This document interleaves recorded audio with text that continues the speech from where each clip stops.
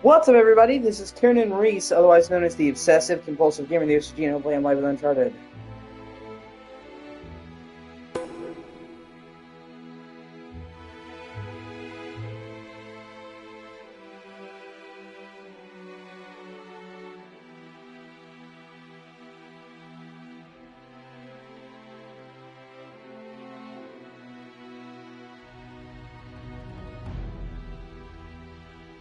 Sweet, I'm live.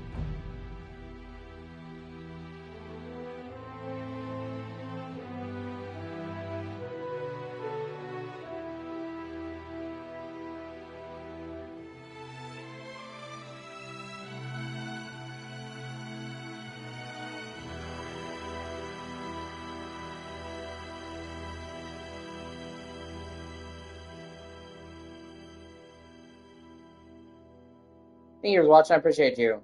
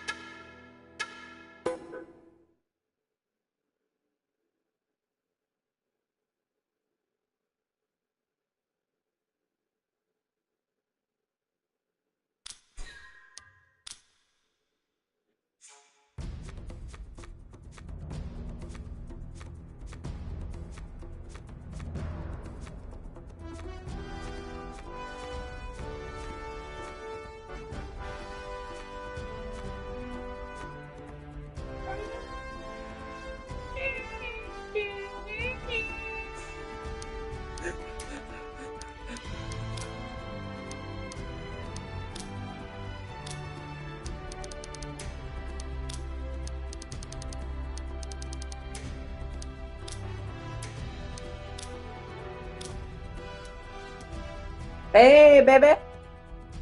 You miss me?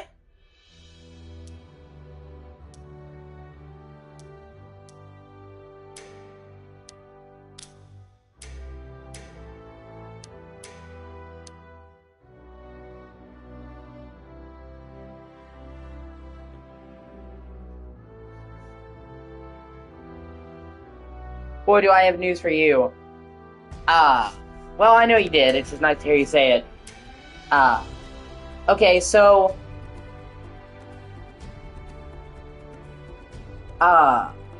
normally, my aunt gets paid on the 3rd. At the same time every month. So, because the 3rd, today, or this month, was on a Sunday, when the bank is closed, she got paid 2 days early. On a Friday, on the 1st.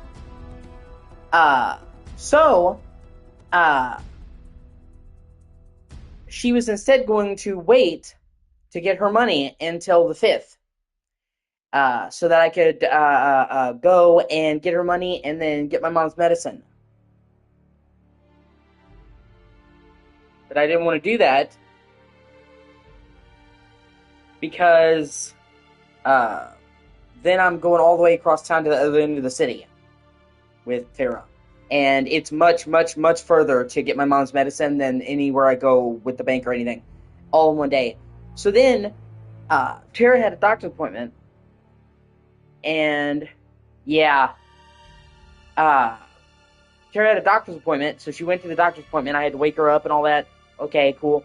she gets back much earlier than she thought, and then she's like, "Hey, can we go?" And we do my check, and so it was kind of just thrown on me because I didn't think we were going to do it for several days. But I realized if I did it now, or yesterday, I could get a few days break and then go get my mom's medicine by myself.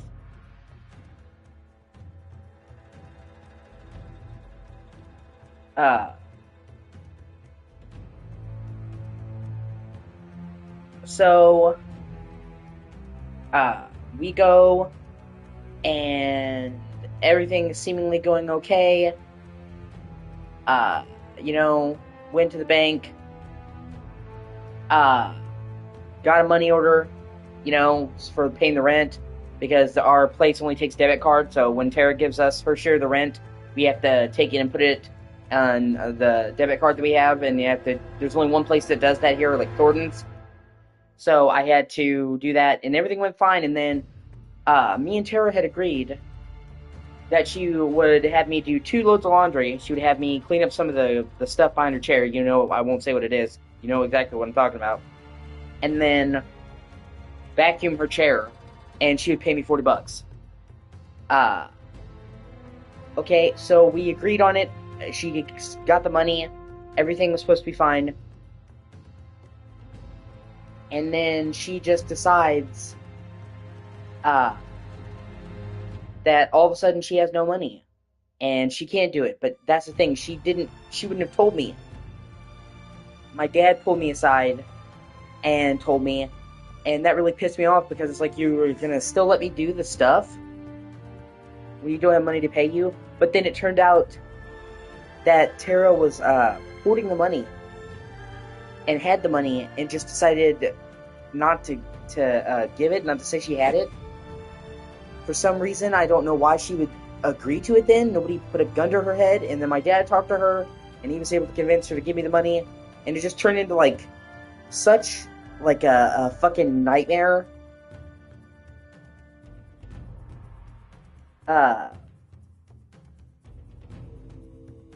What should have been so simple, and, I had been, cleaning my room.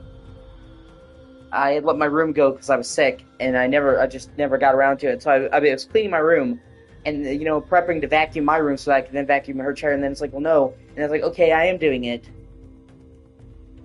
and all this thing, and it really pissed me off. Like I said, and the fact that if my fucking dad hadn't said something, I could have done all that and not gotten paid. And it's just it's just shitty, It's just shitty. But I got the money, and I got actually a little more besides. I got about $65. So, all things considered, it's not bad. Right? And you know what the thing is? After telling me no, Samantha, she still wanted me to go to the gas station and get her cigarettes. This is before my dad smoothed things out and got her to do what she said. But it's I just said, no. I'm like, you basically just are going back in your word and saying, fuck me, and I'm supposed to go and get you cigarettes? I said, fuck you. Oh yeah, let me go do something for you after you just fucked me over. So, everything worked out. It was just frustrating because I wasn't prepared to go on a whole trip like that. So, I'm a creature of habit. I really don't like things being dropped on me with no notice. And I had no idea we were going to happen. It was going to happen, so I just had to go with no preparation. All the hoops that I had to jump through, all bullshit. And that's what I'm saying, and that was a lot to talk about in text. So I just said, it's easier to talk to you about it on stream, or talk to you about it, in a voice call or whatever.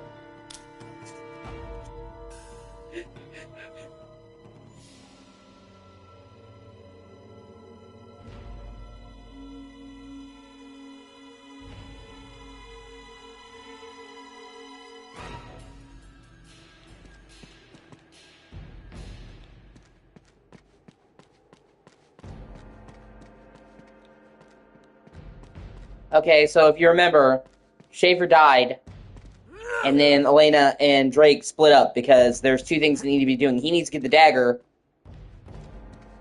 and Elena needs to check out the tower. That's part of it, and they can't. both things need to happen at once, so it actually made sense for them to split up. Like, normally it's like a terrible idea, but kind of didn't have a choice. Both things had to be set up, so that's where we left off last time, is with him going to try and get the dagger back. And try to, the Purba, trying to figure out everything going on there. But, the good news, like I said, I got like $65. That's a decent sum of money. So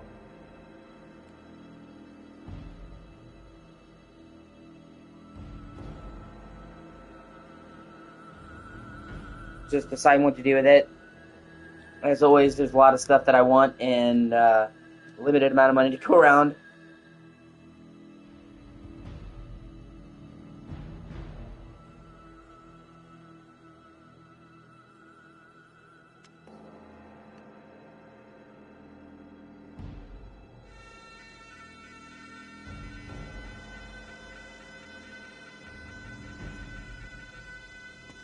And while we're doing this, I can talk to you about it and tell you what some of my options are and get your opinion on it. Obviously, I would like to consult you and just get your opinion, and you usually have really good ideas, so you help me make decisions.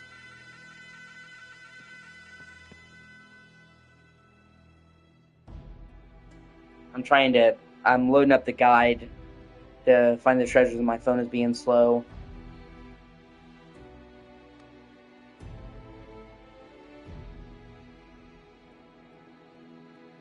Yeah.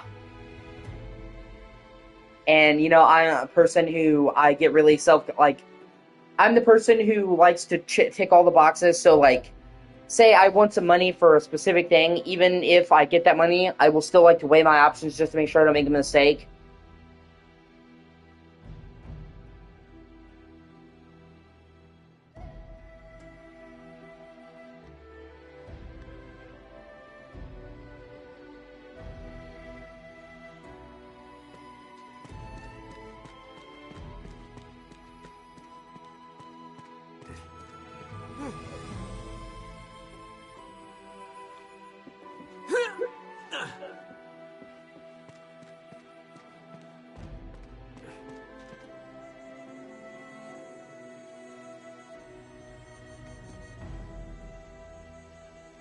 Just because, like I said, you know what I mean? I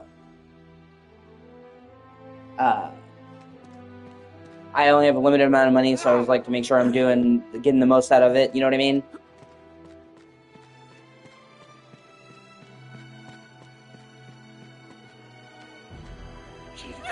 No, break, buddy, pal.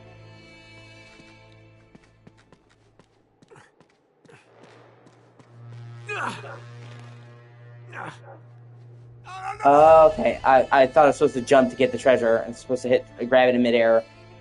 Oh, so, and it's just like, it's not like I need you to make decisions for me, because I hate that in people, when it's like, there are people who, they can't make a decision on their own. I don't like that. That to me is, weakness. I just, or you see a guy or a girl who their significant other has to make all the decisions for them, or like that. I've had guys who, everything they did, they had to get their girlfriend's permission. That's so annoying. At that point, you're like a pet. But it's just, I like your opinion, It's good to use you as a sounding board, because you're a smart cookie. Whoa.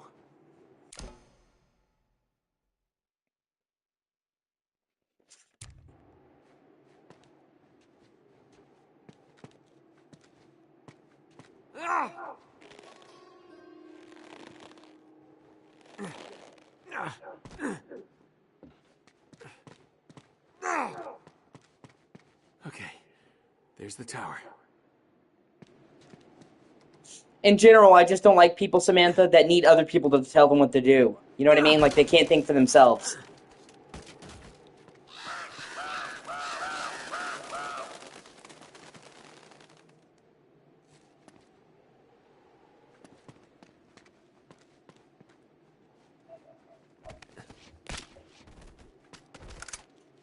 I see him!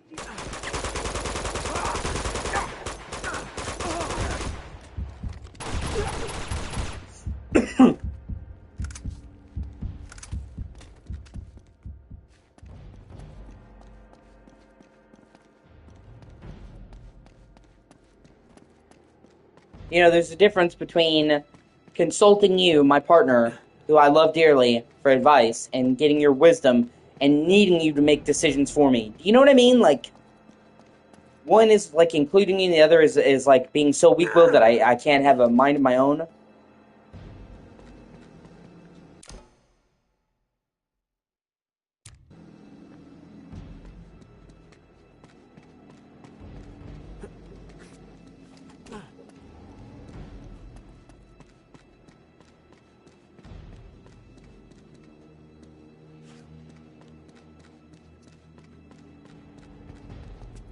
And that's, I don't talk about my sister very often, but that's something she did that really, bothered me to no end.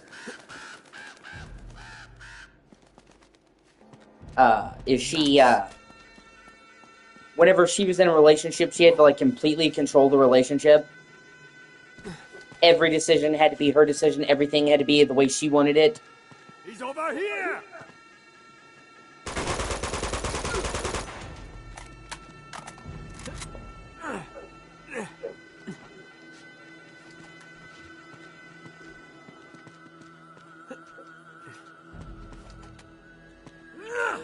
Okay, there's nothing else here.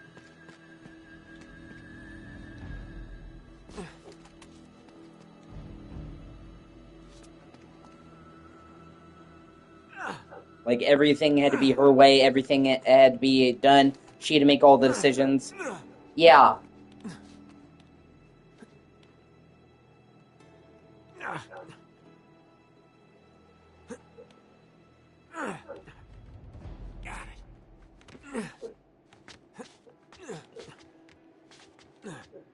And then, like I told you, like, she had her husband bankrolling her and paying all her, yeah, and paying all her bills. So it's just like, yeah, almost like slavery. Like, you know, like, hey, pay for all my shit, pay for my lifestyle, but, you know, I'm gonna tell you everything to do. Like, and, like, that's what it seemed like,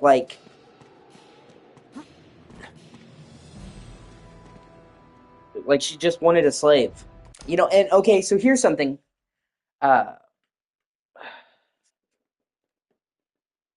uh, funny. You know, my dad, uh, it's like we've talked about it, and it's almost like my sister got the wrong message from my mom and my dad. Uh, and, you know, uh,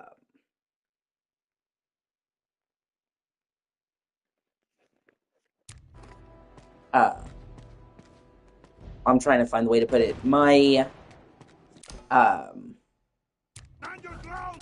my dad, uh, and mom have been together for like 30 years, and, uh, my dad is strong enough to let my mom lead, but it's not, he's not her slave. It's just like my mom has always had a way with money. My mom, always had a way with us kids because she was around us. So a lot of the time, uh, my dad would let my mom control the finances because she had a way with numbers. My dad would let her have the final say on us kids because she was around us the most. My dad worked a lot. So he would defer to her judgment because she was the one spending the most time with us. And she didn't treat him like a slave, and he wasn't a bitch or anything like that. He just was willing to let her take the lead in a lot of aspects, you know, but she was also one to let him take the lead in a lot of aspects. You know what I mean?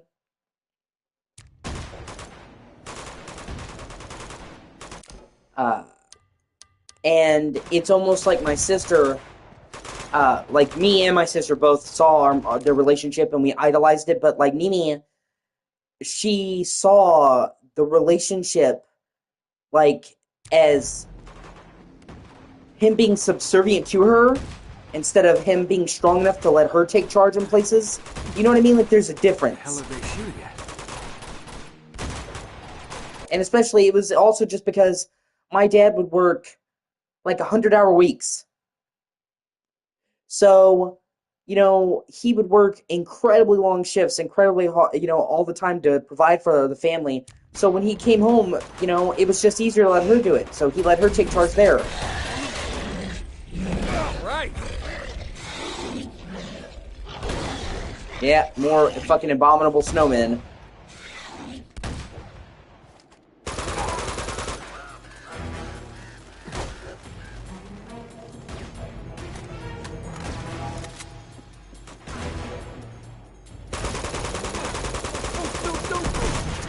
Not only that, but my mom would always take care of my dad. Like, uh, she would have control of the money. But she would put aside money so that he could get a game system or get a game. Or she would hear he wanted a game, and without him asking about it, she would get it for him. You know what I mean?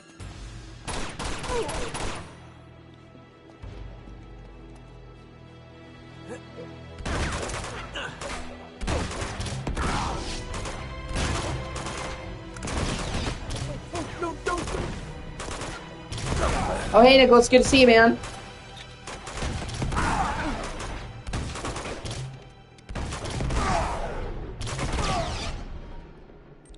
Oh boy.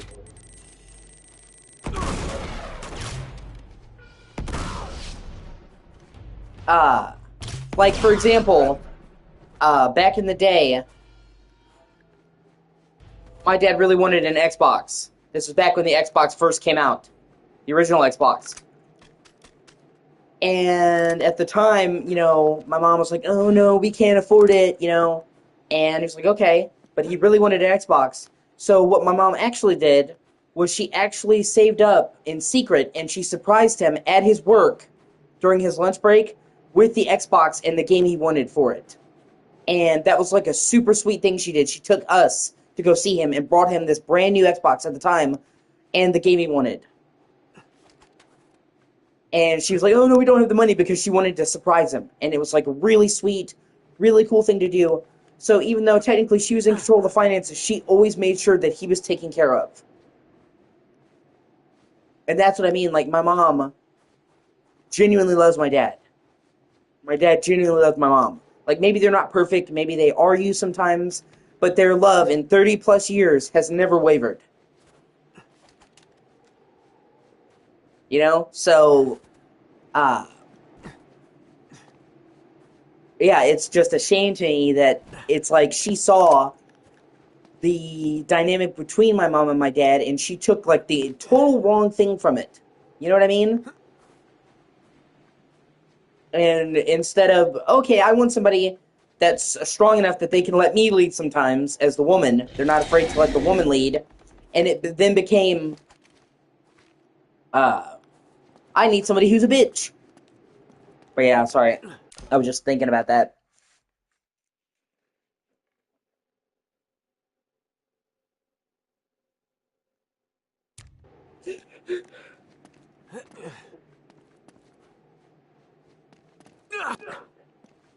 And that's why I brought that up, like, how, like, I come to you for advice.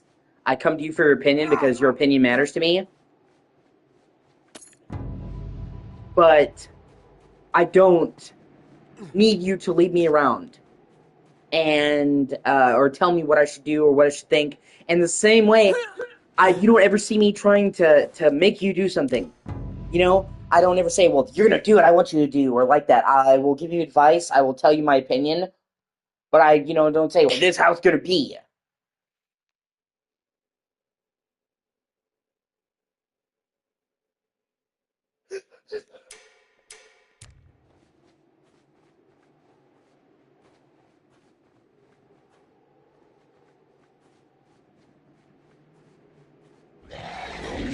There's another one of them.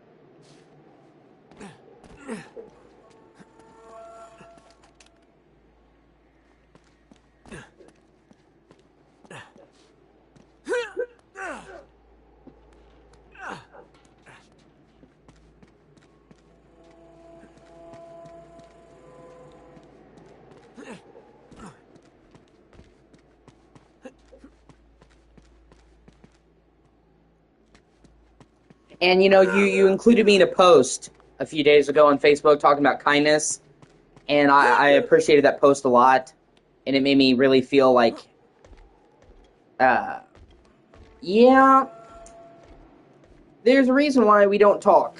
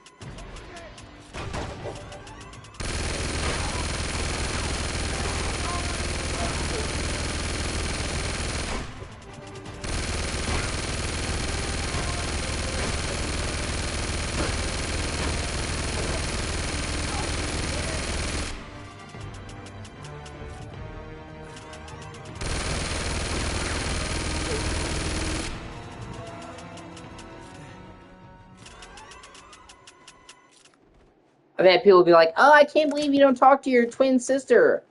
Like, that's family." Yeah, I understand. Like, they'll hit me like, "Oh, that's family." And I'm like, okay, family's not a fucking get out of jail free pass to shit on somebody. And it's like, you know how important family is to me. Obviously, you know about my mom, my dad, how important my family is to me. So, if I say that I decided to stay away from somebody, that should be like a sign that I had a good reason to. You know what I mean? Let me say, ba ba ba ba ba.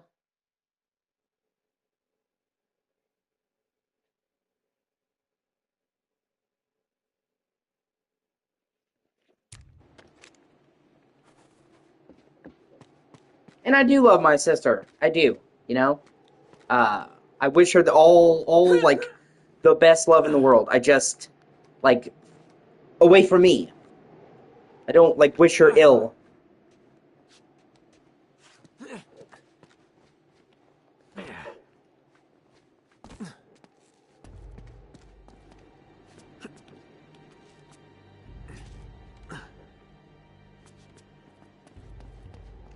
Okay, there's one of these supposed to be on the roof. I have to shoot it down.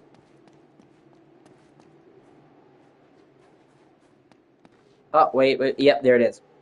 You see, I never would have saw that. Like, some of these artifacts are fucking crazy hidden.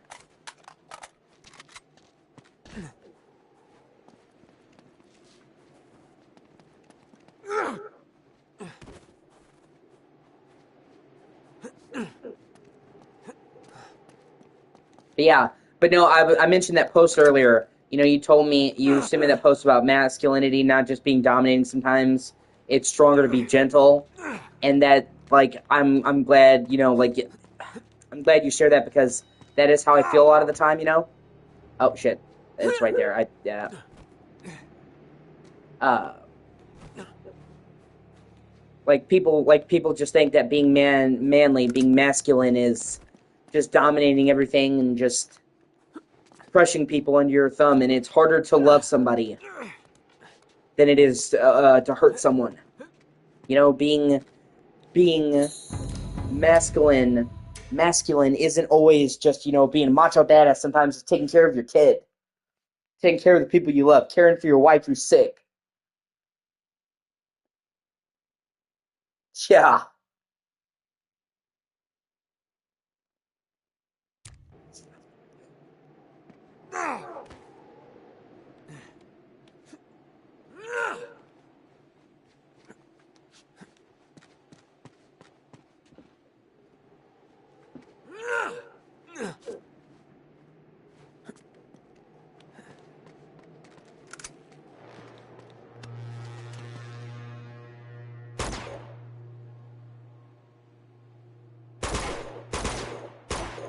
What? What the? How am I not hitting that? What the fuck?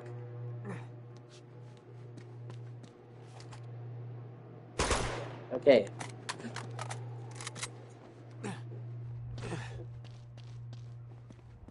Wait. There's something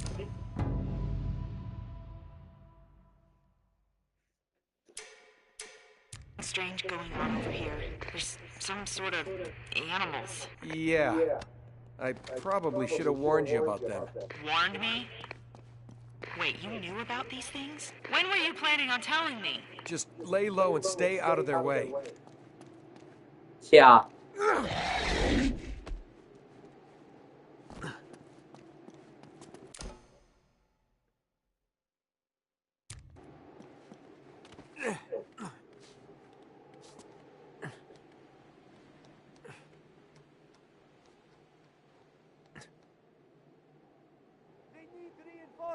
Okay, Nicholas. Quiet, Nate. Quiet. Oh God, they're all dead! Those things tore them apart! Oh, you don't have to go if you don't want to, but if you gotta go, I'll see you later, man.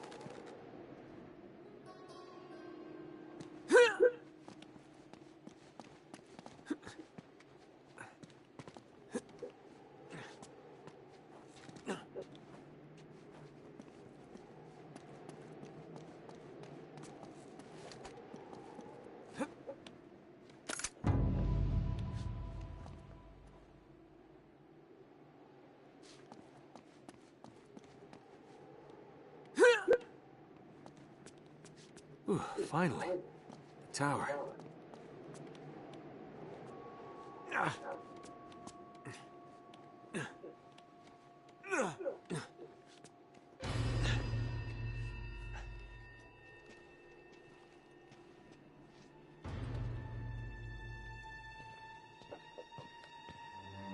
I'm tired of your excuses. Look, give me some more time. That's all I'm asking. I have given you enough time. I have brought you the dagger. Now, where is the gate to Shambhala? Look, Zoran, we know... I have not come this far to be thwarted by your incompetence. We know the answer is somewhere in this room. We just have to find it. Meanwhile, Drake remains just one step behind you. I clearly hired the wrong man for the job. You did too. Not that Nathan Drake would have worked for you. What an asshole. I'll try to smooth things over with him. Just stay here. See what you can work out.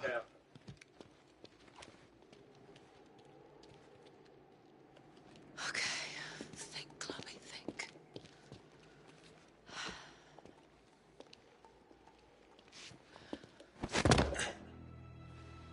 That belongs to me.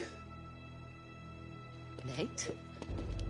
Get out of here. Give me the dagger. They'll be here any Chloe, minute. don't make me take it from you. How am I supposed to explain where it's gone? You'll think of something. You always do.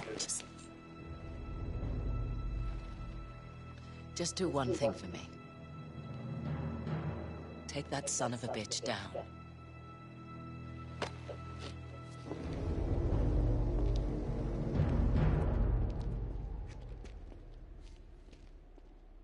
All right. What am I looking for? Wait a minute, this all looks familiar.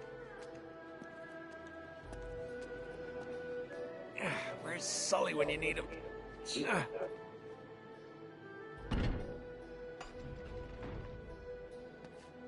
And then the dragon is yellow, and yellow is earth, so square, the square.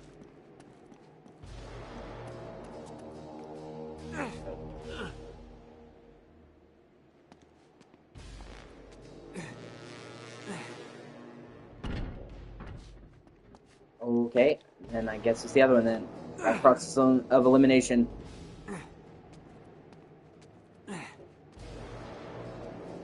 But I've always liked the design of Asian dragons. They're so like different from regular dragons. You know what I mean?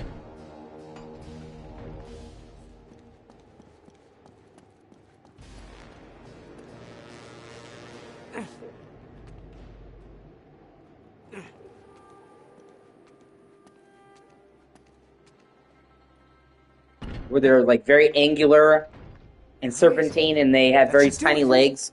Oh, shit. More? Okay, now I have to line up the I've symbols. seen these symbols before.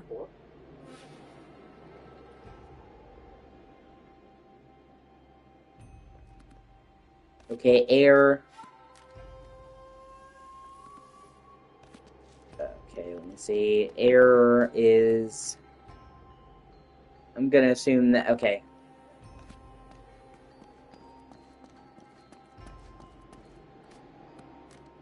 It's the one... It's like the A with no symbol above it.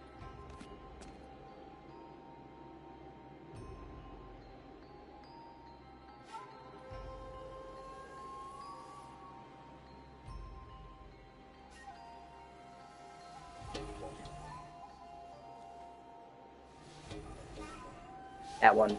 Ah, fuck, I went. Yeah, that should be the one. Okay. No, no, it's got a fat.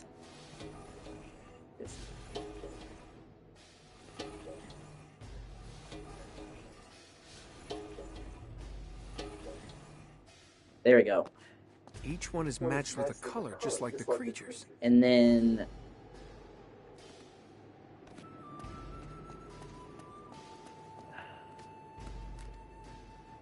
So water is... Okay, that's the one with the little thing. Okay. Should be that one. And then... The dragon, or yeah... Thing is the triangle, so that would be... Fire, so that would be... Okay.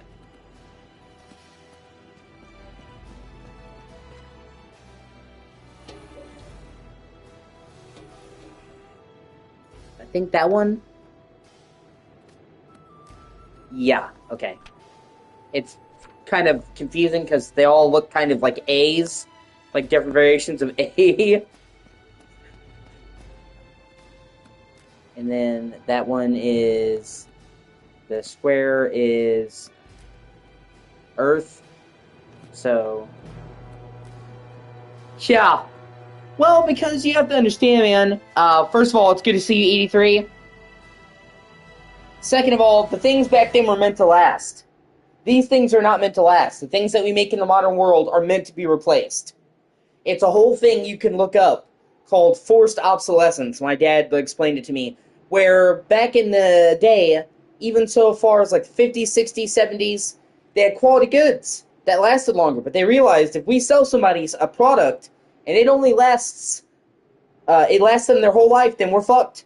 So we have to make things that break, that wear down. Like, for example, did you know that Tupperware actually has dealt with and been on the verge of bankruptcy several times? Because the Tupperware bowls last so fucking long that somebody will buy a Tupperware bowl and use it forever and not buy any more.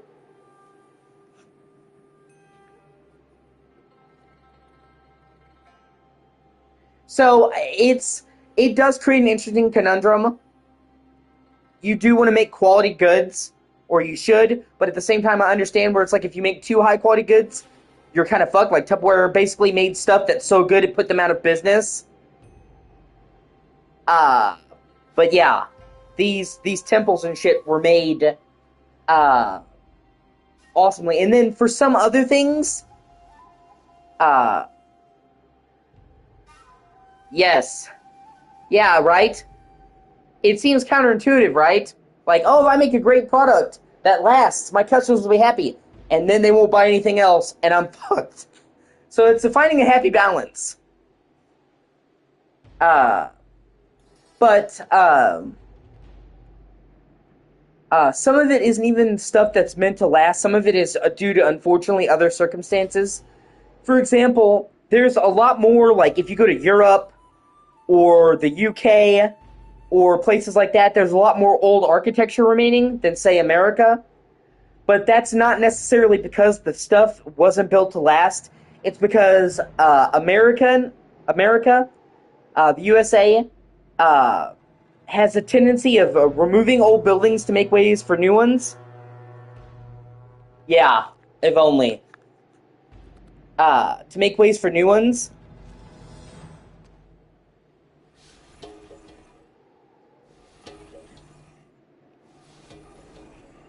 No.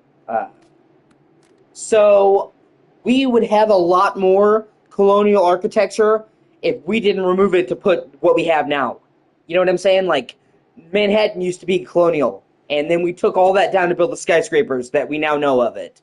So in that case, it's not that it didn't last the test of time, it's that, well, we took it down. And that's a damn shame, because I actually think colonial architecture is beautiful. Let me see. Yeah, it's gotta be, okay.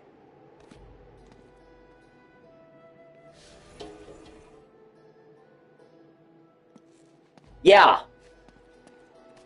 Yeah, exactly.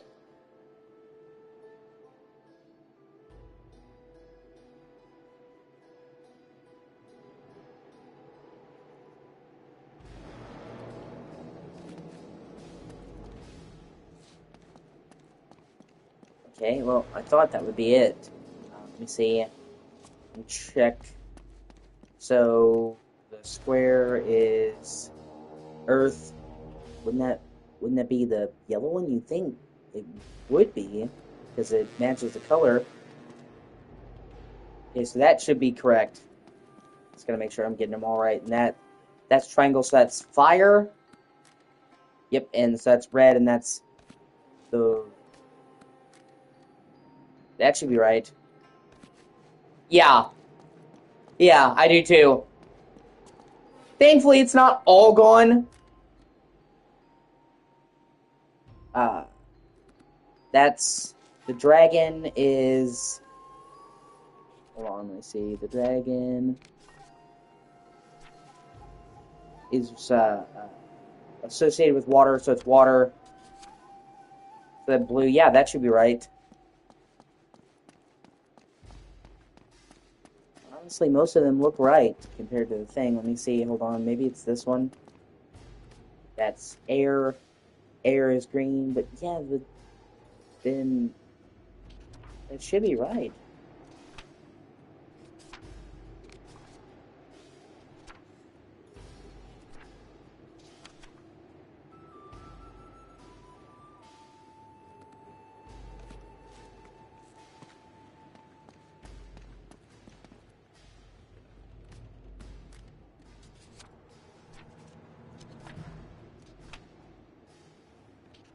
Yeah, that's Earth, and that should be right because that's the yellow symbol. Uh, but yeah, so thankfully it's not all gone. There are definitely some places in New England where they've maintained a lot of that classic architecture. And I'm glad for that. Oh, here we go. Whoa. Three-sided, just like the dagger.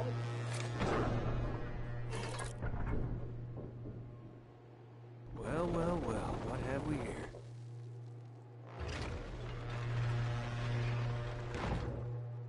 It's also one of the things that has made me super depressed. Because we have outsourced so much of American economy to, like, Europe, China. Yes, Uncharted 2. I've been playing through the whole series with Sammy. She's never seen them. and I look for games to play with her. And she told me how much she loves Indiana Jones, so I'm like, oh, then you love Uncharted because it's like playing an Indiana Jones movie. So she liked Uncharted, so we've been going through them in order. We played through all of Uncharted 1, and now we played through all of Uncharted 2. I play a lot of games where she comes in and out, because she's busy, she has a schedule. But Uncharted is like a one that I reserve just for me and her, so if she's not here, I don't play it. But yeah, yes, I haven't encountered that. Yeah. So, me used to be fucking amazing. We used to make so many good things. It was renowned for American craftsmanship. We made the best guns, obviously. We had like the best knives. The Switchblade is an American concept. Uh, the Automobile Man, it's hard to beat the fucking Hot Rod or American Muscle. Yeah, like obviously we didn't invent cars. That was German, but man, like we built some of the best ones. Yeah. And starting with Reagan and Reaganomics back in the 80s, we just outsourced all that shit to other companies, and we don't make any of that now. Thankfully, there are still.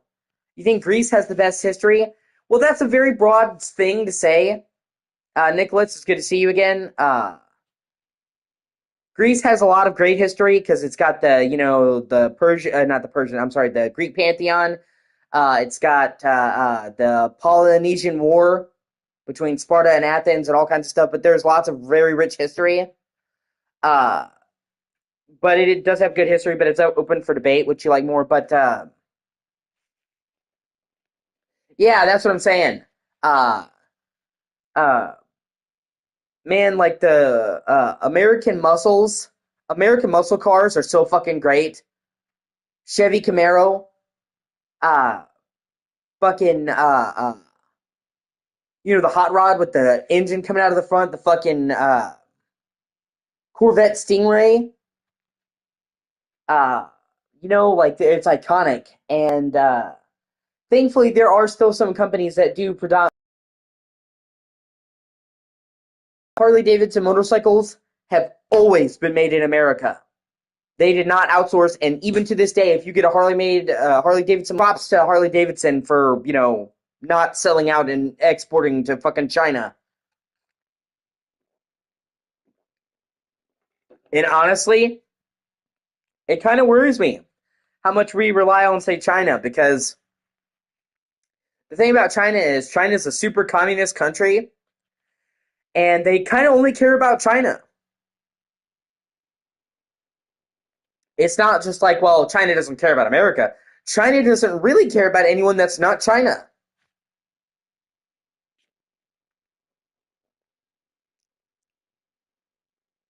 Uh, so I don't like the majority of the world relying on a country for goods that doesn't have the world's interest at heart.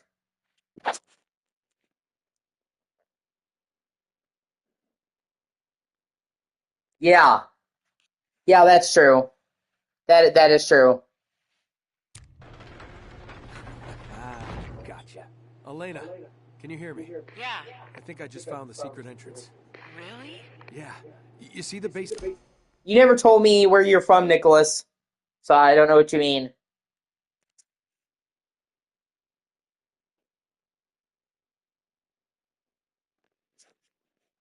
to the cliff with all the statues. Uh-huh. Meet me there. You got it. I'm on my way. Oh, Greece. Oh, you're from Greece. Okay. Well, then saying Greece has the best history is a little biased. But I'll allow it. Uh, I will say that Greece does have a very rich history.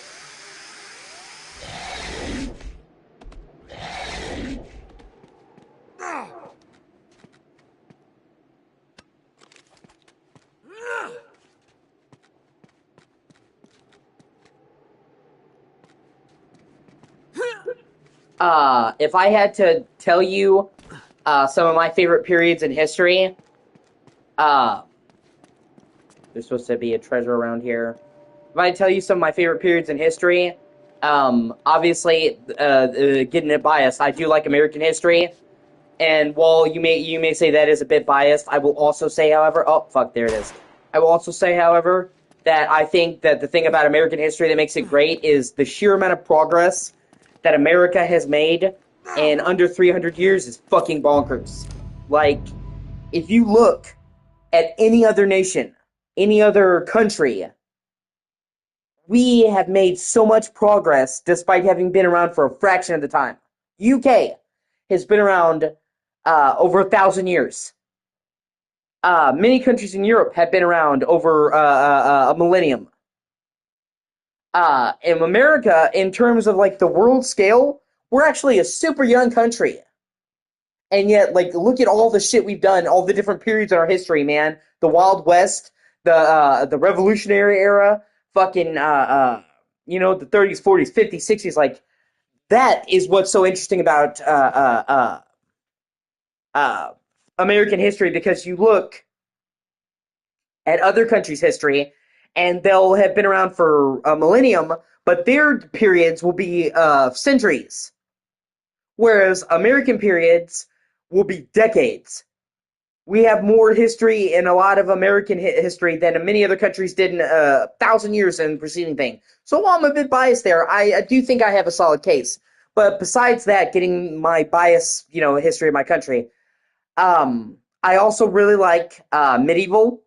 Obviously, the Dark Ages, gotta love the knights and stuff. And I have a special fondness for the Renaissance, the Italian Renaissance. Fucking amazing time in history.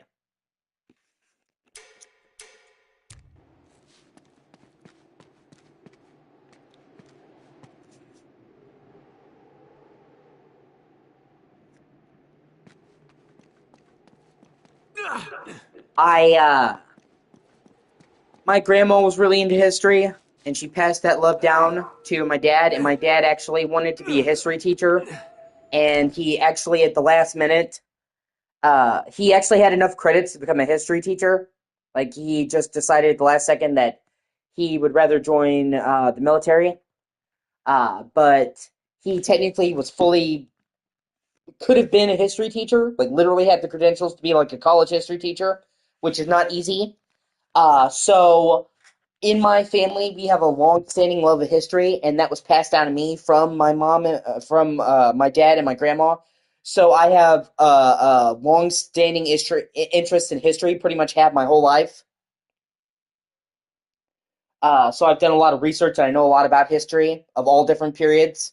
Obviously American, because I feel like you should know the history of your country, but also a lot of different periods, like I said, like medieval, Renaissance, stuff like that. Uh, so I've always liked games that have a historical focus or a historical bent to them, like Assassin's Creed. Uh, Maybe the actual main characters are not accurate to history, but the actual yes, that is true.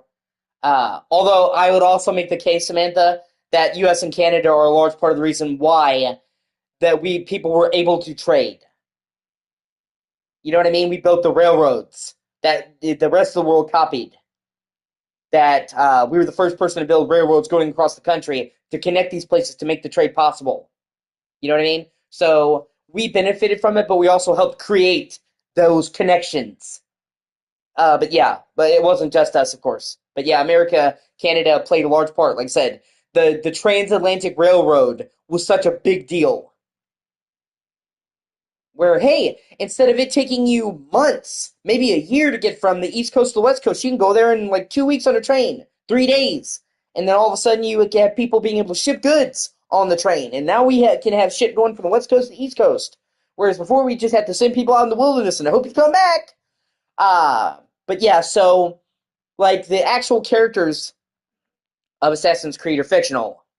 Yes, exactly. The Wild West was fucking sick. I agree. And nobody else had a period that was like the Wild West. It was a uniquely American phenomenon. And yeah, I love it. Ah. But so like in Assassin's Creed, the main characters are fictional and like the major events of the story are fictional. but they're very accurate to the layout of the land, to the way they dressed, to the culture, to the way they talked. So they are still very historically inspired. They actually consulted with historians, and they actually copied real clothing, real stuff for the Renaissance. So that's one of the reasons why I love Assassin's Creed, and why my grandma and me love playing Assassin's Creed together, because we both love history so much, so we would compare, and she loved it. That's why I like Uncharted, because in a lot of ways, even if the treasure is fake, they usually base them off of real life treasure, like Marco Polo. He really did go; his fleets went missing. So, like, what if we found it? And they're all real based in real mysteries throughout history. Uh, uh, and um, uh, Ghost of Tsushima.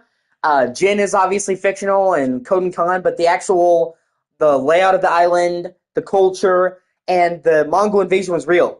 The Mongols actually invaded Tsushima in 1274. So while they take some creative liberty with the main characters, that is very much a real thing that happened in history. They attacked them twice. The first time they attacked Tsushima and Iki Island, which are relatively in close proximity to each other, in 1274, and then about 8 years later, they came back and attacked the second time, and they were finally routed for good, and the Mongols finally said, fuck it, we give up.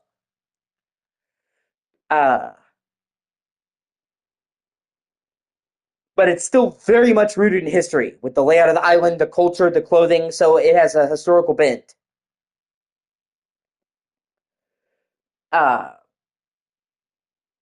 so, I've always appreciated games with history, and that's one of the, like I said, I love Uncharted, because at the center of it, it's dealing with history, and in Uncharted 3, they deal with Middle Eastern history, because it's very desert-inspired in 3. In Uncharted 4, they go pirates, and they're chasing a famous pirate treasure, which is really cool. Uh, you know, uh, I love stuff like that. So, I love games that are like that. Elena, you there? Yeah, I'm over here. I can see you. Yes, thank What the you. hell are those guys doing? Looks like they're pulling the statues down, trying to find that secret entrance. Yeah, well, the geniuses are right on top of it. Well, here goes nothing. Me and Sammy Okay, both share that in I'm ready when common. you are. And I've said that before. I don't just like one type of game. I know a lot of people, they like this game, they like that game. I like a wide variety of games. I like horror games, I like action games, I like first-person shooters, I like third-person shooters, I like platformers. I like a lot of Sony games, I like Nintendo games. I like open-world linear RPGs. I play a wide variety of games. I don't just play one thing. And it's also why when I stream on my channel, I stream a wide variety of games, because I don't want to become known for one type of game and then be stuck playing that. A lot of streamers have made that mistake where they get known for playing one type of game, and then their whole online career, they're basically forced to play that game because that's what they're known for. Nobody else wants to watch anything. So, I knew this guy. Not this, I didn't know him, but there's this guy, YouTuber I really like. His name is Pro Jarek. Not Pro Jared. That's another YouTuber that I like, but Pro Jarek. And, or he goes by Jarek the Gaming Dragon. Jarek, Jarek.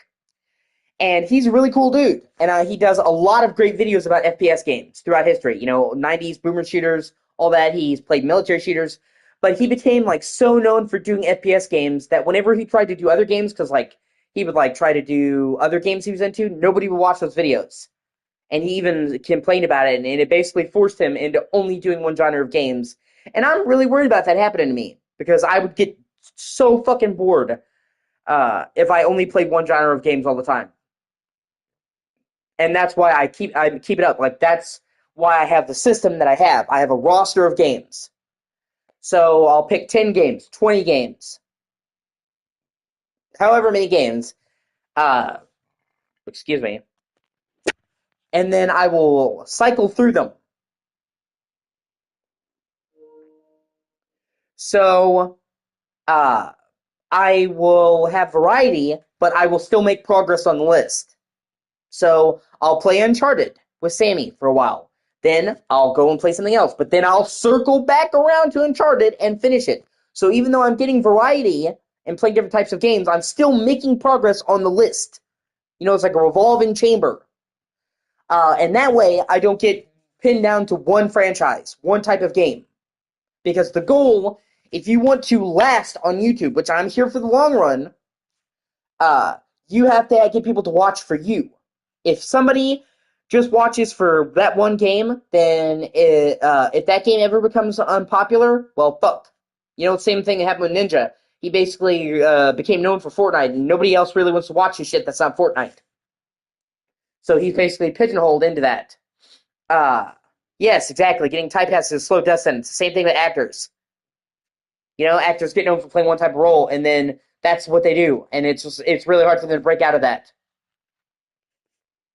So, if you want to stick around on YouTube, you want people to come to watch you. Because if somebody likes you as a content creator, they'll watch you no matter what you play. And then your brand isn't dependent on popularity. Because it's not even just the fact that people won't be entertained by a game forever. A game will not stay popular forever. It's just a thing.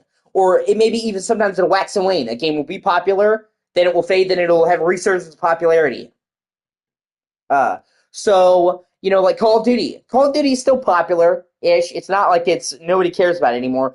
But Call of Duty is a fraction of what it was in popularity compared to like 10 years ago. Black Ops 2, Call of Duty was fucking dominating. And it's just a fraction of what it used to be.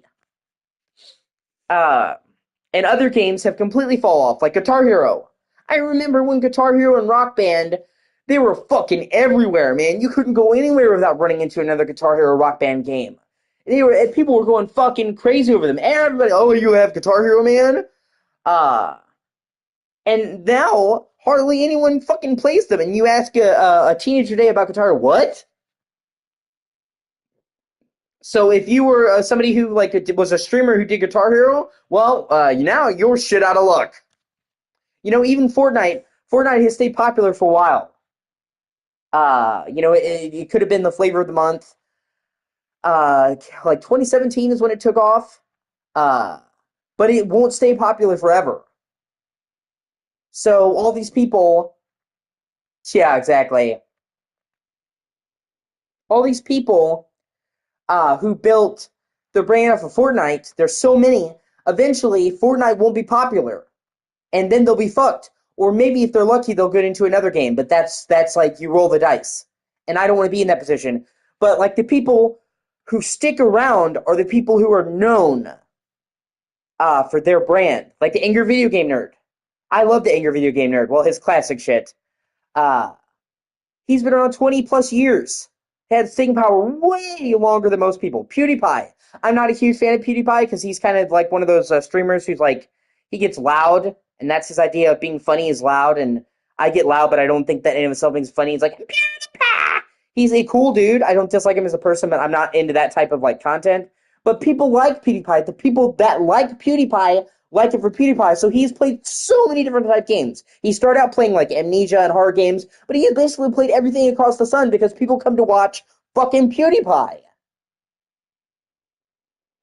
Those are the people who stayed around because people come for them. It's not about the game, it's about their brand, their personality. And that's what I'm trying to do. I want people to come around for my personality. I think that a little bit tooting my own horn here, but I think that I do have a very unique personality. I don't see a lot of streamers with my manner, with my cadence, with my takes on things. I do think in a crowded market that I stand out.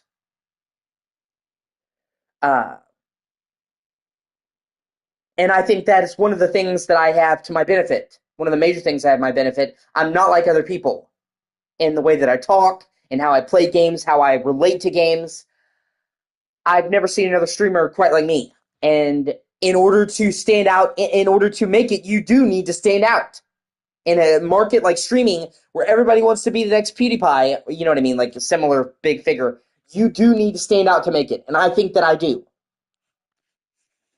And, you can say a lot of stuff about me, but you can't say I'm not unique. Even people who hate me can't be like, well, Karen is just a common person, like, for better or for worse, I'm different. You know,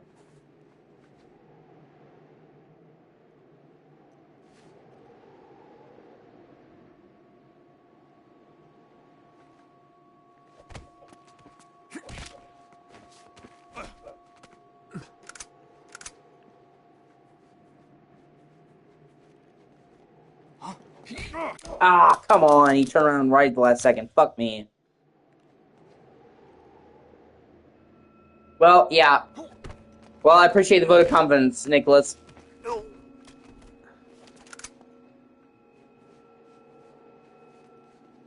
Huh? Every time. Okay. This time, I'm gonna take him out, and I'm gonna let him walk back and then turn around again. Thank you, I appreciate it. Oh, no, actually, I can just go right here and hide behind this, and he won't see me. Okay. Thank you, I appreciate it.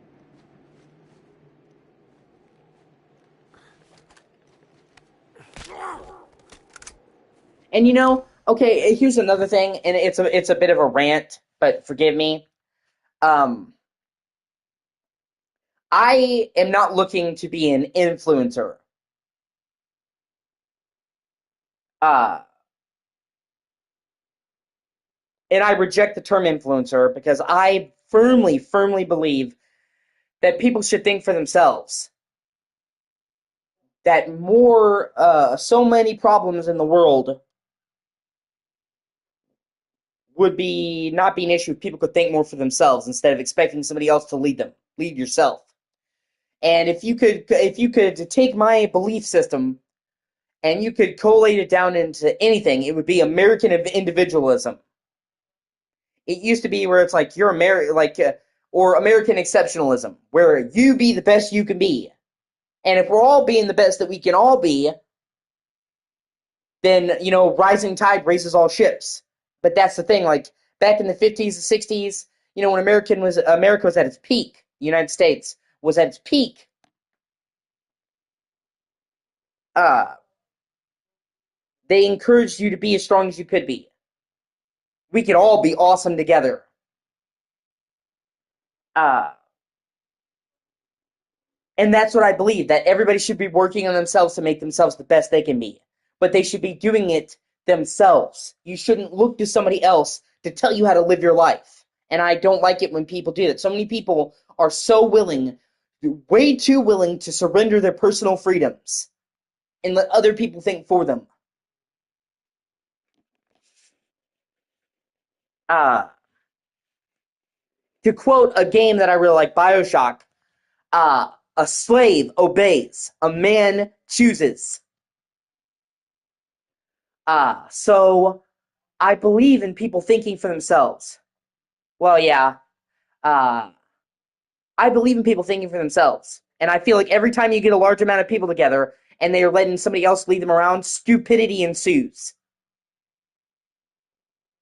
You get a lynch mob. So I reject the term influencer. That's not what I'm trying to be. My goal is not to tell you what to think, not to tell you this is how you should be. My goal is to offer people a fresh perspective.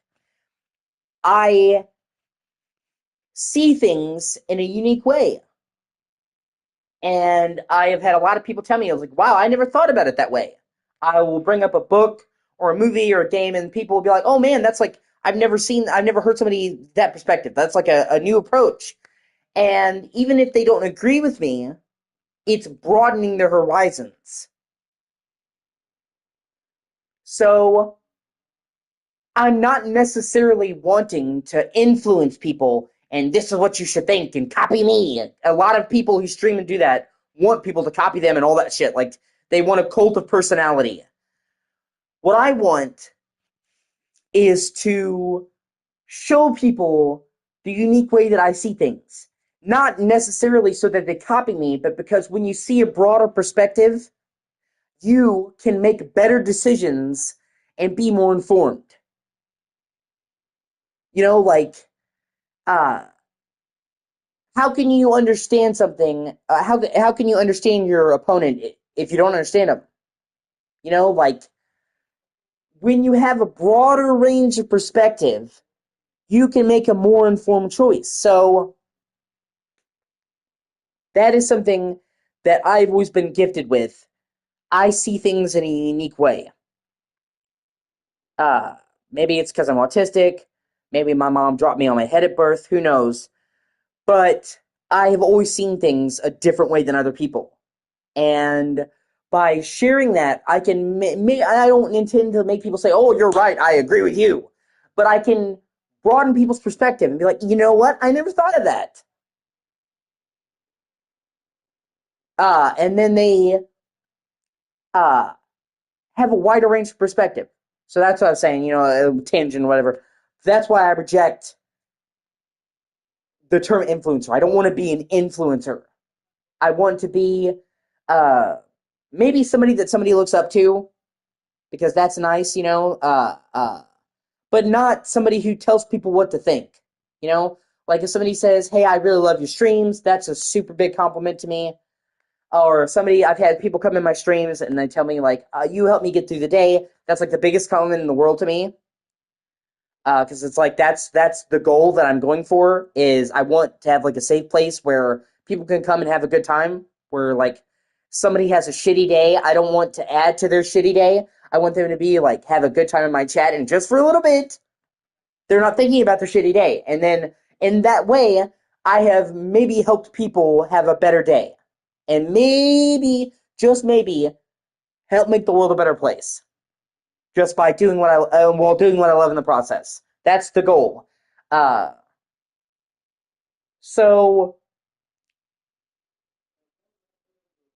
if somebody thinks, "Oh, I'm cool," or they aspire to meet my standards, that's okay. That's cool. But I don't want somebody to think like, "Oh, I need to be like me." And if anything, I would tell people to think for themselves. Don't let other people make those decisions for you, because those other people don't care about you. And that's why I reject the entire concept of an influencer. Yes, exactly. In the entire, uh, uh, just the dichotomy of the cult of personality, of people who are like, "I'll tell you what to think." Uh, because one, you should think for yourself. Two, people who do that, I'm inherently suspicious of, because usually when somebody's telling you how to think, they're doing it for their benefit, not because they give one rat's ass about you. And three, because life is not one size fits all. There is no.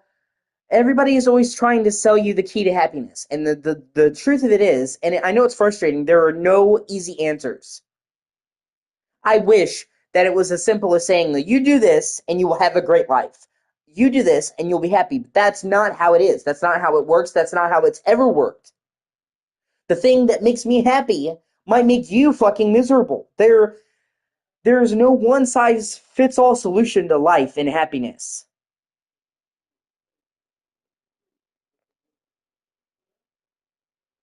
So anyone who is trying to peddle "this is the way to be" is basically just a philosophical snake oil salesman. And usually disingenuous, and usually are trying to sell you on something. So, uh, I believe in the values of bettering yourself and the virtue of self-improvement. I am not perfect. I will never be perfect. No, I don't think anyone will ever be perfect. But you can always be better than you were yesterday. I can always be better than I was before. Exactly, thank you.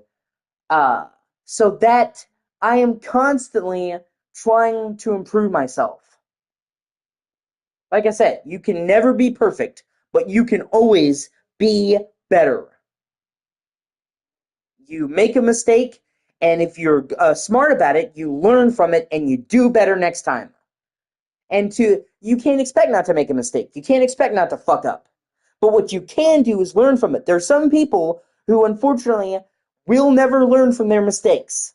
And those are the people I truly feel sorry from, that they are just doomed to repeat the same fucking mistake. I try to learn from my mistakes. To do, like, okay, I didn't succeed this time, but you know what? Next time I'll do better. And that's the thing. I am always trying to better myself. I'm always trying to learn new things. I'm always trying to improve how I talk, how I speak, and I've always have. And you can't grow as a person unless you're trying to better yourself. And I believe that that's very important. The quest to better yourself. That's important to me. But the quest to better yourself is not a one-size-fits-all. We all have different goals in life. We all have different things in life. So what might make me better might make you worse. So I can't say, well, you should think this way, And it's like, I will give my opinions on games. I'm no stranger to giving my opinion on games or politics or media or what the fuck ever. But I don't tell you, well, this is how you should think. You should like this. I give you my opinion, and you can do with that what you will, but I don't say it should be your opinion. But maybe along the way, I maybe open your eyes to seeing things in a different way. And even if you don't copy me, because I don't want you to copy me, now you have a broader perspective. That's all you can really hope for, And I've learned a lot of things from people who had different opinions than me, from people who had different religions, from people who had different creeds, from conservatives, from liberals, whatever.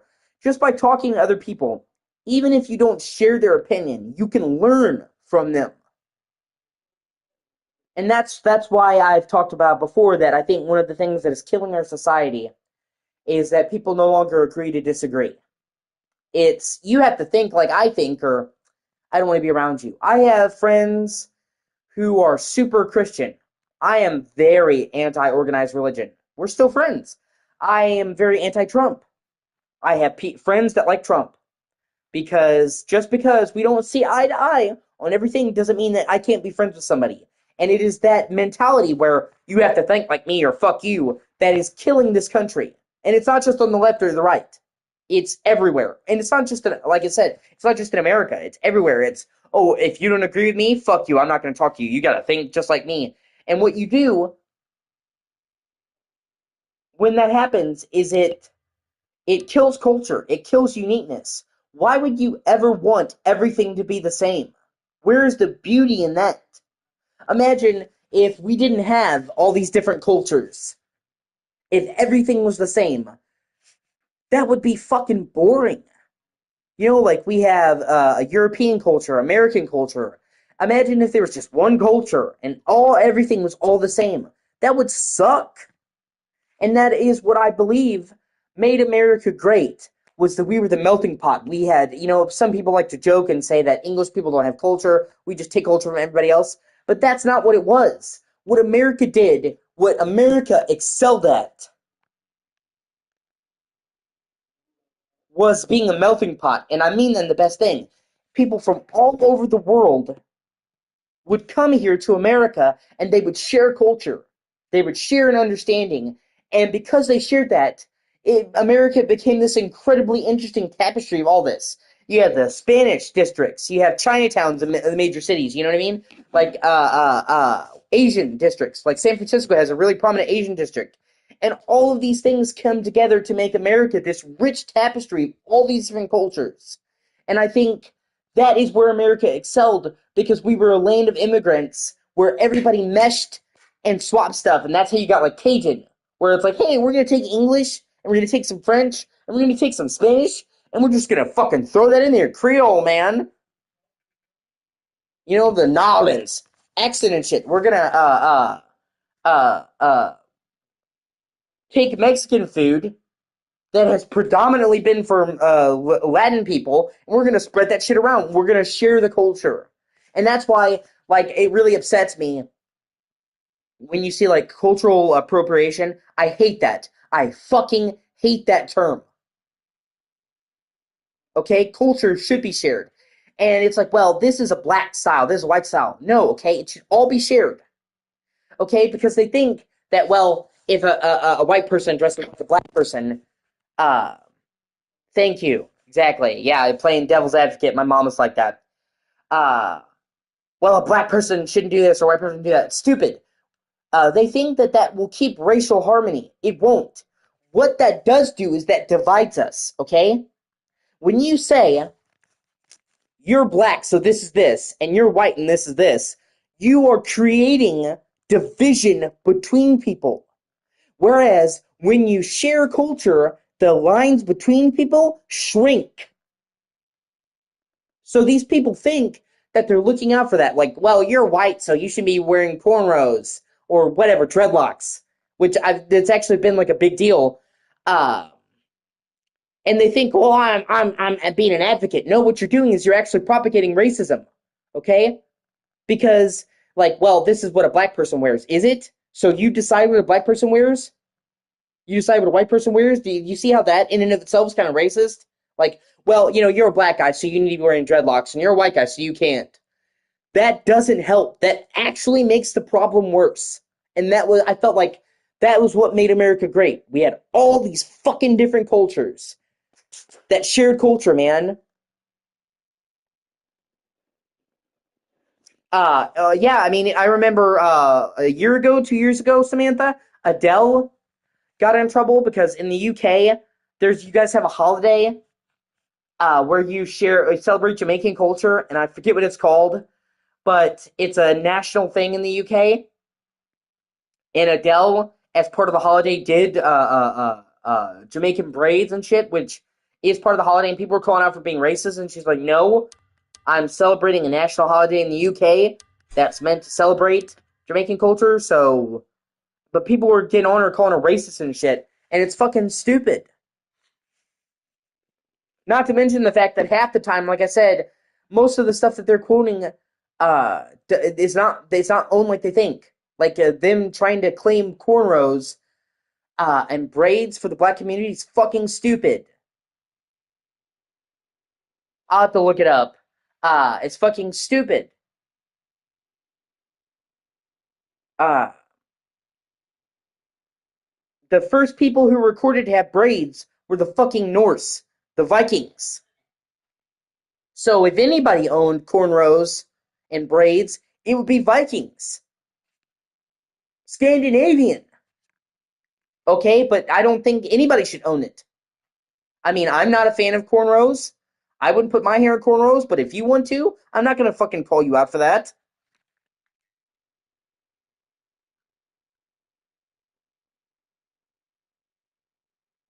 And it's fucked up because people are almost like trying to preach segregation. That's what happens when you say, well, you're white, this is for you, you're black for you. That's like an awful lot like segregation. What's next? Colored bathrooms again? It's stupid. And sorry, I know I got into a rant. I just had a lot to say about that. And like I said, that is why I thought that America was so great. Because we practiced. Yes, exactly. That is why American culture I thought was so great. Because we could agree to disagree and we could share our culture. And I thought like we encouraged everyone when America was at its peak to be the best they could be. And then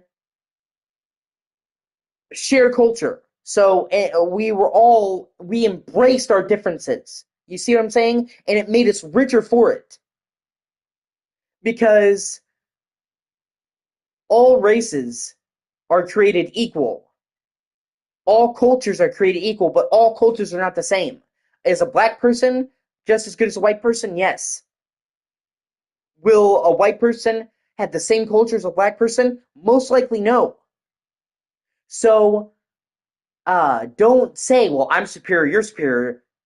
You're the same, but you're different. Being different doesn't mean worse. And we embraced that. We embraced all this culture, and because of that, America flourished, because we had all these different types of culture from all these races, and we embrace those differences. That, hey, you can be black, you can be white, you can be Latino, you could be any race, creed, nationality under the sun, but you're born in America, you're fucking American. We're all American. And that was the guiding thoroughfare. Different creeds, different nationalities, melting pot, but you're American. You were fucking born here, you belong here. And we used to be able to get together, you know? It used to be like my mom, even my mom. Yes, exactly. And people were able to share. Each society that has come along has had different technology, different cultures, different inventions. You know what I mean? So by sharing that, society, humanity as a whole was able to come up.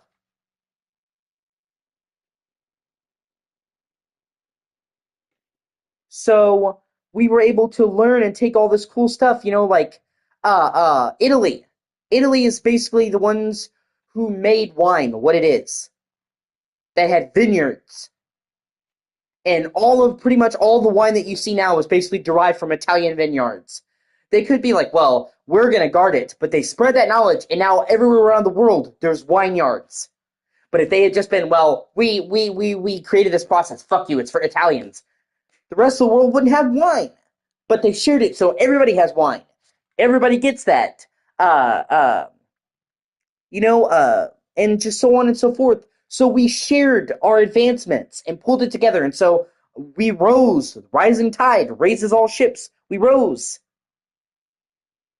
You know, Germans came up with the automobile. Uh, but then we took it and we made our own idea and made our own spin on it. And then people, they were inspired by the Chevrolet, the Chevy, Ford, American muscle cars. And then we were inspired by their cars.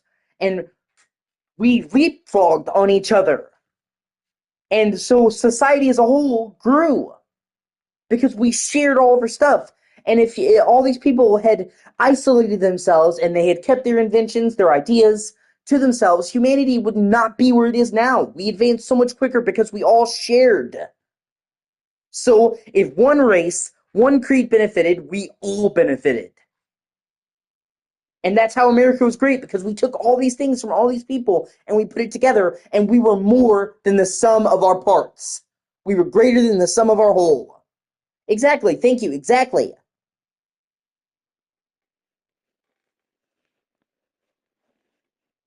And if we had tried to do what they're trying to do now and said, well, this is black people's ideas, this is white people's ideas, we would have not even half the shit that we have now. Because it was we all invented and we all shared for the betterment of fucking mankind.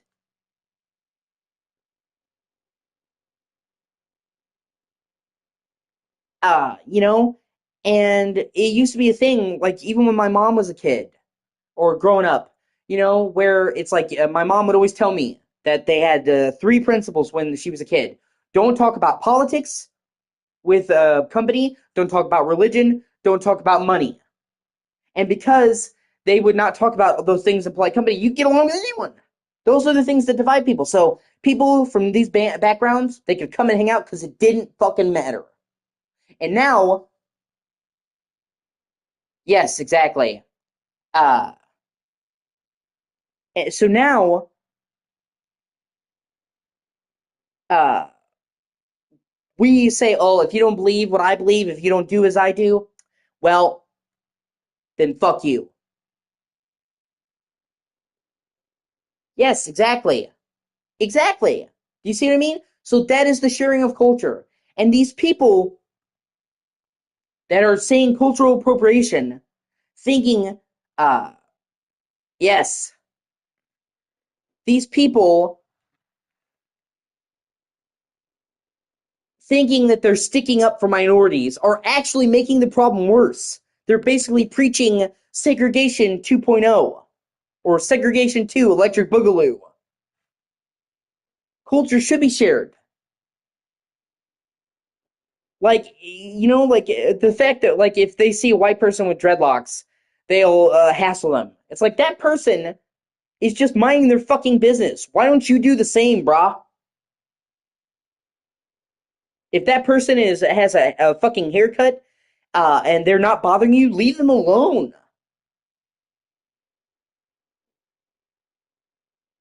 Like, that white guy having dreads personally hurts you? It makes your life worse? No, it doesn't. So it's like, stay in your fucking lane. You know, I'm a big proponent of the you do you, and you do me. I'm very far in the story for Uncharted 2.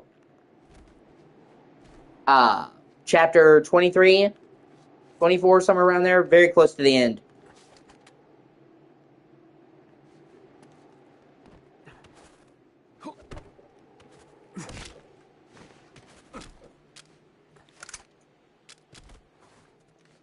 Nice. Yeah, probably pistol would be better. I see them!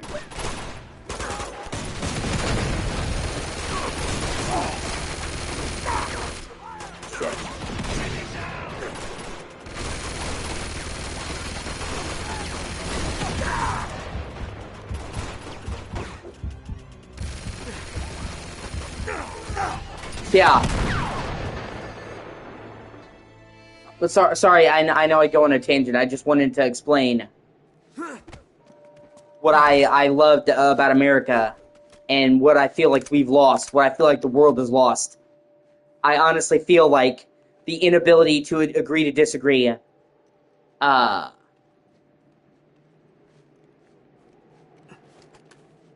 is what is causing so much bullshit in the world.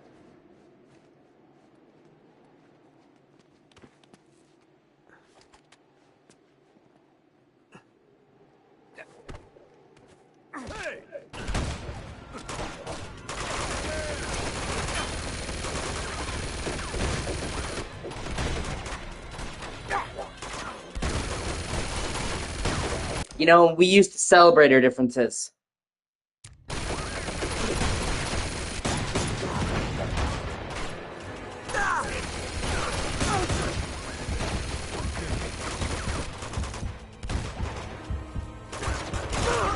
And that's why I will pretty much be friends with anyone.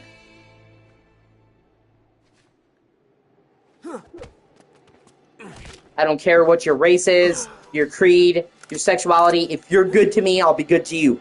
That is the only thing that matters. Hey! Ah, fuck, I went too far around the corner. Son of a bitch. I'm trying to kill as many of them in stealth as I possibly can. Whittle them down. That's right.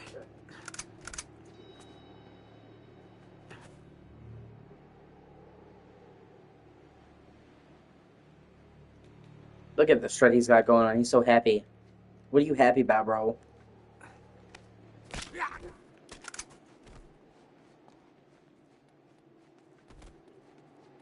Yes, exactly. Do unto others as you would have them do unto you. Ah, fuck, he turned around at the last second. Motherfucker. And like I said, we've lost that. And that's part of why society is so fucked up. Now, you know, so many people are just like, well, if you don't think exactly the way I do, fuck you. And that's honestly just a really shitty way to be.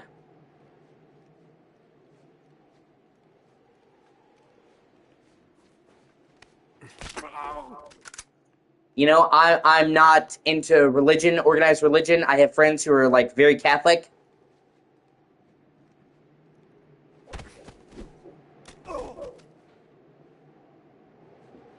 Yeah.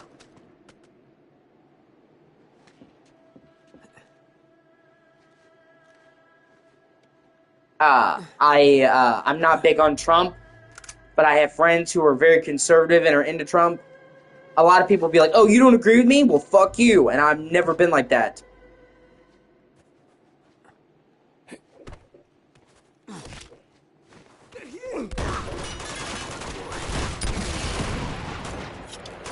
Well, at least I was able to get the guy off the machine gun. That's helped make this a lot easier, honestly. if nothing else.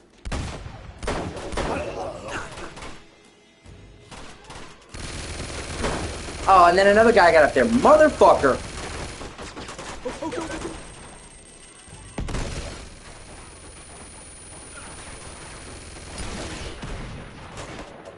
How did that not hit him? What the fuck?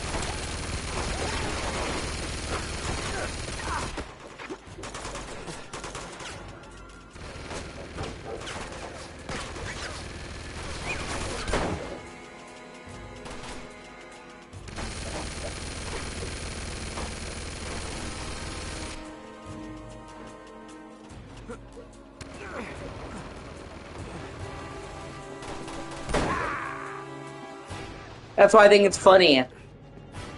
Yeah, of course. Exactly. Well, see, that still falls under the umbrella I was talking about, babe, you know? Where be good to me, and I'll be good to you. Narcissists are not good to anybody but themselves.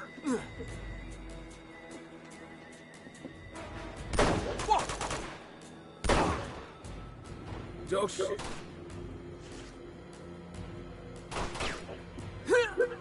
But yeah, I know what you mean. That's what I'm saying. Like, yeah, I find it funny because I've had a lot of people try to say I'm racist or bigoted or sexist or whatever. And I'm like, it's funny because if you actually knew me, you know that I'm like one of the most, how do I put it? I'm one of the most, like, accepting people you'll ever meet. I don't care where you come from, what your background is, what your race is, what your sexual preference is. I literally do not care. You be good to me, and I'll be good to you. Yes, exactly. Thank you. I've literally said that before. People now think that the only fucking way to lift themselves up is to bring other people down.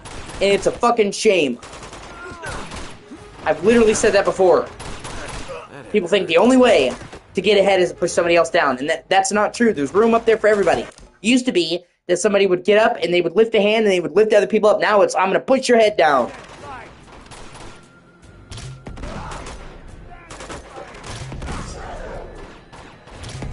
In Soviet Russia, grenade throws you.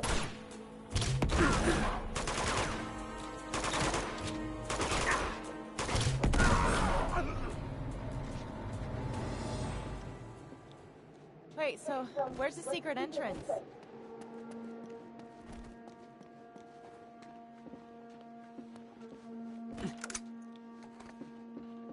I'm excited to hopefully beat... Yeah.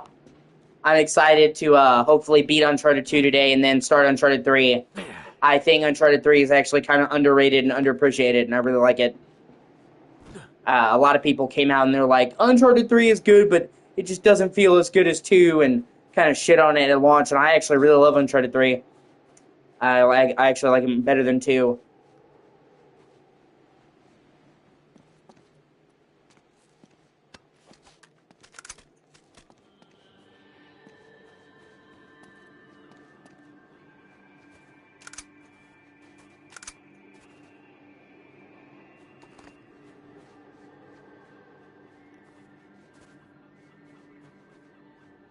Well, thank you. I'm glad you feel that way. Like I said, I've seen a lot of people shit on Uncharted 3. I've had people say, it's the worst one, and I'm like, okay. I feel like the worst Uncharted is the first Uncharted. Not that because it's a bad game, but I feel like literally all the other games built on the foundation, so it just feels like Uncharted 1 is the weakest just by virtue of being the roughest. Like, they were still figuring out what Uncharted was. And they were still figuring out how to make a third-person shooter. Like, third-person cover shooters everywhere now, but at the time, they were fresh. Yes, Lost Legacy is great.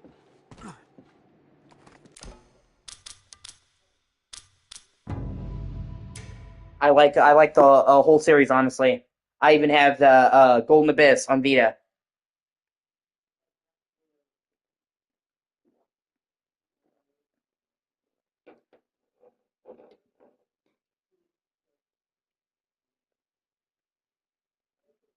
Hold on, hon, I'm trying to see what you said.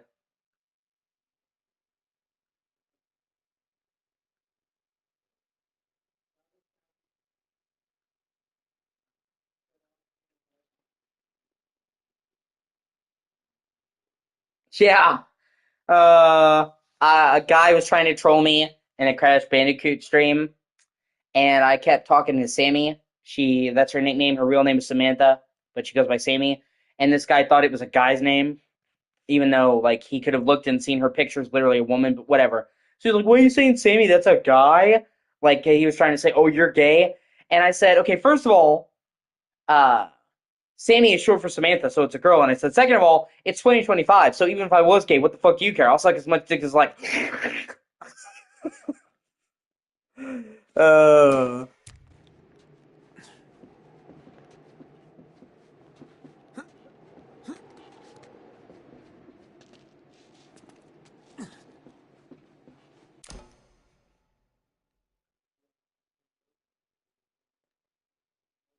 I have gay friends. I have gay family members. I don't view them as any less. I believe that what somebody does with their own body is their choice. Like if a guy likes to have a dick up his ass, being crass, why does that affect me? It doesn't. What he likes to do with his hole and his pole, it's up to him. It doesn't affect me.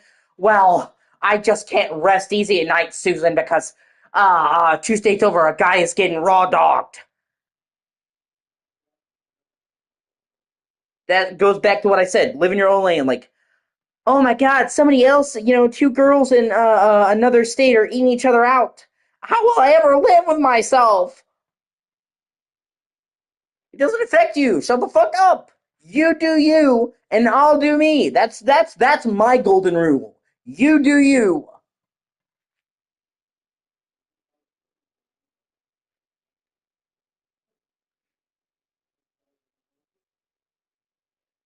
I'm trying to make sure I get all the treasures. A lot of them are easy to miss, so I'm using a guide.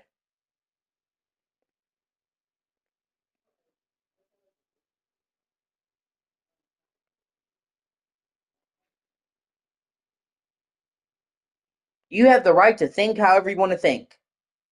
But when you start telling me how I should think, that's when we have problems. Okay.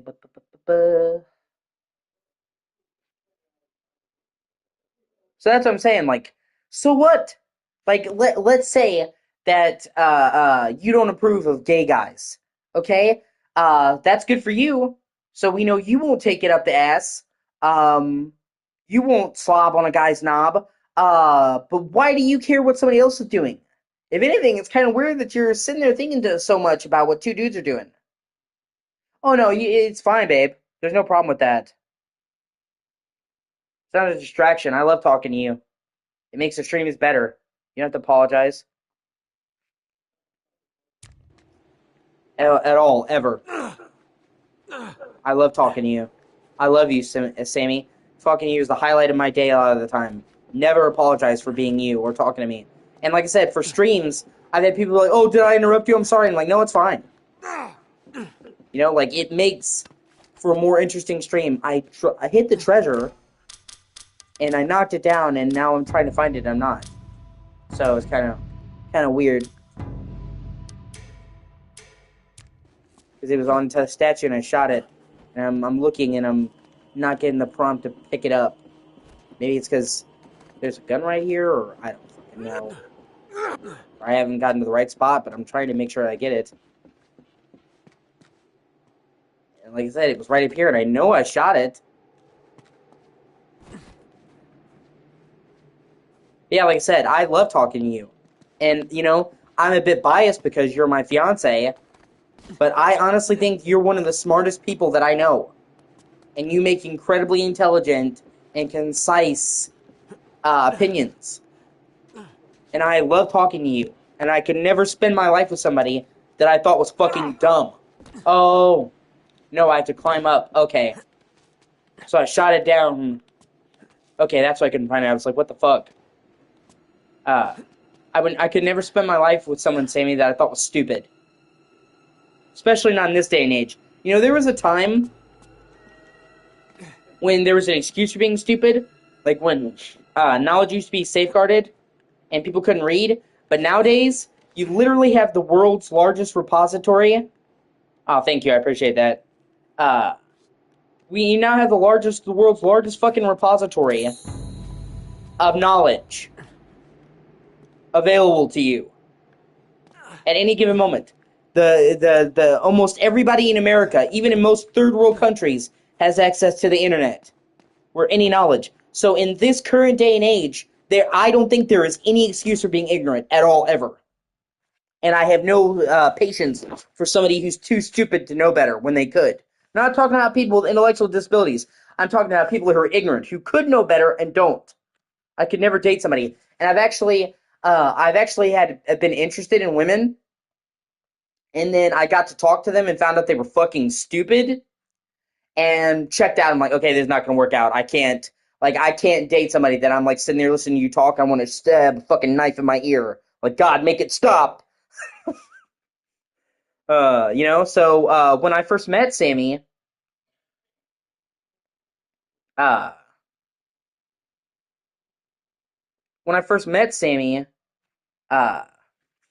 yes. Well, I mean, I will always share cute pictures of animals. Cute cat. Like, I honestly believe that the internet is like 80% cat pictures, and that's okay. But yeah, exactly. I will share stuff like that, but I will also research stuff on my phone, and a lot of people don't realize it. Like, I will see a term that I'm unfamiliar with, and I'll look it up on my phone and educate myself on it. And I learn stuff almost every day that way. Like, I'm constantly on Wikipedia. I'm like, I've never heard of this before. Then I'll look it up, and I've learned a lot of shit by doing that. Or, like, sometimes I'll play a game where it's like a web. I'll start out reading one topic, and then I'll follow that link to another topic, and then I'll follow that link to another topic, adjacent topic, and learn about 8 interconnected things, and follow that where it takes me.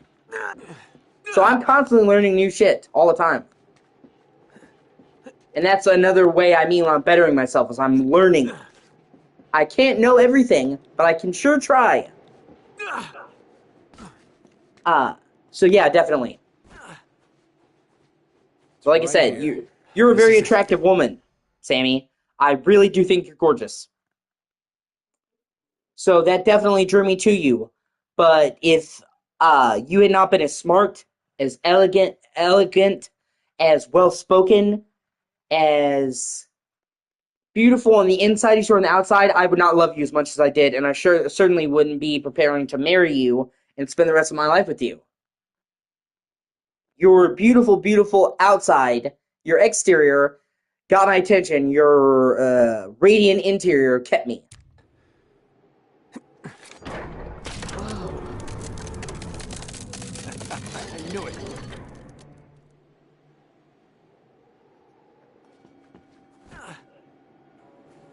Here, help me push. Okay.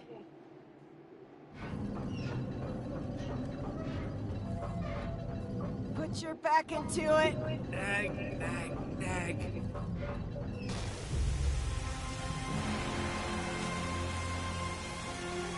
And I have a head for facts. That's, I guess you could say, it's my autism. But I've always been great at retaining information. So my head is like a treasure trove of random fucking knowledge. Just the most random shit you could ever imagine.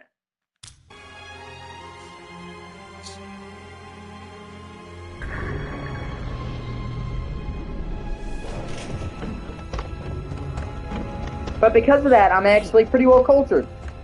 I know a lot of different things about a lot of different topics. I love you too, Sammy. Hidden right in... I love you more than life itself. I would fucking die for you. There's no joke about that. There is no woman I have ever loved more than you. There is nobody I love more than you. You are everything to me. And I know that's sappy. I know it's a stream, and I don't care. Like I said, I love you, and anyone, if somebody really cares about me, they'll be happy for me instead of, ew. Like, and I have to think that somebody who gets, like, so upset about seeing me say, well, I love my fiance. I love my soon-to-be wife, is just, like, being a dick that somebody else is happy. It's like, if you really like somebody, or if you're a good person, you would be happy that somebody else is happy. Instead of, oh my God, it's so gross that he's happy and he loves the person he's with. Like, okay, what you're telling me when you say that is that you don't love the person you wish, and you're low-key jelly. Like, you better get some peanut butter, because you mad jelly, dog. Come Come on. Sorry, I'm kind of nasally. This way. I think there might be a quick way down over here. At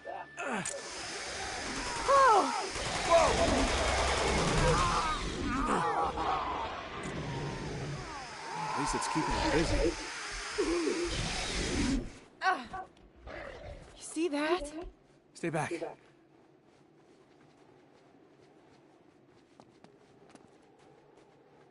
So, you know, like some people might be like, oh, that's so sappy, that's so corny. I'm like, well, fuck you. You wish you had somebody that loves you as much as Sammy loves me, as much as I love Sammy. That woman is my whole fucking world. I love her more than I love life itself. I would fucking die for her, and that's not an exaggeration. That's not hyperbole. If somebody tried to hurt her, they would have to go through me and go and do it over my cold, dead fucking body. Nobody would hurt her while I'm fucking drawing air. And she literally, sometimes is like the highlight of my day is talking to her, just being around her every fucking night before she goes to bed, if I can, unless something happens or I'm sick. I call her and I wish her good night. Because it matters to me. She matters to me. So,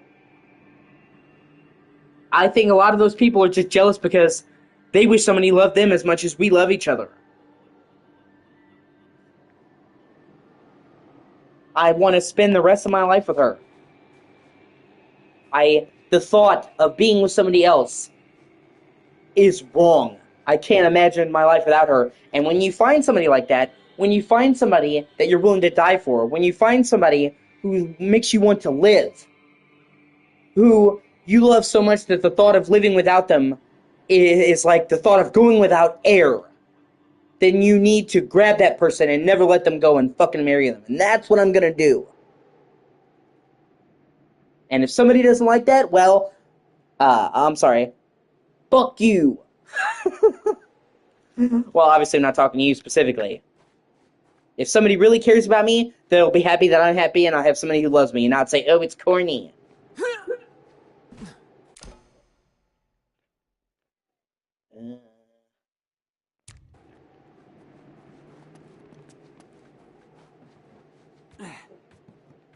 Also, like, you know, like, it also makes me worry about people, because it's like, so you're telling me that, like, you can't stand anyone else being in love with each other? That upsets you? That actually is kind of like a poor statement in your character. And, it'd be different if I was just, like, talking about Sammy and how much I love her all the time, constantly. Like, that's all I ever said. There's some people, and they're annoying. It's like, literally, you talked about this person all fucking day to everyone else. I get that. We've all had that person that's annoying, okay? But I don't talk about Sammy and how much I love her all the time. Just, it comes up from time to time. So if occasionally I want to talk about how much I love my soon-to-be wife, you can fucking deal with it or blow me. Well, I mean, not blow me. That's her job, but you can fuck off.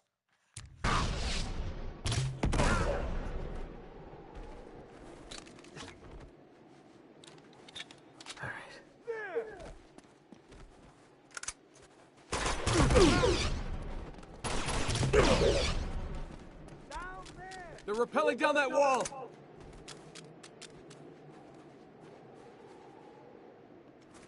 And I would say that if you don't love somebody enough that they're your whole world, if you don't love somebody enough that you're willing to die for them, then you don't really love them. It ain't really love, okay? Because let me just tell you, it's not just Sammy. I would die for my mother, I would die for my father, and I would die for my best friends, Max. I would fucking die for Max. I would die for Steph, I would die for Alex, I would die for all of my friends. The people, like, if you really love somebody, you're willing to lay down your life for them, because that's what love is. It's loving somebody more than yourself. And if you don't really think, I would die for that person, I would take a bullet, then you don't really love them, friend or otherwise. You just like them. And there's nothing wrong with just liking somebody, but, let's call a spade a spade. That's why a lot of people these days piss me off, because they'll say, they'll say somebody's friends way too often, like, most of the time when somebody says, oh, we're friends, they mean we're acquaintances. Okay? Don't call yourself my friend unless you're willing to ride and die for me. Unless you give a shit about me. If we just have a pleasant conversation every now and then, that's not friends, dog. That's acquaintances. And people use those terms interchangeably. They're not. I don't have a lot of friends. Because in order to be my friend, like my friend, you gotta be willing to fucking ride and die with me. You gotta be willing to actually care. If I go missing, and you're my friend, you need to be on the first fucking train out to look for me. That's a friend. And if anything less than that, you're an acquaintance. And there's nothing wrong with acquaintances. You know, you have somebody and you say, hey, how you doing? It's good to see you. How about the weather? Yada, yada, fucking yada. But don't, call a spade a spade. So many people are just like, I have so many friends. No, you don't. What you really have is like 80 acquaintances, and maybe if you're lucky, a few friends. And it's you thinking that they're all your friend, that's the problem, because half these people would leave you to the fucking wolves the second the tides turn. And honestly, it's better to be alone than to be with somebody who doesn't have your back. It's better to be by yourself. Sweet treasure. It's better to be by yourself than to have somebody who doesn't have your back. Like, I know people, family members, friends, who literally they have to be in a relationship. Even if it's with somebody that's not good for them. And like, dog, I'd rather be alone, and that's how it should be. Like, of course I want a relationship. Of course I want somebody in my life that I love. You know, I'm talking about before Sammy. Of course I do. But I'm not just going to get in a relationship just with anybody so I can just be with anybody. And that's how you set yourself up for failure. I've gone years without being in a relationship. Not because I'm like, well, I'm going to be chaste or chaste. But because I didn't find the right person. And if I didn't find the right person or who I thought was the right person, I wasn't going to be with them. I'm not just going to have somebody there just so I can say I have a girlfriend. And, like, that's how toxic relationships come. Well, it's better than being alone. No, it's really, really not. Okay, yeah. Here we go. Now we can continue. Just had to make sure I get all the treasures before I moved on.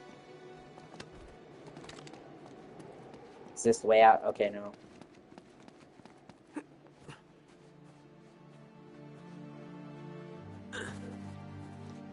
I am not with Sammy because she's a person. I'm with Sammy because she's the right person.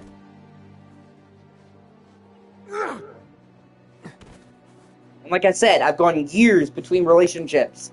I've gone years where I wasn't even, having sex with people because I'm not the hit it and quit it type. Without getting too much into details, I have a very high sex drive. But only for the right person. I would prefer to have sex a lot with one person. You know, I've never intentionally had a one-night stand. I've had sex with some girls who then decided they didn't want to date me, and that hurt me. But I've never had sex with somebody thinking, well, I'm just not going to talk to them ever again afterwards.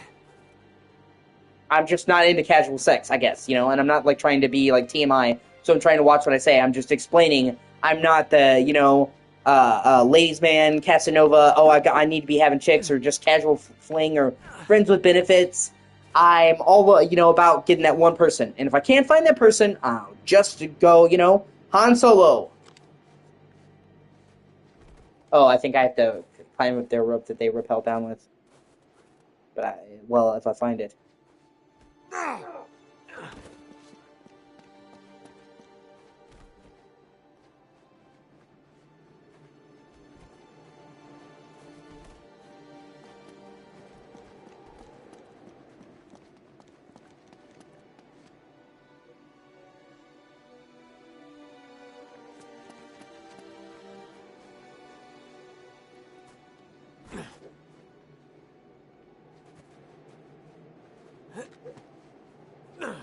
Same thing with friends. I've had periods in my life where I didn't even have any friends because I didn't have anyone around me that could be trustworthy. I had acquaintances, but not any friends. Because not just anybody can be your friends. I try to be fucking discerning about the company that I keep. Like, I'll be pleasant with just about anybody. Like I said, if you're good to me, I'll be good to you. And I run into anybody, and you'll never catch me being rude. But there's people don't understand the difference between being pleasant to somebody, being polite, being civil, and being friends with somebody. Like, they confuse being polite to somebody as being friends. No, dog, okay? You're not my friend unless you care about me. Unless you, like, literally, like, you know about my life, you're talking to me, you know? If I only see you, like, once a month, or I barely talk to you except occasionally on a blue moon, then that's cool, we're cool, but we're not friends. Friends is somebody where it's like, you talk to them all the time. And I don't mean, you know what I mean. Like, I'm saying you make the time to talk to them. You don't have to be in somebody's ass constantly, but if I haven't heard from you in months, don't consider yourself my friend. That's not a friend, that's an acquaintance. And that's fine. But like I said before, repeating myself, but yeah, there's a difference, and people have gotten them conflated. To the point where now it's like, I have 90 friends. No, you have 90 acquaintances. And, maybe a few friends if you're lucky, dog. Oh, there's the rappel. Okay, blended in with the wall. That's my bad. It was dark and, it was almost the same color as the wall, so I couldn't see it. I was like, what the fuck? And when they rappelled down in the first place, I was getting the treasure, so I didn't see where they came from.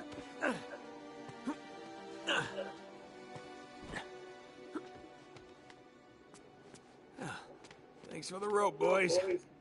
Hope there's nothing scary at the top. All right, it's all clear. Come on.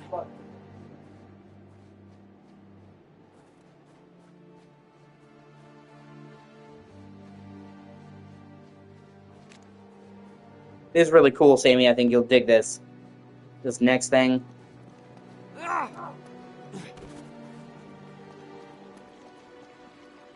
You're a cool dude, and I like talking to you. Otherwise, I wouldn't have invited you to my Discord.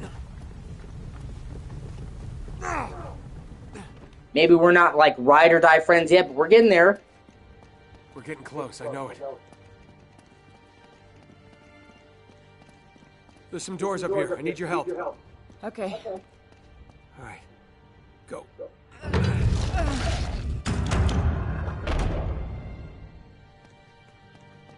Here it is, Elena. The secret entrance to Shambhala. 24, the road to Shambhala. Nate, Yeah, don't see it. neither do I. If I have to climb another wall... Keep looking around. Yes, There exactly. has to be a clue somewhere. Are you sure this is it? It has to be. We're missing something.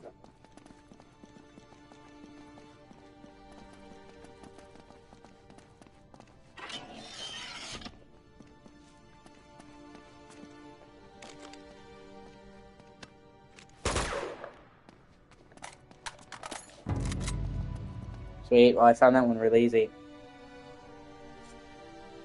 I actually found that one on my own.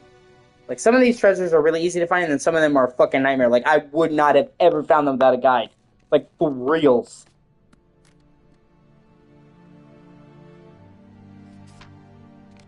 And I have to wonder, how people found them in the first place.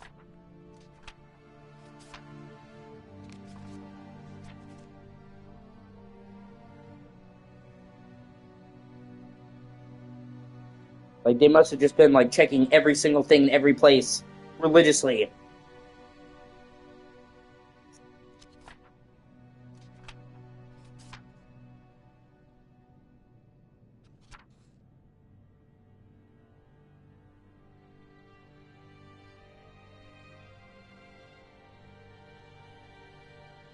Let me see. Okay.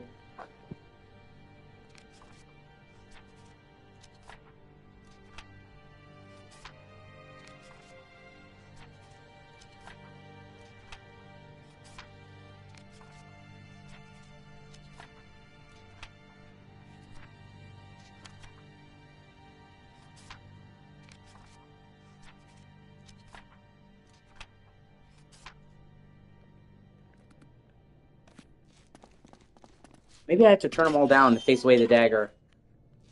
It just seems like a simple solution.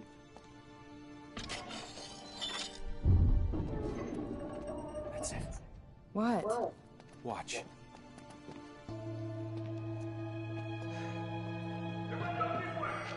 Son of a bitch. Now what do? Just stay behind me. Drop the gun. Do it! Stay back! Shit. I should have killed you myself when I had the chance. Not a mistake I will make twice. Back off! Oh, pull the trigger, little one. See how long you live. Now, you will open the passage to Shambhala. Go to hell. Are you a student of history, Mr. Drake? I've read a book or two.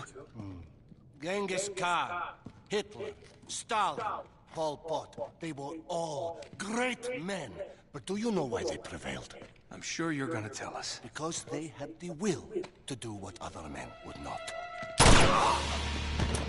Compassion is the enemy.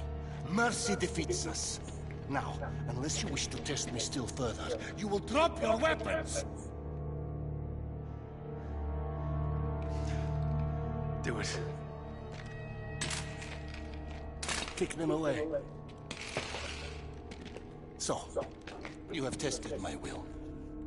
Now it is my turn to test yours. Killing us won't get you anywhere. Well, killing him, yes. But you? You hurt her. You'll get nothing from me. Well, then it appears we are at a stalemate. Unless I add another pawn to the board. Bring her in! Shit. Get your hands off me.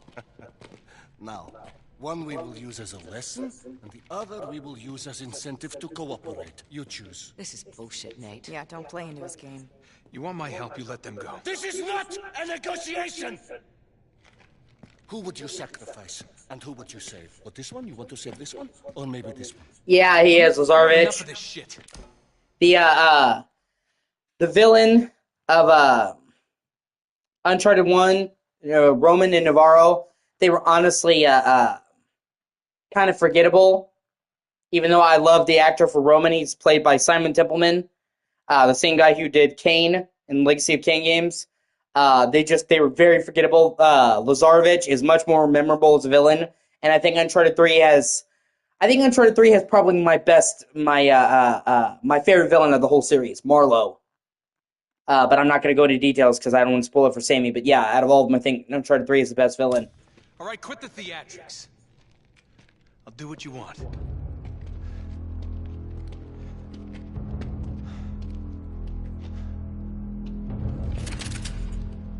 Calm down.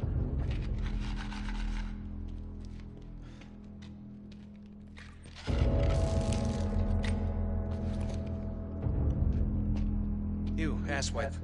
Give me your lighter.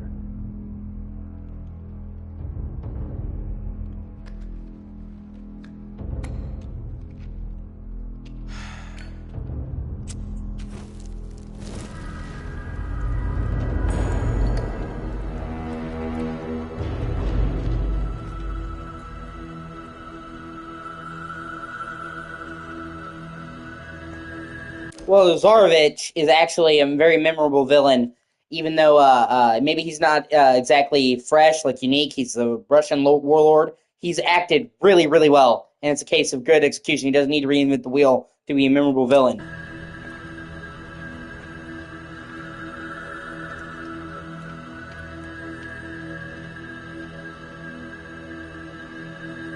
Well, it's a girl.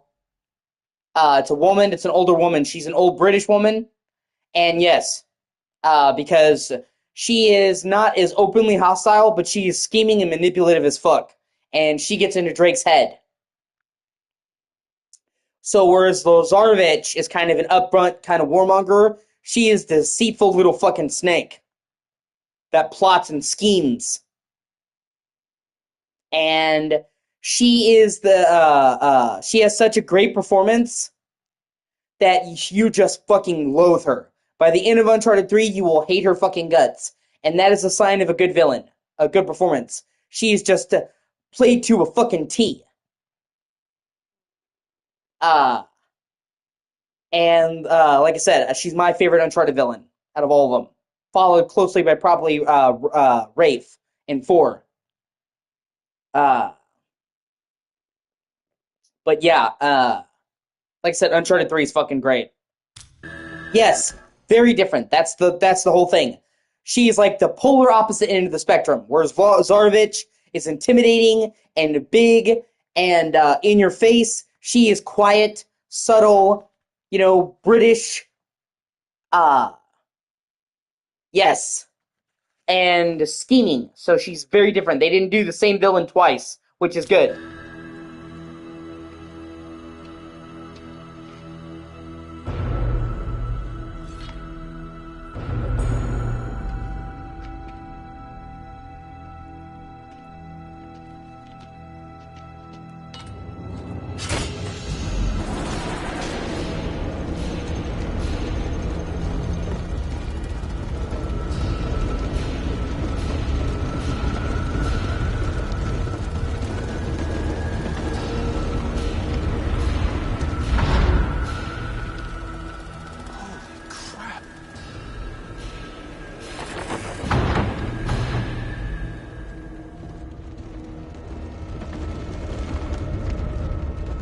What is this?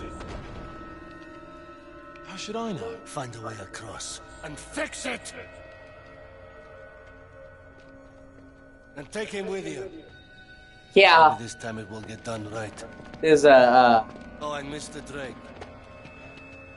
Don't try anything clever. this is a kind of a cool scene.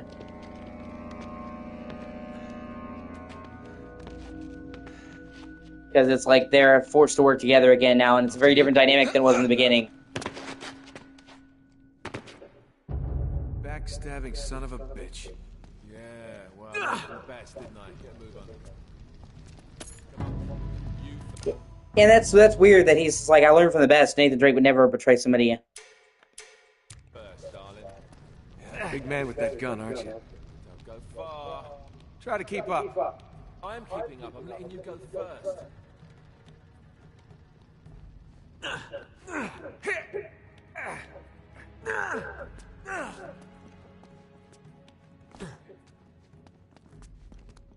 Hold on.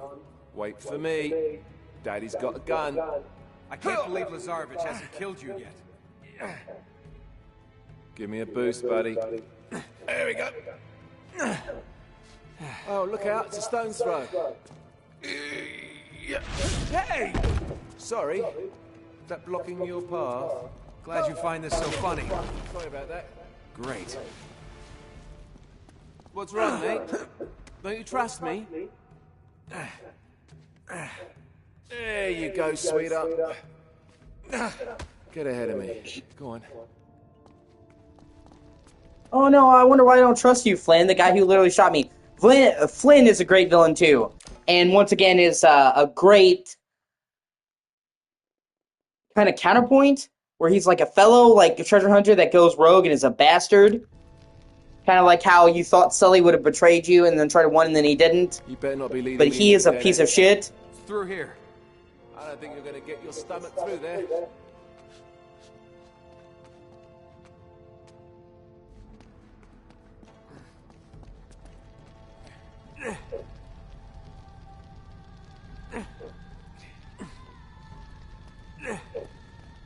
Help me move this.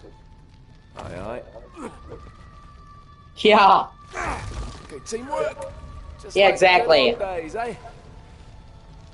And the worst thing you could say that Nathan did to Flynn is that he didn't disclose that him and Elena had previously been together. Because Flynn stupidly thought that he could get with Elena. Like he would even have a fucking chance in hell. Now, how did they get that car? Who cares? We just have to get It's like stone. That's the worst he could do. And that's really just not to hurt his feelings. That, well, you know, Elena's not Chloe's not interested in you, asshole. So,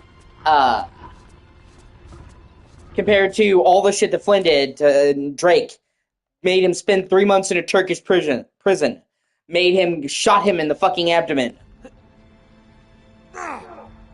You know, and whereas Lazarevich, he's a bastard, but he's upfront in your face. At least he's honest about being a dickhole. Flynn is a fucking snake, and so they really contrast each other. There we go. There you go. Statue of your mom.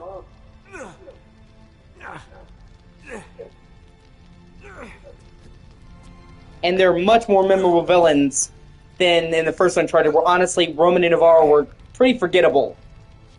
Even though, like I said, Roman was portrayed by Simon Templeman. Roman was portrayed by Simon Templeman, who is Kane. And obviously, he's a fucking amazing voice actor. Well, I mean, he's been more roles than just Kane. He was also Logain from Dragon Age Origins. And a bunch of other great roles he was in the Mass Effect games, but that's what most people know him as, Kane. So it wasn't a question of his performance, it was a question of bad writing. Yes. Oh look, it's a life-size statue of your ego.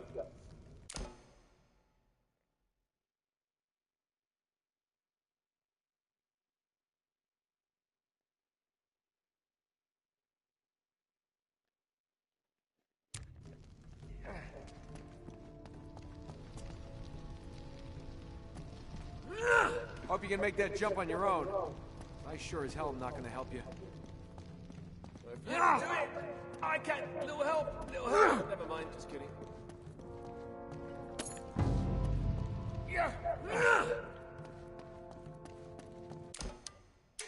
Yeah, this is awesome. Wait till you see this, Samantha. This is the game. Game right near the end has one more awesome surprise. They say behind a door is another door. Well, after this puzzle. So what do you have to do? What do we have to do? Just wait here. As usual, I'll take care of everything. Would you? Wait. What? Yeah. Those symbols. Well, more than just that.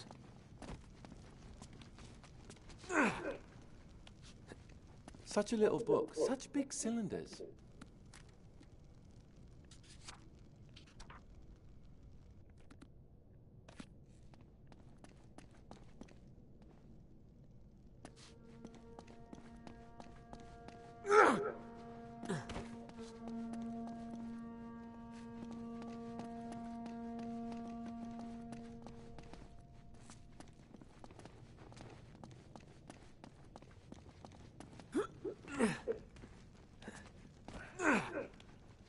But yeah, I noticed you commented on my Silent Hill 1 video earlier. Edie, I'm trying to get it worked out. The laptop that Sammy gave me finally came. And I'm super grateful. I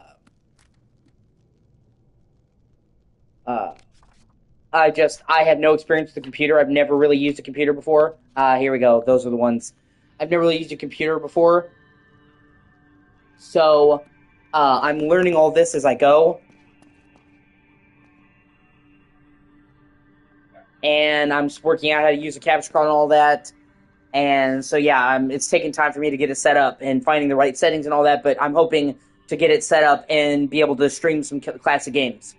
I was able to get Silent Hill 1 emulated and streaming, but I then found out I have to jump through more hoops to get the YouTube chat on the screen, which is so fucking dumb. Because I literally had to link my YouTube, put in my password, connected to YouTube. So you're telling me I'm officially connected to YouTube, I'm streaming to YouTube, but I have to do something else to see the chat? Why wouldn't the chat just come up? Like, connecting to YouTube should be enough. I'm streaming directly to YouTube. Why would I need to have a second thing to see the chat on the stream when I'm already connected and supposed to be streaming? Like, that's so dumb. Wouldn't want to piss off Lazar a bit. Okay, so A with a dot at the top, fat A, curved A. Okay. That one's right. That one's right, so this one is the only one that needs to change. I think that's the right one.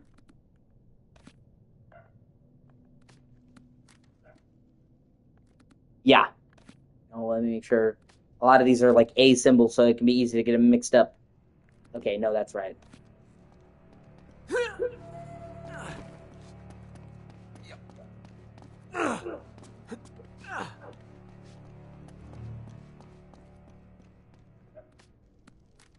this one is... Oh, God, I don't even know how to describe those. That's the problem, is like they're like... As the world turns, so does my boredom. Could you hurry up? Oh, I'm trying to concentrate.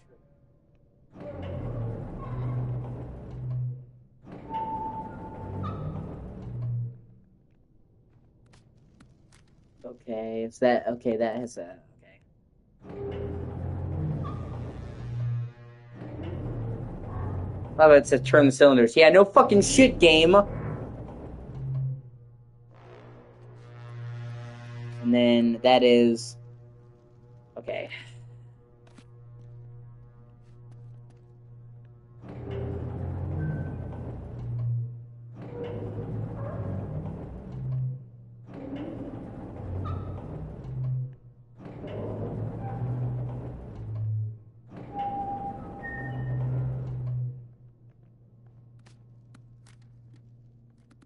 Okay, that's right for that one. And then the third and final one is... Okay, I got that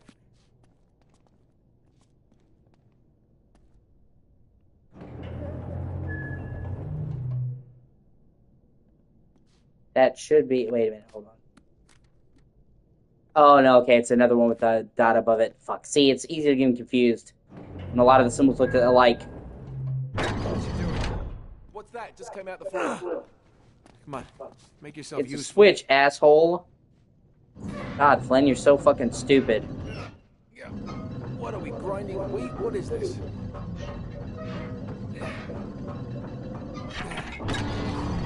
There we go. But yeah, this is where you get to see one of the last awesome surprises, Samantha.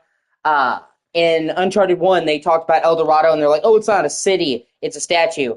In this game, you actually get to go to Shambhala, the city, and it right near the end, in like the last 2 chapters, it actually dramatically changes environment types. It's like water.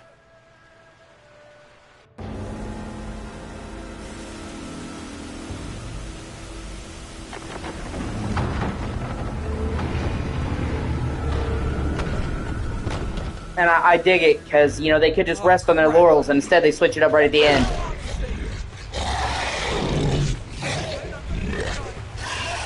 No time to argue! Son of a... All right, here! Thank you!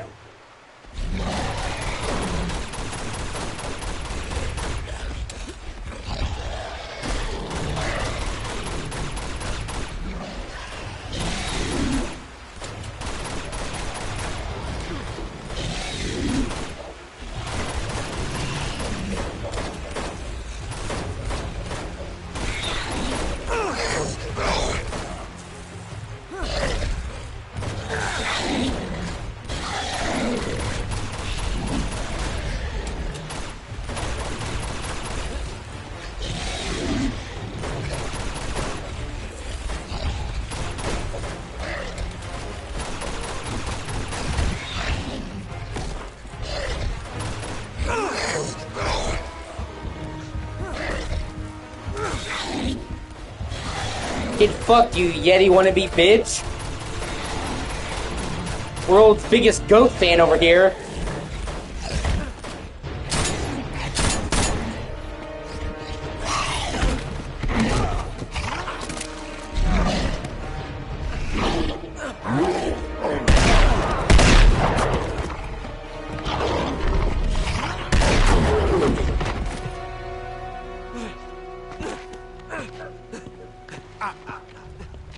Hold him.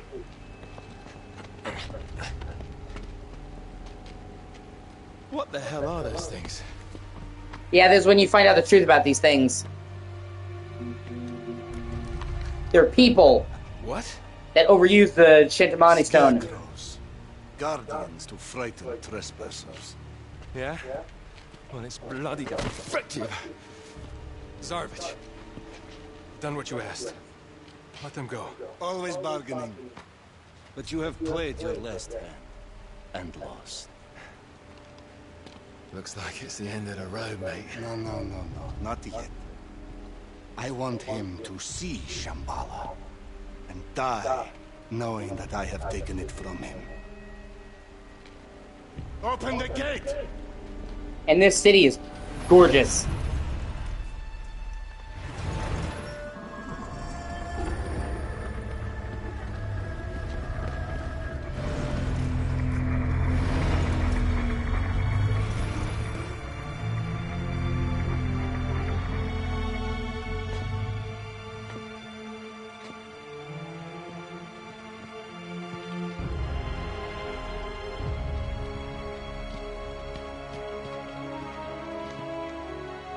and it's all tropical and green and lush compared to the snowy shit you've been in. So it's like a shift. Yeah.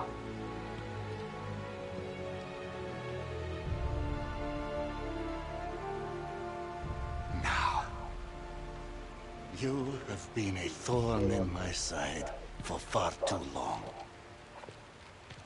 On your knees. Hey, Soren, we had a deal. I do not suffer traitors. Oh, right, so I suppose you know exactly how to find stone then, won't be needing me.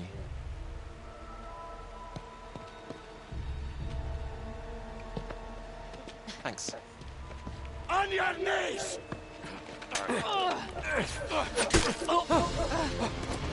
What is this? See, that's what those dudes look like outside of the fursuits.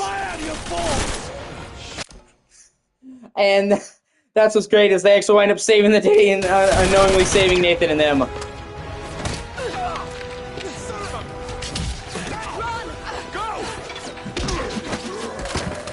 Hooray for the purple roid rage dudes! You okay?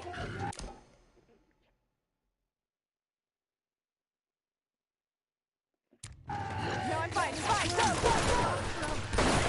Broken Paradise.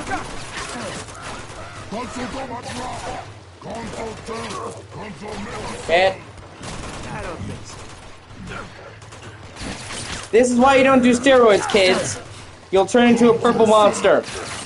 Yeah, that's why you gotta stay natty, kids.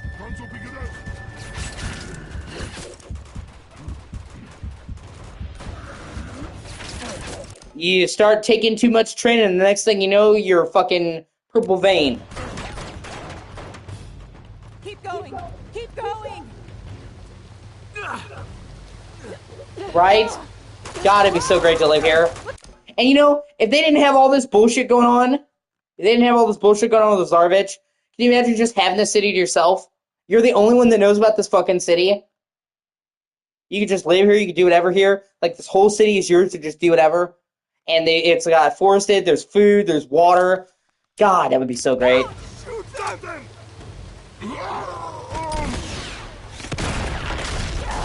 Oh, great job, asshole. And we finally got a gun back. Moving elevator ride! Oh my god! Hold on!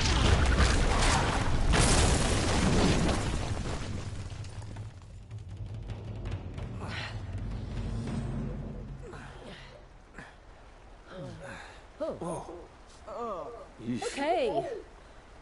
We need to get the hell out of here, now. I couldn't sleep for days after I saw that last time. Alright, let's go. You're a wizard, Harry. Come on. No time to sightsee. Let's keep moving. Well,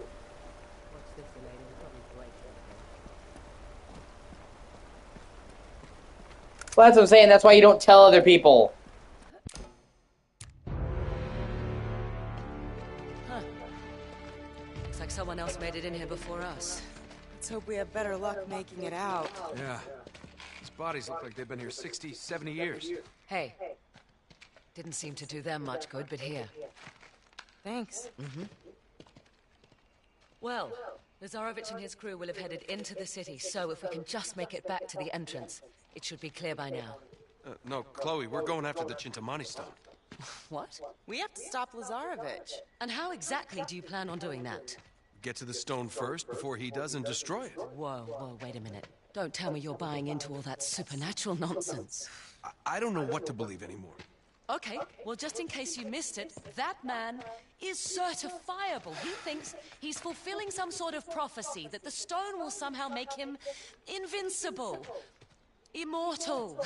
We're standing in the middle of Shambhala, and you're questioning what's possible? Yeah, seriously. Bullets they pumped into those things? Something strange is going on here. All the more reason why we should get out while we still can. I'm just trying to set things right. And maybe save the world? Oh, God. Listen, Sunshine. The world doesn't care. You stick your neck out, you are asking to lose your head. You said yourself you want to take this guy down. Yes, and I want to see him pay more than you do. But that's not how it will end. This is how it will end. No. Not this time. Come on. What do you say? And they're actually able to kind of able to rally Elena into their side. It's cool because they're finally working they're finally working together as a team instead of being at each other's throats. So it's kind of a cool moment.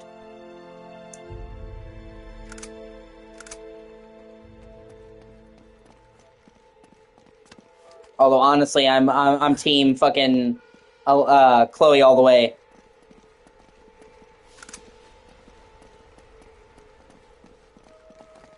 Although Elena eventually grows on you. Uncharted 4 kind of makes her character work in a way that it didn't.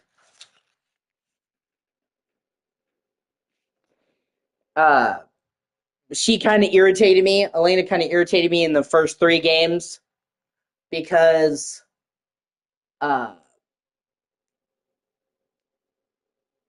she's like constantly wanted to be with him, and then like, oh, I can't be with you, and you're going after treasure, and it's like either him did not get treasure, or she's like, oh, yeah, I left you because you're too dangerous, and then she's chasing Lazarevich into a fucking war zone. Like, okay, you know, and then it's just kind of frustrating. Like, don't get with a guy who goes treasure. And without spoiling anything, Uncharted 4 kind of has Elena coming to an understanding with Drake, where they can compromise so that he can do what he loves and still be happy. Whereas before, it was like she loved him, but she wanted him to not do what made him happy. And I wound up liking her a lot more in Uncharted 4 because she, like I said, comes to an understanding that it is. And like I said, I'm not going to spoil it, but they kind of reach a compromise where they can both be happy, and it works a lot better. But in the first 3 games, it just felt very hypocritical, where it's like, oh, don't go after treasure, it's dangerous. Let me go into a war zone. That's safer. You know, oh, I love you, but you don't want to do treasure, even though I met you treasure hunting. Whereas, Chloe is ride or die. She doesn't want Drake to not be Drake. Stay back! Don't let him near you!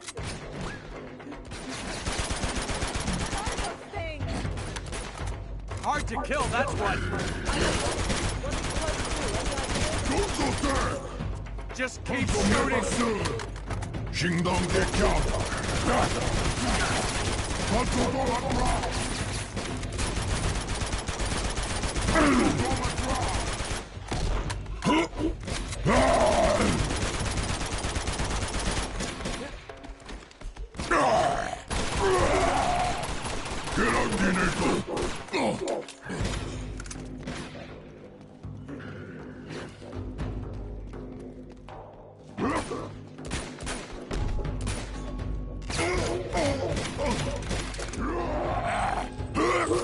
Yeah, and then they start doing this shit. They basically weaponize the fucking Chintamani stone. Oh shit, those things blow up!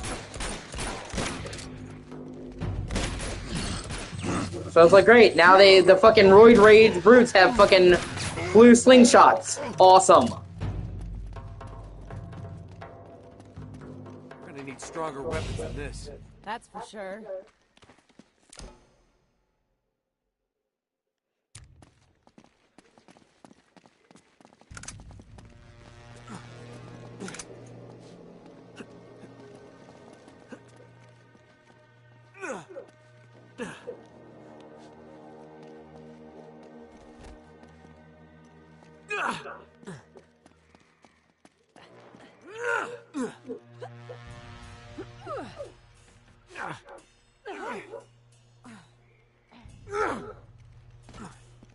Come on, you can make these jumps.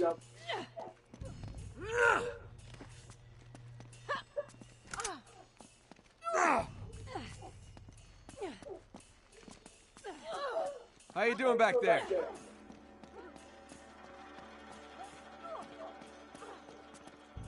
Hey, that's sap. It's just like the resin.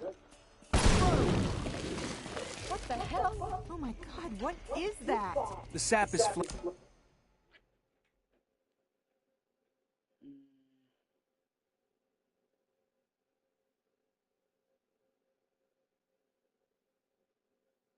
Ah, shit. flammable, just like the resin we found.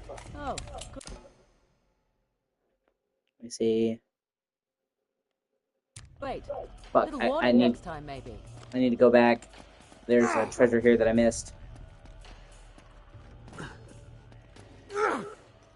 It's like up here.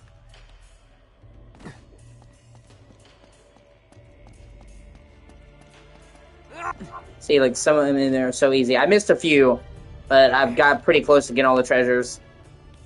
Some of them are like in places where it's like if you don't immediately get it, you're locked out and you can't go back, and that was how I did it. And you have to replay the whole chapter. I just said, fuck it. I've gotten the vast majority of treasures. And I can always scoop up the remaining ones down the road. But I have a limited amount of time to play these games with you. Oh shit, wow. Actually wound up taking a detour, and I didn't want to waste that time replaying the chapters we've already done. So if I missed a few treasures along the way, fuck it. And I can, after I beat the game and you see me play it, I can just go back on my own time and scoop it up if I'm that desperate to get all of them.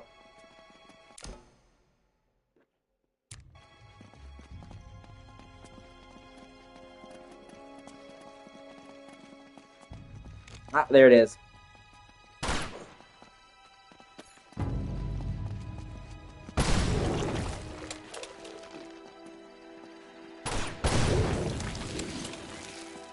Fuck yo sap, bitch! All my homies hate glowing blue trees. I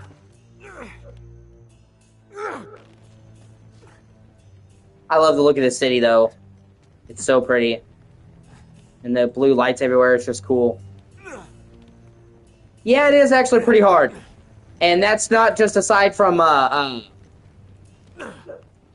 that's not just aside from getting all the treasures. You also have to play it on the hardest difficulty, crushing, and that is fucking brutal.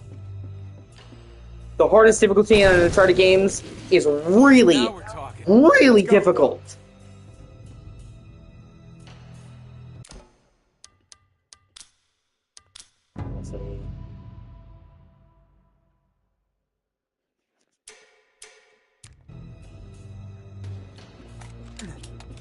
But, if I decide that I really need to get the platinum for each of these games, then I can go back and just do a run-through later on the hardest difficulty, and then I don't have to look for any collectibles. I can just run through it. Skip the cutscenes, But when I'm playing Uncharted like this, I just want to have a good time, so I play it on normal or easy. Of course. That must be where the Chintamani stone is.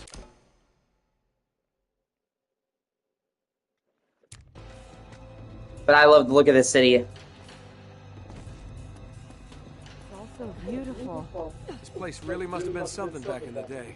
Kind of quiet. It does feel kind of haunted, doesn't it?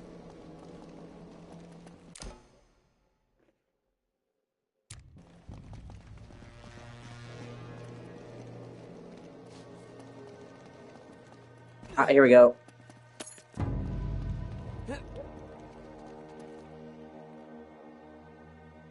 Especially Uncharted 1. Uncharted 1, the developers literally admitted that Uncharted 1 was too difficult. Just on normal. And reduced the other games' difficulty. And they're not easy, but they're not like that. So Uncharted 1 on crushing, fuck me. It is awful.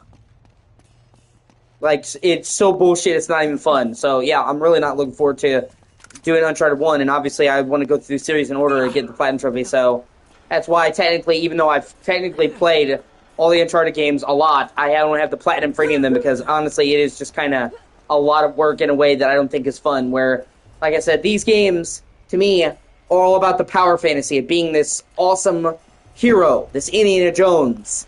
Going from cover to cover, making impossible escapes, getting the bad guys. And when you're playing on the hardest difficulty and you literally get out of cover for 5 seconds and get one-shotted, it just kind of ruins that power fantasy for me. So I really prefer to play these on easier difficulties.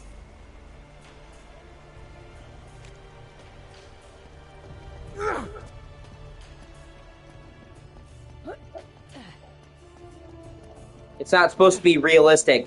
You know, like if Drake has survived shit that would kill like 50 men, it's supposed to be over the top, like Indiana Jones.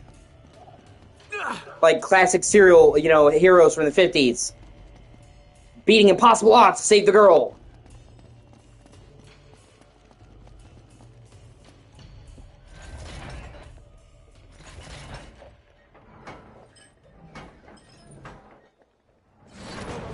We got company. Again? Shh. Told you. It's too damn quiet. Maybe they haven't seen us yet. Elena, get back. Oh, these soldiers are crawling all over the place. Thankfully, the crossbow is actually quiet, as you might imagine.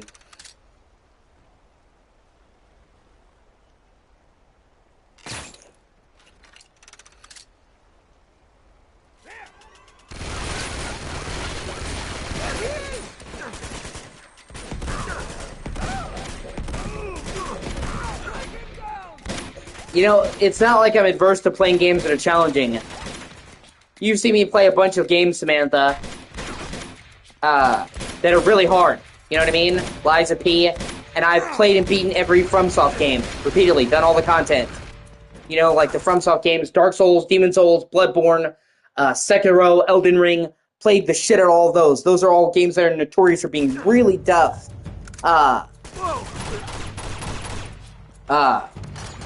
So I am not, like, averse to playing games that are challenging, but, like, that's kind of, like, how those games are supposed to be, where it's, like, the thrill of overcoming, whereas with Uncharted, I feel like it's not really integral to the game, it's more the theme of being the badass hero and overcoming, so to me, it's like playing it like that on the hardest difficulty kind of feels like kind of counterintuitive to the vibe.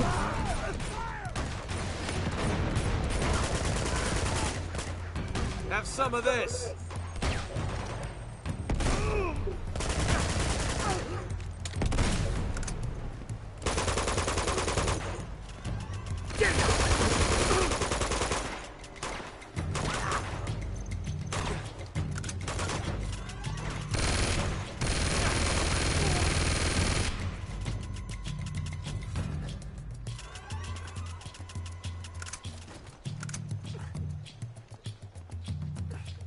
Of course, when I get the fucking light machine gun, or the minigun, most of them are already dead.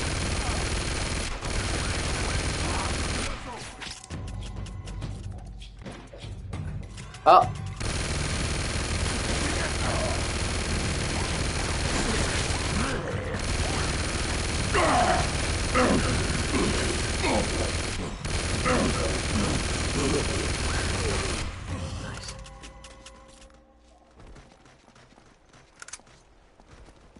Grab as many of the crossbows as I can. It's like a one-shot kill and it's silent, so when I'm doing the minigun, I want to be using the crossbow.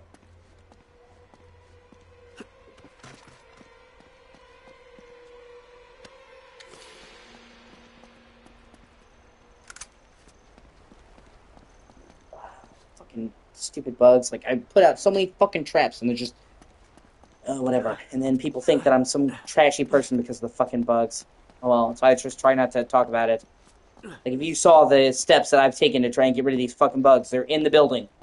So if by some fucking miracle, I literally, got rid of them, we get them right back. So it's like,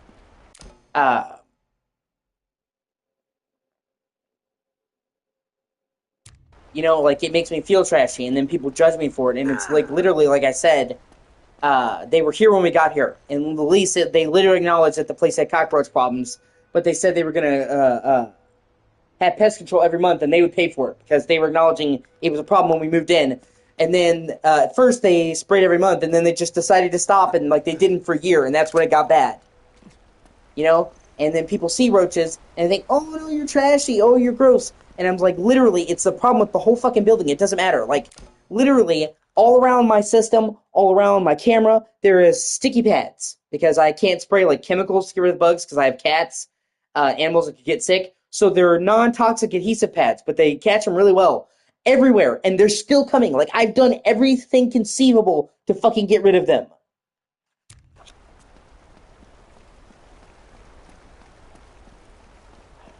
Oh, that's right. Now I need to go back and open the door.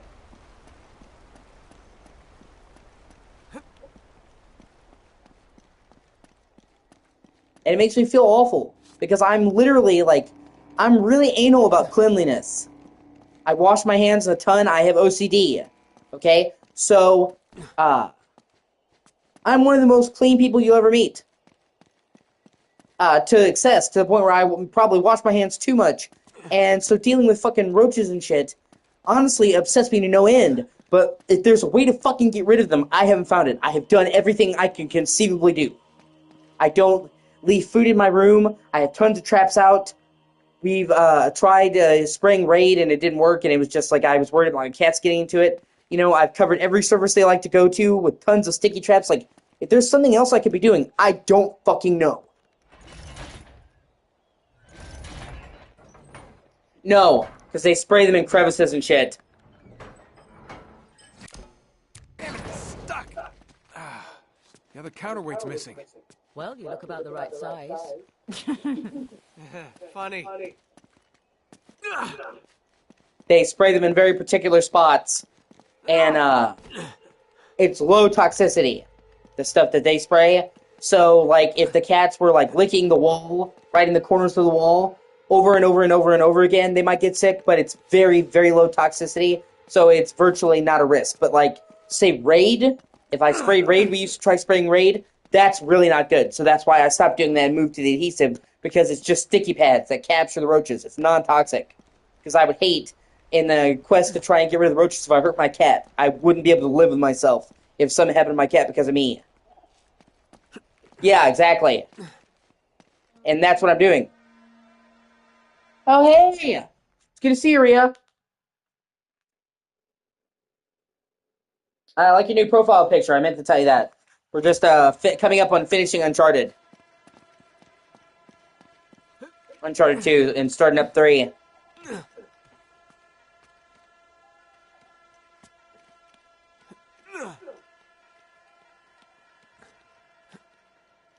Alright, I'm on it. Okay, here we go.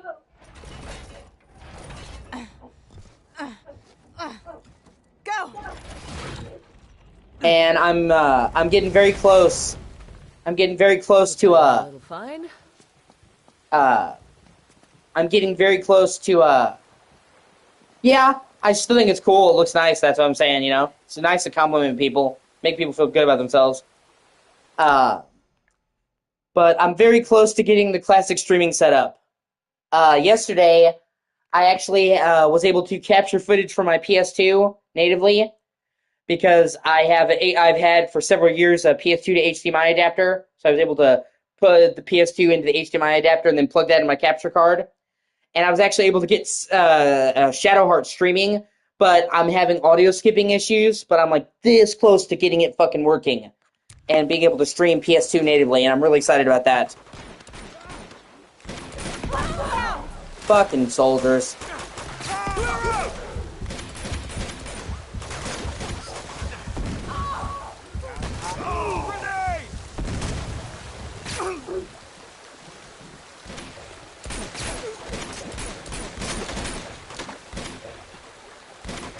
And now, yeah, oh shit, shit, I'm so glad you just said that, Rhea. I meant to tell you, all 3 Gothic games are being remastered and brought to consoles in a Gothic collection. And I knew that you would flip when you hear that because you're always telling me how much you love Gothic. In preparation for the remake of the first Gothic, they're bringing the 3 classic ones to consoles and PC with upgrades and stuff. Sometime soon. They just announced it yesterday. THQ had a showcase, and, you know, THQ Nordic owns the rights, so they just announced it yesterday, and I meant to tell you that, and I forgot. And I'm so glad you mentioned that, because you mentioned a classic game getting remastered. I'm like, oh wait, another game series you like. It's Gothic 1, 2, and 3 with all the DLC. They're updating it with new textures, new lighting. They're giving it controller support, because obviously they were made for PC.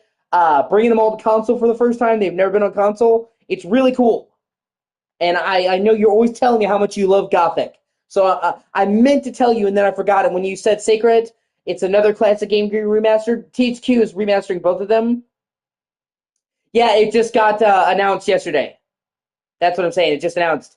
Because THQ Nordic owns the rights to Sacred and that, so they're remastering both of them. And when you said that about Sacred, it jogged my mind. And I'm like, oh shit, I need to tell Rhea, because you always told me how much you love Gothic. So I'm like, she'll dig that. And it's really cool, because ahead of them remaking the first Gothic, they're bringing all the old ones to modern systems. It's a really good idea.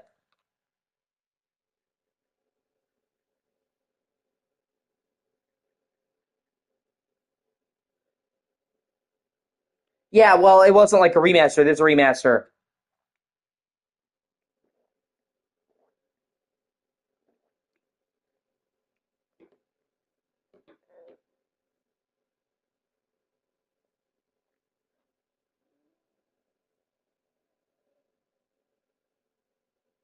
It's called Gothic Classic. Hold on, let me pull up the thing so I can read you the blurb.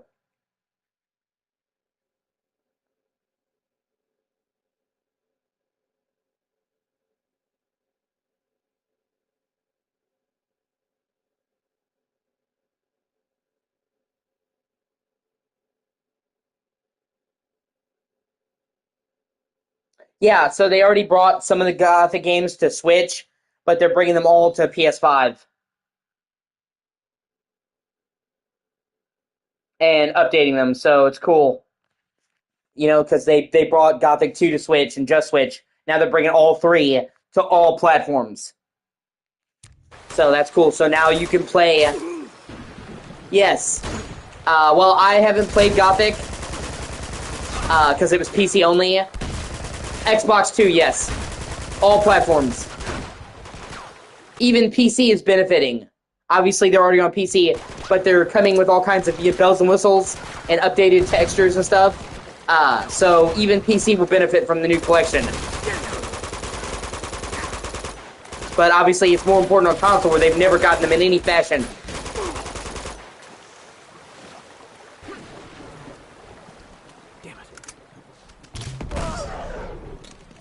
But yeah, and I meant to tell you because you specifically, I knew, would like that.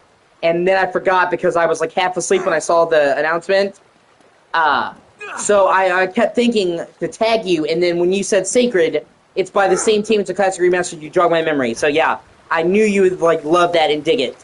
And I've heard a lot of good stuff about Gothic, and I love a good RPG. You know that I love a wide variety of games, but RPGs are my favorite genre. Like, if I had to pick one gun in my head, it would be RPGs. So I'm really excited to try them.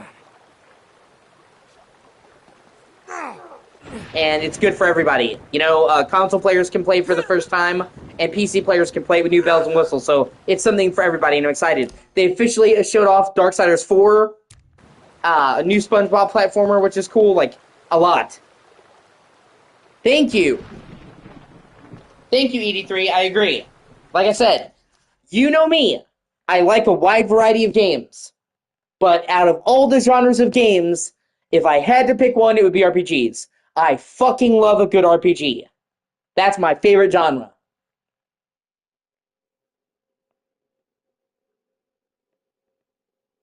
So I've heard lots of really great things about Gothic, but I've never had a PC or a laptop, so I never really could play Gothic. But it's always been on my radar because I love RPGs and I love fantasy games.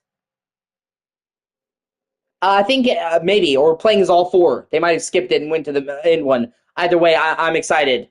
I love Darksiders. I've always loved Darksiders. I played it at launch. Back in the day, my dad rented it from Blockbuster. Yeah, I know, dated myself. But yeah, I fucking love Darksiders. So I'm really fucking pumped for Darksiders 4. That whenever that comes out, it doesn't have a release date yet. They just showed like a teaser. I will be getting it. Oh, the secret sauce. That's funny. Yeah, well, we have a lot of similar tastes in games, Rhea. So if you say it's great, I believe you. Like, it's already been on my radar. I've never heard anyone say anything bad about Gothic. Uh, and I've seen that they were way ahead of the time. So I'm excited to try them out. Like I said, I just never could because I didn't have a laptop, and they've never come to consoles in any form till now. But it's actually really smart because THQ right now is doing a total remake of Gothic 1. So bringing the old games to modern consoles to prepare for the new one is just good business, honestly. It's a smart idea. And it helps drum up hype for the remake. Okay. Gotcha. I'm listening. I'm just looking at my phone to make sure I get as many treasures as I can.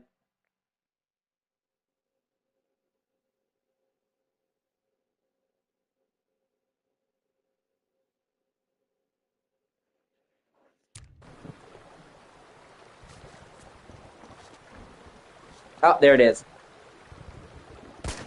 Ah, fuck. I'm almost out of ammo. Oh, I got it. Sweet.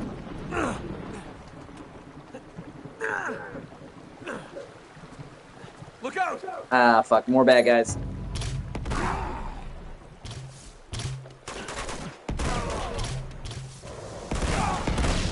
Having a grenade tag.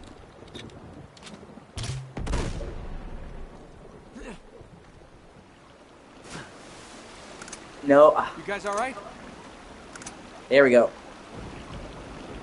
Like, I'm not giving up the 11-round grenade launcher for fucking M4.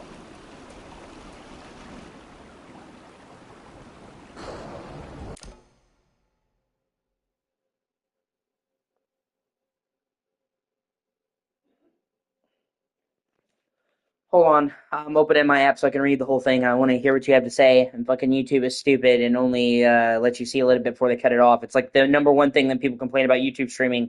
It's been a problem for years, and maybe you have to fix it. What are you going to do? God forbid they listen to the people who use it.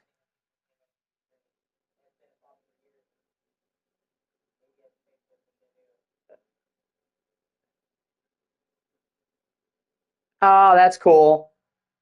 Yeah, see, and that was like early 2000s, right? Where that happened? That's dope.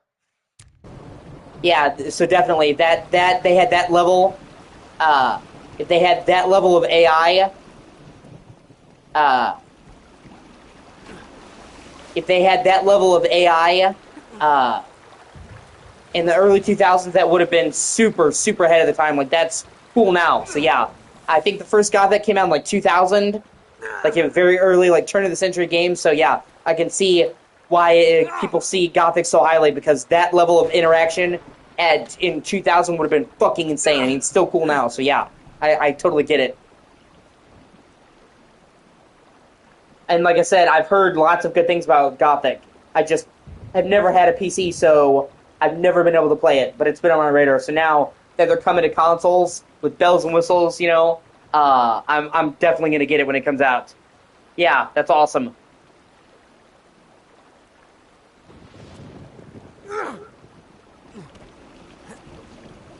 But I specifically thought about you because you have repeatedly told me, Rhea, how much you love Gothic. So now, kind of like when I hear Gothic, I think of you. So when I saw they were remastering the whole series, I'm like, oh shit, I gotta tell her. And then I just it was late at night when I saw that, and I forgot. And then when you brought up Sacred, it's by the same company, so it jogged my memory. Like, oh shit, that was my opportunity. So yeah. Ah! Oh my god! I shot him right as they all passed the fucking Let's use the car. resin and all that, and killed like 4 of them at once. Yes! That's awesome. I couldn't have done that again if I tried. I ended that with like a single shot. Just doop! Nice work, guys. Oh, that's great, man. Thanks for the help, Chloe. Don't mention it. I've heard good things about Outward. Yes, I've heard good things about Outward. That's another game that's on the list. I've just also heard that it can be like really brutal in a way where it's like you can contract diseases and it's a nightmare to get rid of them, and that kind of scared me away from it. I've seen it on sale several times, but if you're recommending it ED3, I'll have to keep that on my radar because I usually see it on sale for pretty cheap, the complete edition with all the DLCs.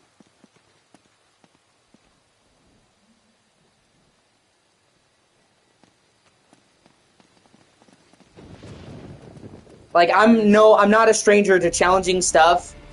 I was just kind of worried because it's like, they talk about you getting like an awful debilitating disease. I'm like, oh shit, I don't know if I'm ready for that. But it looked cool, the world and all that, you know? And like I said, I see it on sale all the time, so, but you know, I like a lot of the games that you do, ED3, so, if you suggest it, I'll have to put it on my radar. Yeah, that's cool.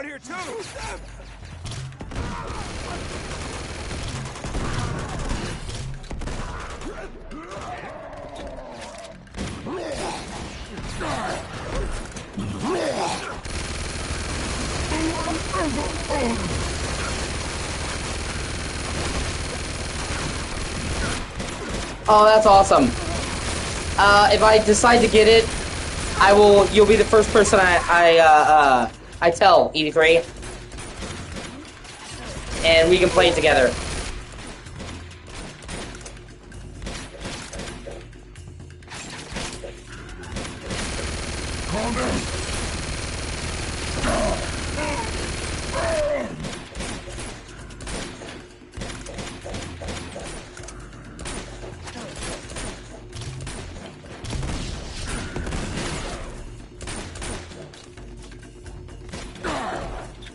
Oh, that's cool.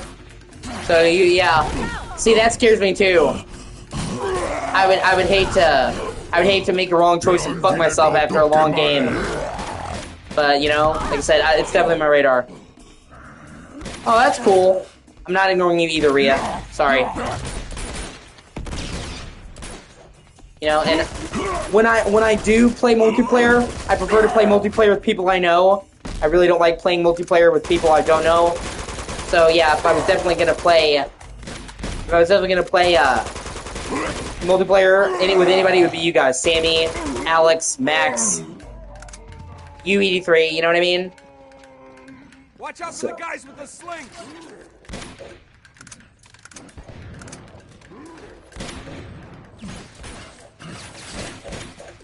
They just keep coming!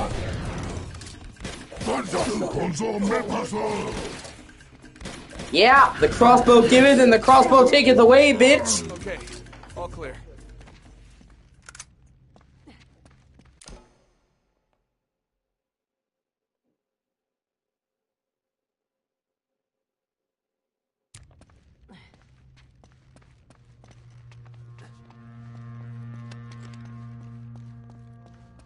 Fuck, I keep running out of ammo for the Uzi, man.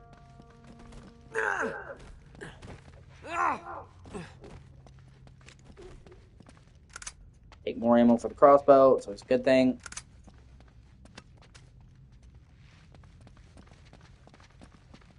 Jeez. Yeah, that does sound pretty fucking hardcore. Yeah, it kind of reminds me of Kingdom Come Deliverance. That's a really good game where you can't even fucking read. You have to learn how to read because it's like a super true-to-life version of history in the 10th century. Holy Roman Empire, and most people didn't know how to fucking read.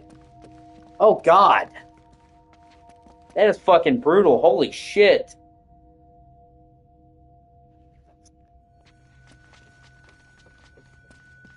Well, that's definitely the type of game that it would be great to play with friends so that if we're gonna get Raw Dog, we can take it together. It's like, well, they're gonna stick it to me hard, but at least they'll stick it to me with my friend. I won't have to get dicked down alone. Oh, there it is. Oh, wow, shit, that's cool. Oh, wow, not even any quest markers. Jeez. That is fucking hardcore.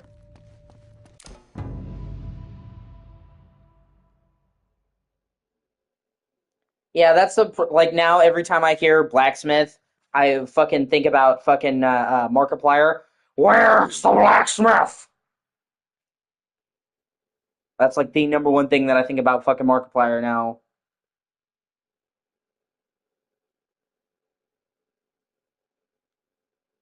Hello, everybody.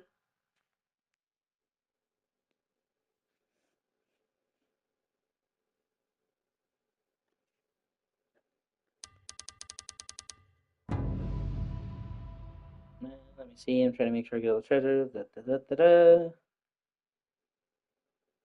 Oh my god. Jesus. Let's just have full-on fucking slavery. Holy shit.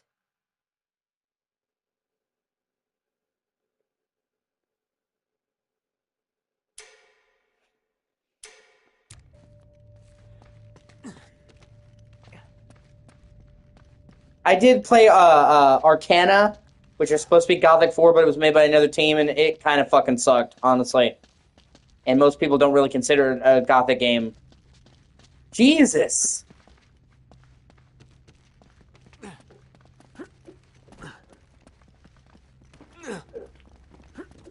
Fucking Outward sounds like the kind of game you need a safe word for. Holy shit.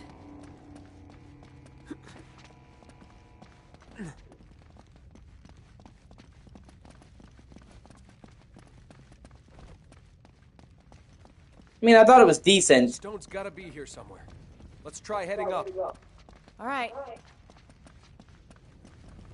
Like, I wouldn't say it's terrible, but, not, fucking awesome like the pedigree of Gothic. And unfortunately, that's the only one that came to consoles.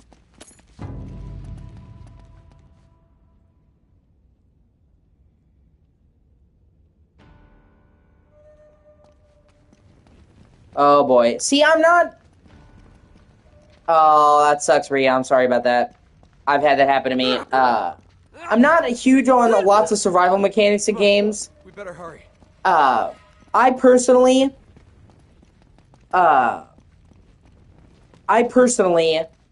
play games for the sense of escapism, for that feeling of living in another world, of doing things I could never do in real life. So, to me, having to manage hunger, food, thirst, all that just feels like the mundane aspects of life that I'm trying to get away from. So I'm not, super big on it. Like when I play Minecraft, I'm pretty much playing creative. I'm just there to build. I don't want to deal with hunger and all the bullshit.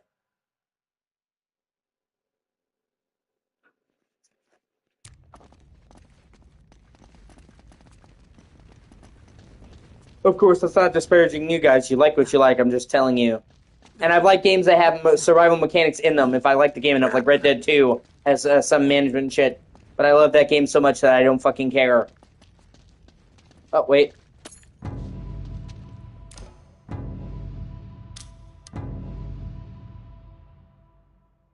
Yep, that's the last treasure in the game. I missed a few, but I got most of them. There's 101 and I got 97, not too bad. And then the last chapter doesn't have any treasures, so I'm good. We're almost there. See, that's the Chintamani stone. It's the root of this tree. There it is. The Chintamani stone. I can't believe we beat them here. It's beautiful. Yep. Magnificent. Now let's smash it and get the hell out of here. Wait. Oh, that's cool. Something's not right. What do you mean?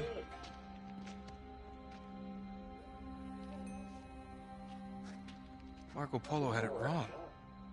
This isn't a sapphire, it's amber. Amber. Yeah, fossilized resin. It's tree sap.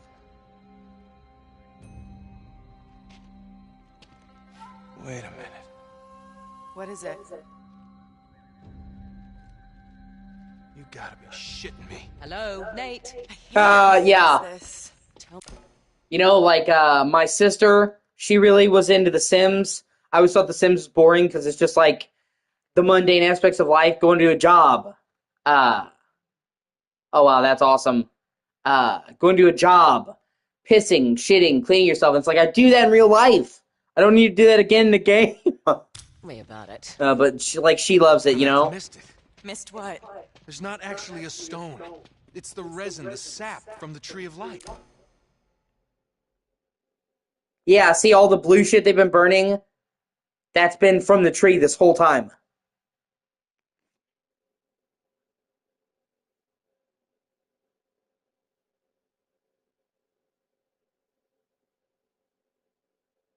And for me, when a game is super realistic, I kind of get bored because it's like I play games to do stuff I can never do in real life. So if it's just like real life, it's like Why? And it just doesn't really interest me. Some people prefer games to be ultra realistic. It's not me. I mean, I don't need it to be like Looney Tunes. Just, I want to. Like I said, for me, gaming is about the escapism. That being in another world, a fantastical world. When playing Nathan Drake, jumping through huge ruins and getting into big gunfights and shit like that. Something that I'm not gonna do. Like when I play racing games, I'm not really interested in the sim racing games like Gran Turismo. That's as true to real life as possible. I like games like Midnight Club where I could go at 300 miles an hour and do a sick jump over a fucking skyscraper.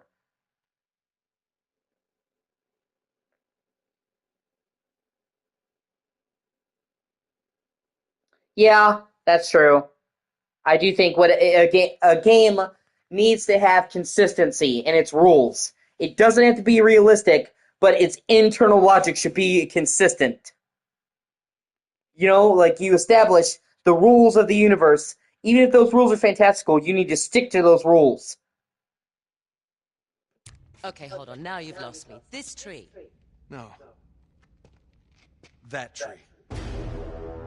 Yeah, look how big that tree is.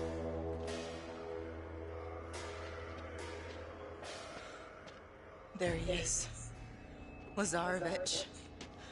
Lazarevich! He's headed to the tree. Oh my god. The black teeth. What? The black teeth on those guardian things and the bodies in Borneo.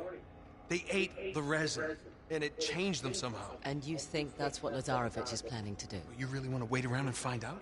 Bravo, Sherlock. Well done. Flynn? Jesus. Oh, Harry. What's the matter, mate? Disappointed Lazarevich beat you to it? I'm afraid you just missed him. That's funny, he made the same joke I did. I'd stay behind and wait for you to come join my little party. What are you talking about? Maybe that's what old Soren wanted all along, eh? He's cleverer than he looks. Oh, we can still stop him. Elena, don't. No, we can help you. Sorry, love. This isn't a movie. And you're not the plucky girl who reforms the villain and saves the day. It's just not done like that. Flynn, listen to me. Parting gift from Lazarevich. Pity he took the pin. Get back! Elena! Yep, Flynn decides to blow himself up. No. Oh my god. Helena! Okay, you're gonna be Oh okay. god. Come on, we're gonna get you out of here. She got injured. Stop, Lazarevich, go! Not a chance. Come on.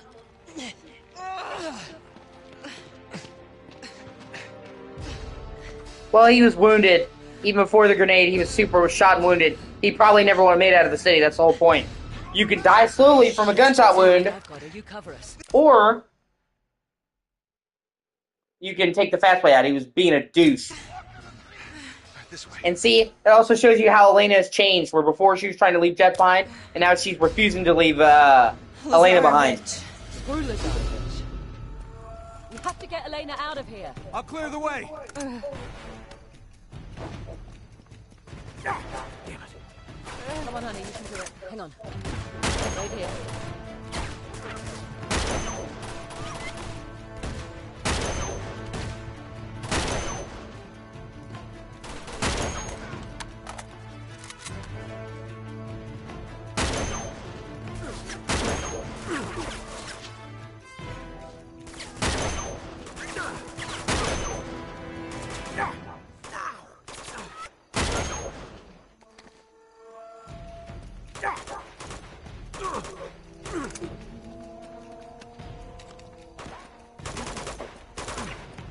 Yeah. Keep moving. You can do it. That's hilarious, but also fucked up.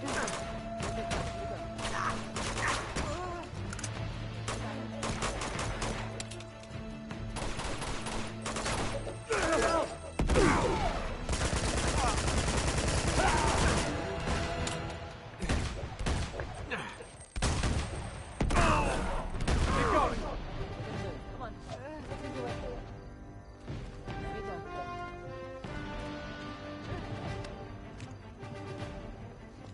Come on, let's step over this. I think that's the last one.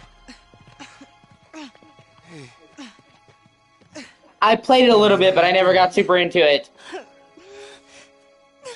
I technically have it on 360. It's backwards compatible for Xbox One. You just hang in there, okay?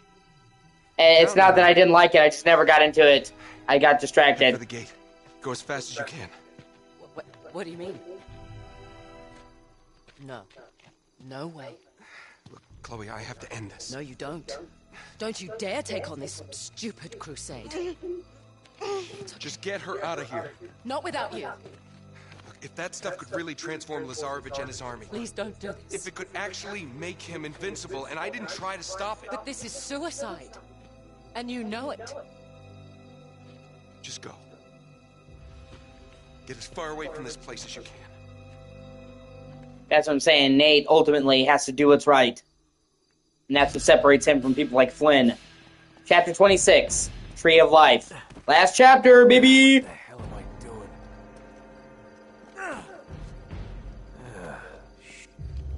doing?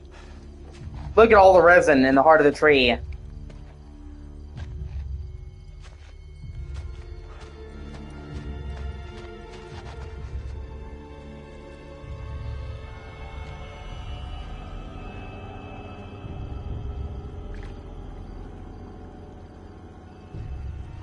Ah, that's cool. That is cool. Drink the tree jizz.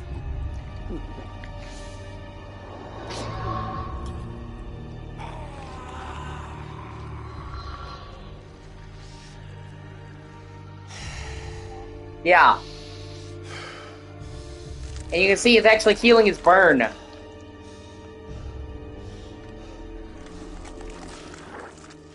What the hell? Drake. Drake!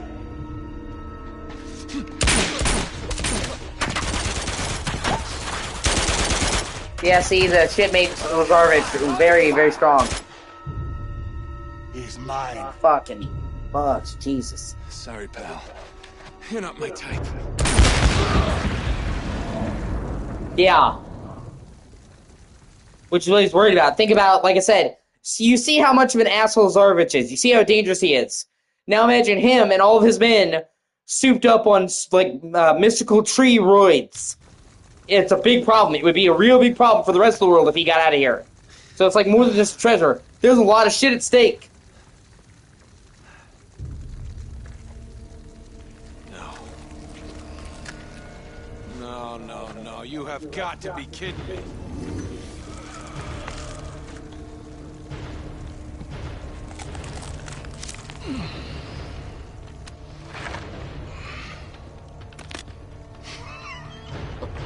Oh, shit.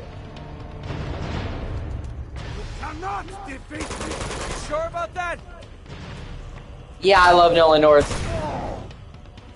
When it comes to male voice actors in video games, I feel like the big four is Nolan North, Troy Baker, Roger Craig Smith, and Yuri Lowenthal.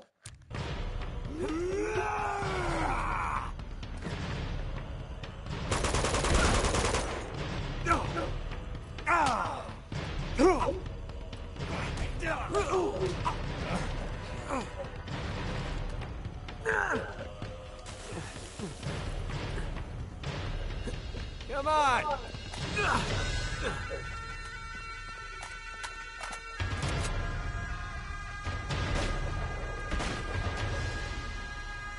Coward! No! You think you can stop me?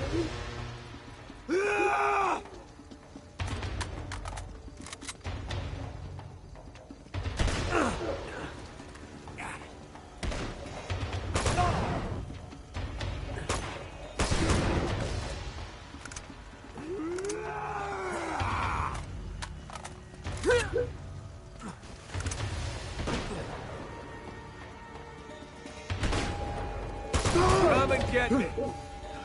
Bring it on!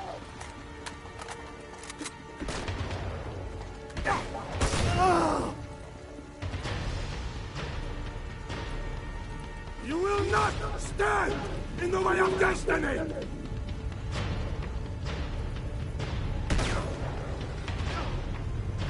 Yeah. Well, I mean, it's because, you know, he didn't want to risk this bullshit. He was afraid of becoming like them. You know, you see what long-term exposure to that shit does to you.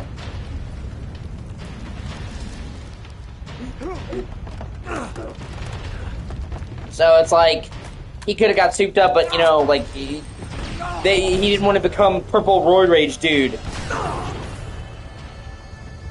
Yeah, that's a general vibe I got as well. They don't explicitly say that, but it kind of makes sense. Like, at first you're normal, like you see Lazarevich, but then you turn all purple and roid ragey. So, Nathan probably didn't want to risk any of the complications that came with that, so he just, fuck it. Yeah, exactly. You ever seen, like... Yeah, Bioshock. I love Bioshock. You think you can stop me?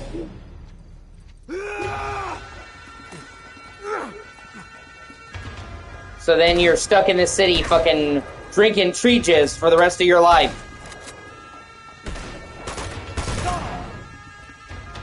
Bring it on! Yeah, it looks good. That's on the list.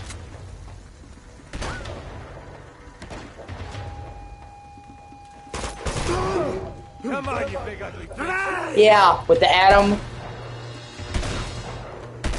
One of these days I have to introduce Sammy to Bioshock. She's never seen any of the games. I love the whole series. No! Also, a hot take. You will not stand in the way of destiny! Hot take, but Bioshock Infinite is my favorite Bioshock. I know a lot of people hate on Infinite, but I fucking love it.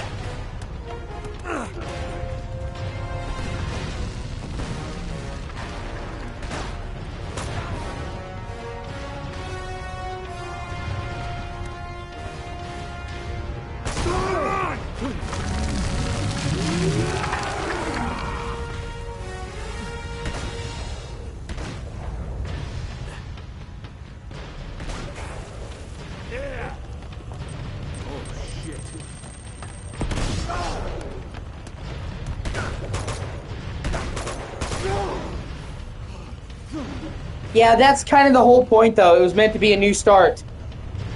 Because Bioshock 2 is just, honestly, almost exactly the same as Bioshock 1, and it didn't have the appeal. So, like, they tried to do something as far away different as possible. But I love the idea of a city in the sky and the colonial fucking 1913 vibes. I fucking love the look and aesthetic of Bioshock Infinite. I really do. And I've said it before. You're going to die here. I've said it before, but I'm not really into a silent protagonist. Shit. I never have been. It's supposed to be like a blank slate that makes you invest in the character. I'm much more invested in a character that talks, so I much prefer Booker DeWitt to a silent protagonist.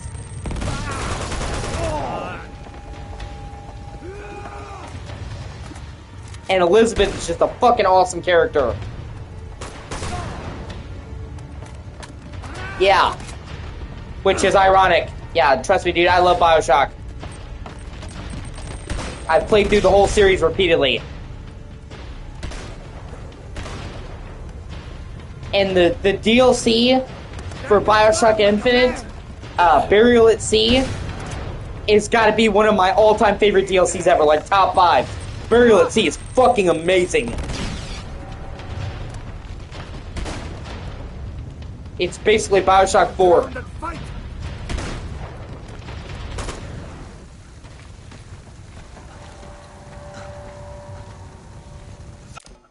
There's still a ton of horror stuff with those fucking weird horn dudes. Woo! Like, that part scared the shit out of me. And yeah, I hope to introduce Sammy to the series one of these days. I think she'd like Bioshock. There's so many, like, the last time that Sammy was into gaming was, like, with GameCube. And then due to things that I can't really get into, she kind of got away from gaming for, like, 10, 15 years. So it's not that she's against gaming, she's just, like, coming back into gaming. So there's so many things that I want to introduce her to. but there's so little time because she has a busy life and a schedule. Bioshock 2 is good. She has a busy life and a schedule, and she's a mom. So it's like there's so much I want to show her. So little time. I want to show her this and this and this. It's like I add to the fucking list. So it's not like I like. There's so many things I want to show her. Like Sammy told me, for example, she loved the Witcher show, and I'm like, oh, if you love the Witcher show, you will fucking die for the Witcher 3. But then that's like a 200-hour fucking rabbit hole. And it's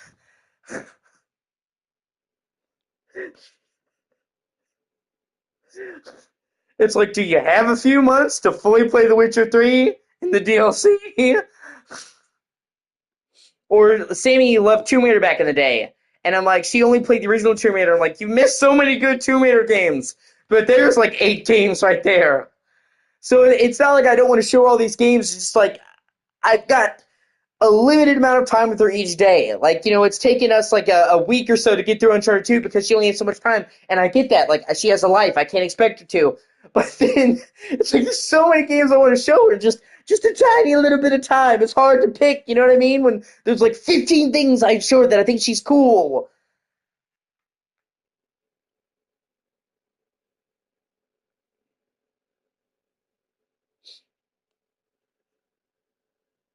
Yeah, exactly. That's what I'm saying. The only thing that was great about the Witcher show was Henry Cavill. They wasted him, and they started out with season 1 was pretty decent, The Witcher, and every subsequent season got worse and worse and worse, and they got farther. Oh, that's great. See, that makes me that you said that. It's so great. Fun fact, Sammy, since you mentioned Red Dead Redemption and Alan Wake in America both came out on my birthday. Red Dead Redemption and Alan Wake both came out on May 18th, 2010. So I think that that's super fucking awesome that 2 of those games that I love both came out on my birthday. And I say that because they came out in different times in different regions, so they probably only came out in America on my birthday, but that's still super fucking cool. Oh, that's great, man. And yes, Red Dead Redemption 2, once again, it's so fucking great. Red Dead Redemption 2, there is literally no game like it, Sammy. Like, you think Red Dead Redemption 1 is good, and of course it is good. I love Red Dead Redemption 1. Red Dead Redemption 2 makes the first game seem like a fucking proof of concept. I have put over 200 hours of my life in Red Dead Redemption 2. I have played the fucking shit. I will show you, Sammy, and I will show you guys in the group. I have pictures of me and my dad at the midnight launch of Red Dead Redemption 2 at launch night. We both went to the midnight release at GameStop, and I have pictures of us together smiling while holding our copies of the game. It's great. It's one of my favorite pictures. And I'll share it with you guys in the group, because it's a great memory. And I can say I was there fucking day one. But like I said, but then again, Red Dead Redemption 2 is so fucking long that, like, I want to show it to Sammy over 100 hours, bare minimum. Especially if I'm taking the time to do the side quests and the strangers and explore the map and doing all the miscellaneous shit that pops up. Just the story in Red Dead Redemption 2 is like 75 hours. That's not an exaggeration, Sammy. The main story in Red Dead Redemption 2 is long as fuck.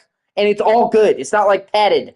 I can honestly tell you, usually in every Rockstar game, I'll like the games, but there'll be one mission I hate. Like in San Andreas, it was the fucking airplane missions with Zero. Those fucking sucked. In GTA 4, there was a couple of missions where they were like super long and had no checkpoints. But I honestly loved like every single campaign mission in Red Dead Redemption 2. I cannot think of one mission where I'm like, I didn't like this. So even though the campaign is like 75 hours, it's long as fuck, it all felt amazing. And the fact that they managed to make that campaign as long as it is and not feel padded out is fucking insane. Yeah, Cyberpunk. I think Sammy also, there you go. Ha, it's funny. It's funny, 83. I think Sammy would love Cyberpunk. But then that's ungodly long. That's 100 hours, 200 hours to do all the fucking side quests and shit. So, like, there's so many things that Sammy missed that I want to share with her, that I want to introduce her to, but there's only so much time. Uh, so I have to be very careful and pick and choose, you know? Yes, I did. It's great. But that's when it's like, there's so much. You know, and I love sharing it with Sammy. But there's not enough time in the fucking day. You know, like, it's taken us like a week to finish Uncharted 2, and Uncharted 2, I love it. It's not even the longest game. It's a decent length. But that's because Sammy's busy. And I'm not saying that in a way that's disparaging Sammy. I want to be very careful about that. She has her own life going on. She's got kids to raise. She's got all this stuff she needs to do. So I'm thankful for whatever time I can spend with Sammy. That's not saying, like, oh, she's not showing up enough. She shows up as much as she can. And I'm so thankful for every bit of time I get with her. But I'm just saying, there's so many games I want to share with her, and there's not enough time in the fucking day. Uh, I'll have to think. It's been so long I forget the details of the quest. I'll look into it. It's been several years since I played it. I remember Death Row, but I can't remember all the details. Uh, yes. Yeah, that's a very true statement, Sammy. It's very well put. I am definitely in it with you for the long run. Like I said, this ring is more than just a ring. This is a promise. I want to fucking marry you, and I want to never let you go. Oh, yeah. Okay, yeah. Yeah, that's fucked up. Uh, like I said, Sammy, I love you. I want to spend the rest of my life with you. And yeah, there's a lot of stuff to catch you up on, and thankfully, we have the rest of our lives to do it. That is a very good point. Uh, I, I can, even if it takes us 100 years, we'll catch up on all the stuff that you missed, and I'll be happy to do it right there with your side. It's very true. Said, I love you, and this is not a fling. You're not a fling to me. I am in this with you for the long haul. I love you to death. I want you to be by my side forever. Like I said, I truly believe, Sammy, that with you, I found my person. The person that I love, the person that I want to be with forever. I talk to you almost every day. See, yeah, that's what I'm saying. Other people would think that's stupid. But for me, that's amazing. Like I said, we're both inside people. We're introverts. We just like to get in our little cubby hole and stay there.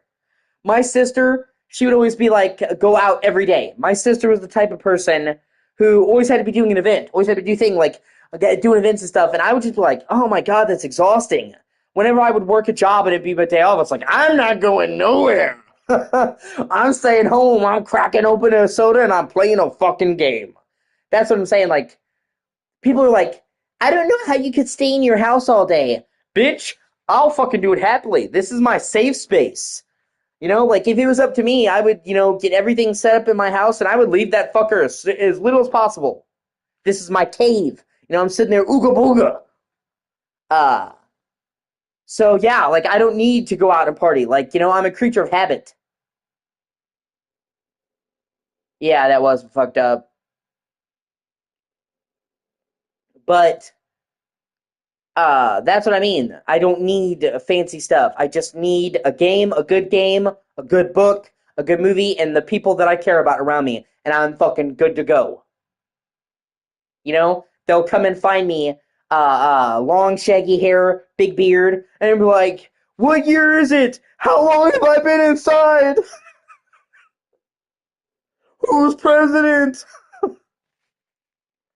Because, like I said, like, if I didn't have to leave the house, I wouldn't. And, like, me and my sister were total opposites in that way.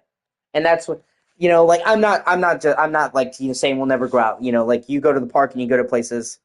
Yeah, I definitely would go with you and do that stuff. But I'm saying I'm a homebody. Uh, I don't need to go out all the time. Some people need, like my sister, and other people need to be doing something constantly, going to events, playing that. I don't. Uh, God, what a nosy cunt. That's so fucking rude. Somebody who you don't even really know to tell you that you need to go outside more? Like, fuck you, lady. God. You were more polite to her than I would have been. I would have told her to stick it. Like, you're just living your fucking life, you're having a good time, and then that's so fucking rude. And if she's an older lady, you'd think she'd have better manners than that. Like, I would never do that. God. I'm sorry that happened to you. That's just stupid. Ah, it's funny. It's funny too. Grass? The fuck is that? Yeah, God, I hate people like that. I'm sure we've all fucking known people like that, Samantha. Most people have. That one person who has to have their nose in everybody's fucking business. Then it's like, hey, how about you handle your own shit? I've known people like that that need to get into everybody's business. And it's like, don't you have anything better to do with your life? It's like, do you have so little going on in your life that you need to be fucking balls deep in my fucking life? Hop off my dick, bro. God. You know? Like, I can't stand nosy people. And there's a difference between being nosy and being interested. Like, I will ask people lots of questions. I will meet somebody at the store or wherever else I go, and they'll have like yeah, God, that's, and then reporting on you. Oh my God, I would smack that bitch. Fucking narcs, man. I can't stand nothing more than a fucking snitch. Oh God. Uh, yes, exactly. Thank you. But if I run into somebody like has an accent I've never heard, I will ask them questions about their life, like, "Oh, where are you from? I've never heard that accent." That's not me trying to be nosy and intrude upon their life. That is me having genuine curiosity. There's a difference between being curious, being inquisitive, and being nosy, trying to get dirt on people. One, I think, is admirable, one to learn and learn stuff about cultures, and the other is being a fucking asshat.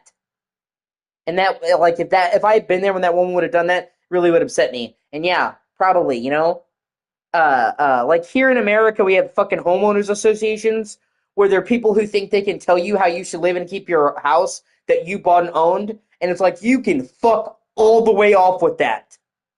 I bought my house. I'm gonna keep it how I want to, so you can fucking. Oh, that's cool. I get what you mean. Because they think that you're being this, they might be concerned you're being a bad mom, and anyone who knows you knows you're a great mom.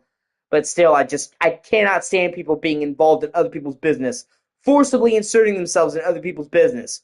Go fuck yourself. Like I said,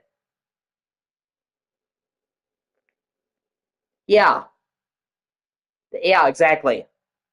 I've had people in my business trying to help me, like asking me questions about my OCD, and of course, the first fucking question they go to is, "Do you hear voices?" Yeah. Okay, Sammy, I gotcha. Uh, they're like, "Do you hear voices?" And it's like, did you not hear me? There are plenty of mental conditions where you hear voices, but besides the fact that that's a tired old trope where they just assume that everybody who has mental illness hears voices, okay? It's like I told them I have OCD, and it's like if you knew the first fucking thing about OCD, you would know that we don't hear voices. And it's like I just fucking told you. So thank you for trying to help me and then proving you don't know fucking shit. And as a kid, it would always irritate me because that would be the good thing. Do you hear voices telling you to do things? No, okay. I just have the compulsion to wash my hands 5 times. Leave me alone. And that's no offense to you, Rhea. I'm just saying, like, oh, any mental illness. Oh, do you hear voices? Like, I just get really tired of that being the go-through, especially because, like I said, anyone who knows fucking shit about OCD knows that it doesn't involve fucking voices. So it's like, You just literally told me that you literally know fucking diddly dick about what's going on with me, but you're trying to help me, and it was a real big pet peeve of mine. Right? It's like, do you see dead people? Do I look like fucking Haley Joel Osment? Do you see Bruce Willis? No, I don't see fucking dead people, okay? You want to see dead people, watch The Sixth Sense. Sixth Sense. Like, seriously. It's always the same cliches, and these are people who think they know better. You know, I'll never forget it. Sorry, I'm going on a tangent. I used to work at CVS, at a CVS pharmacy, back before my leg and my back. A lot of people, they're fucking rude. I used to work at CVS pharmacy before my leg and my back got to the point where I couldn't work anymore. I know I look fine, but I'm trying to get disability. My leg and my back are fucking awful. And it got to the point where I could no longer hold down a job. I'd be hobbling at work, and I couldn't get it done, and they fired me. So I eventually, begrudgingly, decided I need to get disability. So disability is like my practical solution while I'm trying to make my streaming take off. So like, streaming is my dream. Disability is the fallback because I tried over and over again to get a job I could do, and I just couldn't. So after years of trying and not having money come in, I'm like, okay, fine, I gotta go for disability. My leg and my back is fucked up, and then I have OCD and mental problems. So, yes, exactly. Uh, Nobody wanted to hire somebody who couldn't do physical labor and had mental problems. I tried over and over again before I finally went to OCD. So people hear that and they see me and they think, well, you don't look disabled. You're just lazy. And they don't see the pain that I have. Like, yeah, oh no, I'm so lazy. Wait till you see when my leg is having a bad episode. I have good days and bad days. My bad day where I can't fucking walk hardly. When I'm hobbled over because my back's fucked. And then imagine asking me to do a lifting and down my back. After we have groceries and I lift down and do the whole grocery order because we shop weeks in advance, I can't hardly fucking walk afterwards. And by the way, with all the stuff that I have wrong with me, I do all the physical labor around my house. My mom and my dad have physical issues of their own, and unfortunately, they're a lot worse than me. I've talked about it before. So all of the physical labor in this house gets done by me. So taking out the trash for the whole house, me. Walking the dog. My mom has an emotional support dog, Soka. Really beautiful dachshund. I love her. Uh, but she can't take her out, and I promised my mom when I got her that I would take her out, so I walk her. I try to walk her at least once a day unless I'm sick. I got away from it because I was real ill like a couple weeks ago. I got a flu and it was fucking terrible. But I'm getting back into walking her now. I walked her earlier this morning. If family has laundry that needs doing, I do the laundry for the whole family. I get the mail for the whole family. I go to the store to get whatever my mom needs. I go across town, across the city to get my mom's medicine. She has medicine for her disability. Uh, that is across town. Only one pharmacy fills it. So I have to go across to the other end of the fucking city. Jesus, I'm so sorry. Uh, to get my mom her medicine. I help get my mom what she needs around the house. When my mom needs to go to the doctor, I help get her wheelchair and I help push her to the driveway to get into the Uber. And the last time my mom didn't have anyone to go with her, I went with her to the doctor and spent that day with her. Normally my dad goes, but at the time he couldn't request time off work, so I did. So people who think that I'm lazy do not see the fucking shit that I do for my family. Even when it kills me. Like I said, my leg and my back are fucked. So, uh, bending over kills me. And bending my knee. Once I stand up, I'm okay. But it's the clenching my right knee in particular, in and out, that hurts. And bending over. So when I do the groceries, that's what I'm doing. I'm bending over and coming up to get the groceries over and over again. And by the end of it, I hurt so bad I can hardly walk. I'm sitting there fucking hobbling. But I do it because of family. So, like, people who see me and they think, oh, he's lazy. They don't see the fucking pain that I go through. Like, people assume that if they can't physically see your disability, that you don't have physical problems, and it's fucking bullshit. Like, okay, let me record me fucking sitting there wobbling and my pack being in pain. Yeah, sorry. Yeah, I have to walk the load down the block to another building. It's not in the building. We don't have an in-line laundromat. Everyone in the apartment complex uses it. So when I have to take clothes to laundry, I have to get a big-ass black garbage bag that's filled with clothes, and I have to carry that out the building, up the stairs. Yes, most of the time in the middle of the night. I have to carry it out of our building, down the hallway, onto the street, down the road, cross into another building, down the stairs to get to the laundry. So just getting the fucking laundry to the building takes a lot of work. So I'm sitting there literally carrying it up multiple stairs to do everybody's laundry, not just my own. Because I only have a couple of clothes. Sammy's got me a lot of clothes, and I love her for it. But I don't have that many clothes. So it's mainly when I'm doing laundry, doing my mom's clothes, my dad's clothes, my aunt's clothes, stuff like that. So that's me taking one for the team for my family, even though carrying that across my back fucking kills me. So, like, those people who think that I'm lazy because they can't physically see my disability, they don't see me literally breaking my ass every day for my family. Yeah, it is wrong what they did to you. I'm sorry. I'm not ignoring you, Ria. I saw everything you were saying. I was just trying to finish my sentence. When I start on a tangent, I need to finish it or it fucks with my head. Like, that's kind of how my brain is hardwired. I saw what you're saying. It's terrible what they did to you. It's terrible for somebody to think you're a threat when you just suffer mental illness. Yeah, exactly. Uh, uh, they always assume you're dangerous when the vast majority of people with mental illness are not dangerous at all. There's only a tiny bit of people, like 1% of people with mental illness, that are violent to others. Most people with mental illness, if anything, hurt themselves. They're not a danger to other people, but we're all lumped in, and we're all soon to be fucking crazy. Oh, we might snap. I've never hurt anybody, but every time people hear about my OCD, they think I'm dangerous and mentally, oh, I gotta watch out, he might hurt me. And it's painful. It's painful to have people think that you're some kind of animal in a cage. Like, oh, he might snap. Oh, I don't know what he'll do. When you don't want to hurt anybody.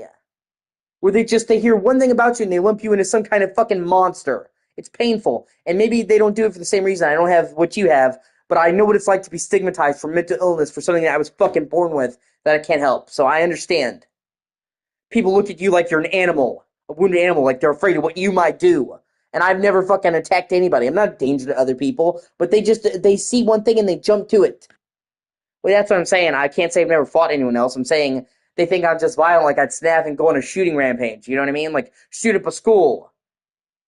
When I was younger, people thought I would do that, and I'm like, what the fuck is wrong with you? But that's what I'm saying. Some people see me, and they see me gaming, and they see that I'm young, and they can't physically see my disability because my leg on the surface doesn't look fucked up. Uh, and they just assume, oh, he's just lazy, and they don't see. Basically, the cartilage in my right knee is gone. It's like bone against bone in my knee. Okay? So when I'm walking a lot, it is ungodly fucking painful to bend my knee. It's bone grinding on bone. It's terrible. Yeah, exactly. But because you can't see it, oh, I'm just making it up. I literally, when I used to work, because it's gotten worse, and it got to the point where I couldn't work anymore because, like, I think I pushed it doing jobs and, made it worse. I used to be working a job, and after, like, half of my shift, I would be hobbling, and I would have customers come over to me when I worked at Walmart and say, are you okay? Because I was sitting there hobbling, and, like, day in and day out, it fucking killed me. And then it got worse, and I just couldn't do it anymore. But even now, I help my family, like everyone in my family. My aunt, my mom, my dad, the dog, the cats.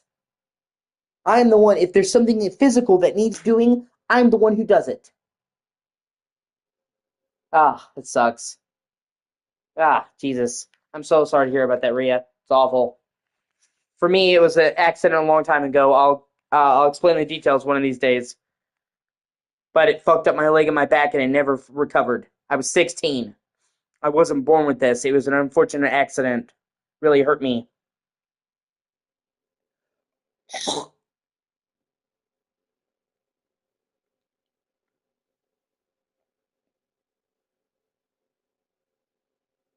Yeah, exactly. That's what I said, And that's, I'm not trying to make it about me, Ria, but I think it's funny, that people try to say that I'm racist or sexist or bigoted They assume that about me, and it's like, yeah, I'm so bigoted that one of my best friends is a black trans person. Fucks. That fucking sucks. I'm sorry.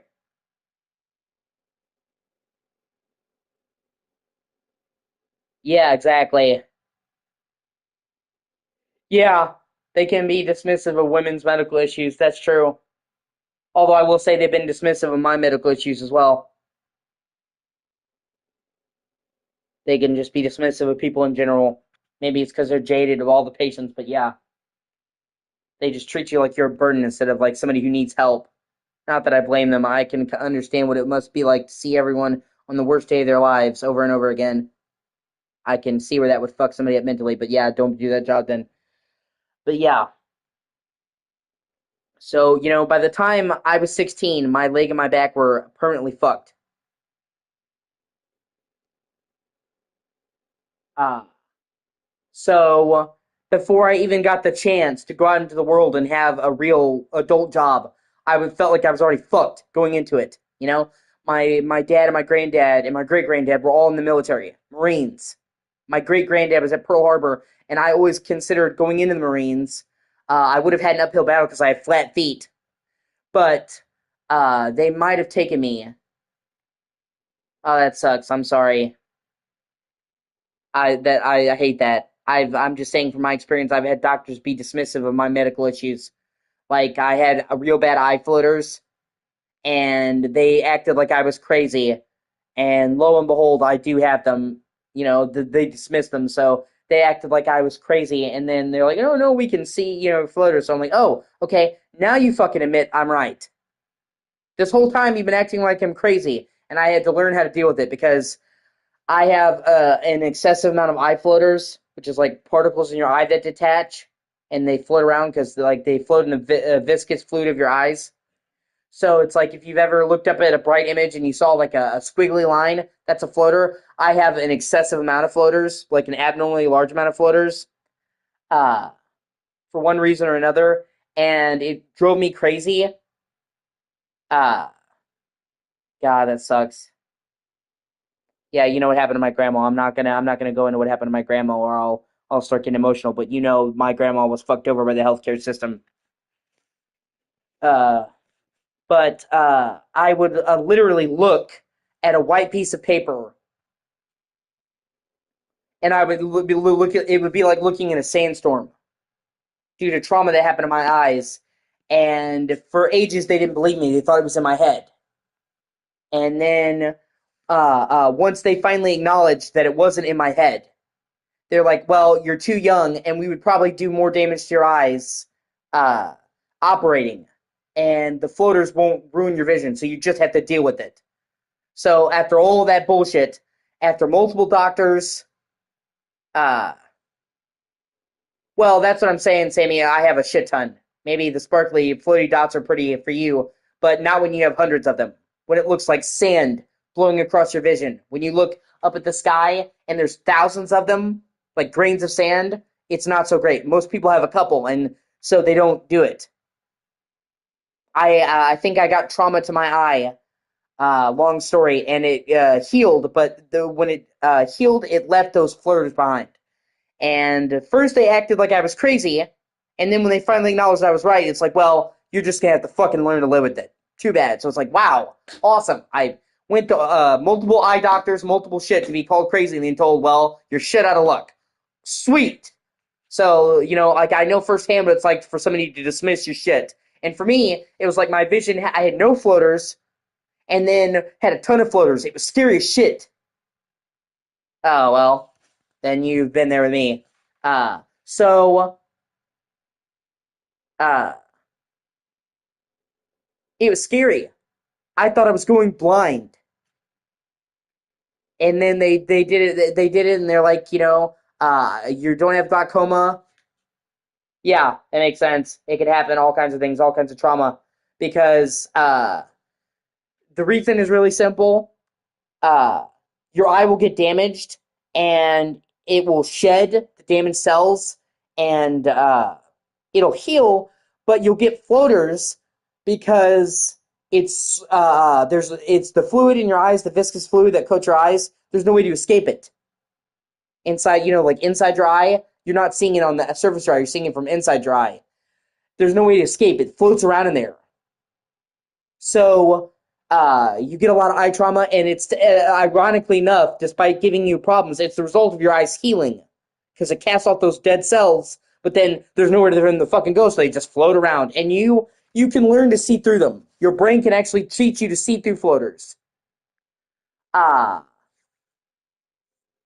it's a hard, and it's sort of like you can see the wrong thing, and it's like no, so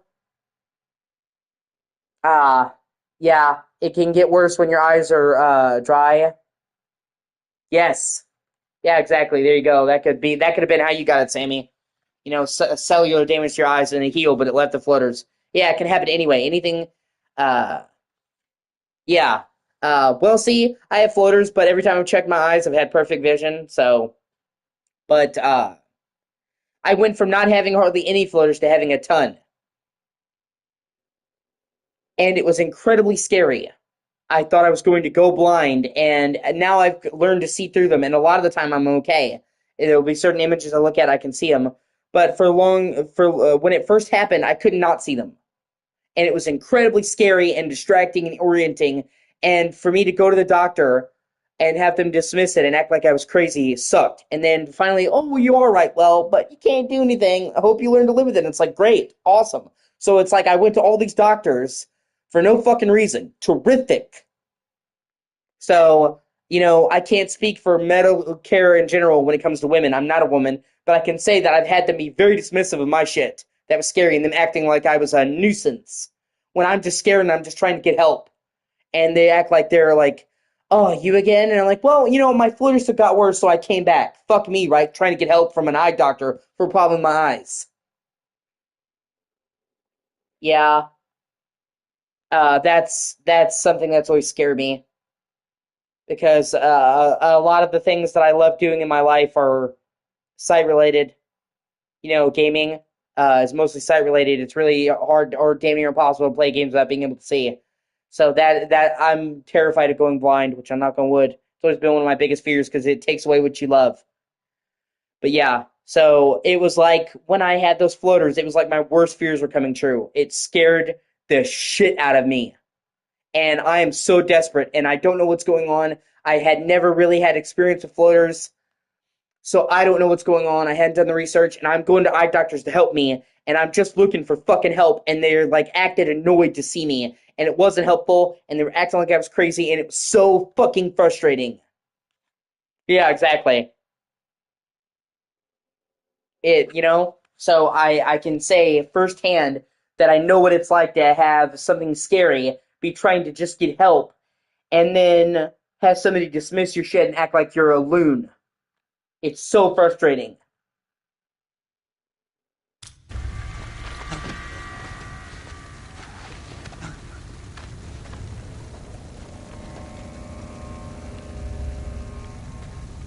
You think I am a monster?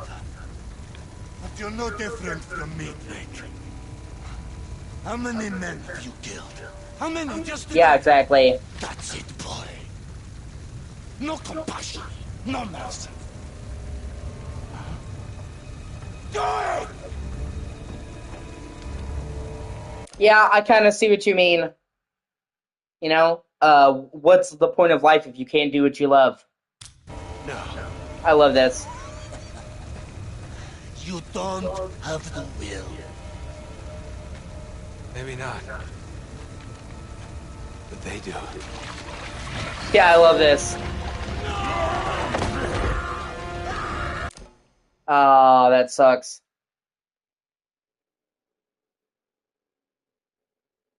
Yeah, what was it, glaucoma?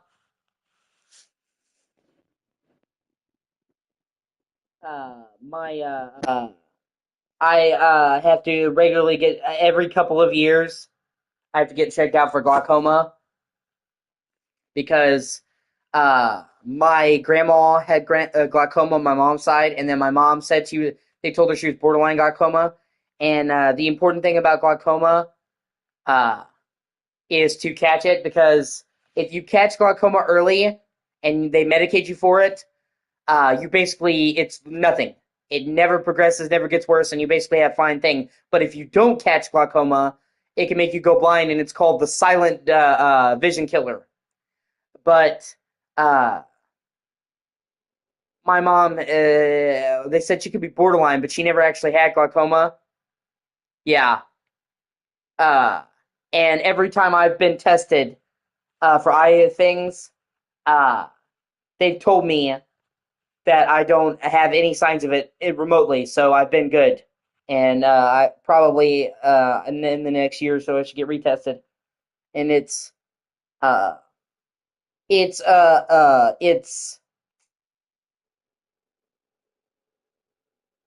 it's one of those things where it just because it's hereditary doesn't mean it has to be. So, I don't have any issues with it. I might never have issues with it, knock on wood. But just be safe every now and then I go to the doctor and get it checked out. But yeah, so far I'm fine. Yeah.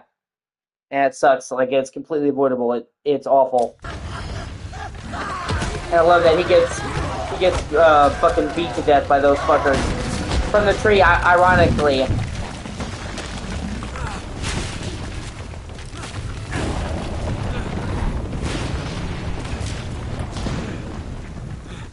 Holy shit. yeah.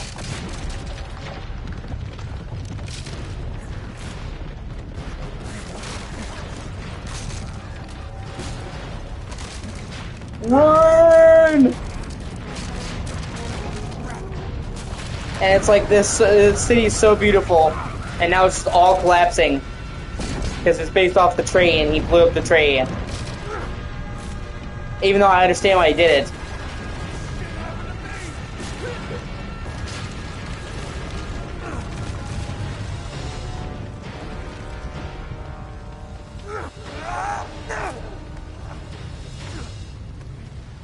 Ah, Jesus.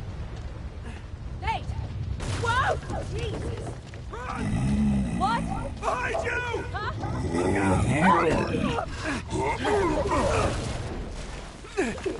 Hang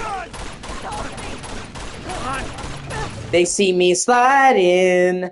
They hating. Roger's trying to catch Nate sliding dirty, trying to catch me. No!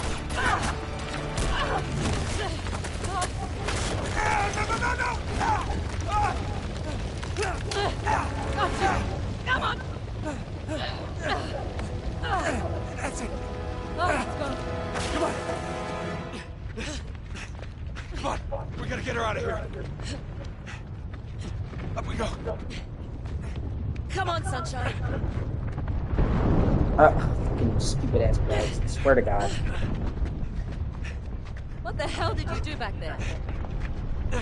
Oh, you know, save the world. Blew up the city, saved the world. You got her? Damn it, we gotta move faster. Here. Let's go.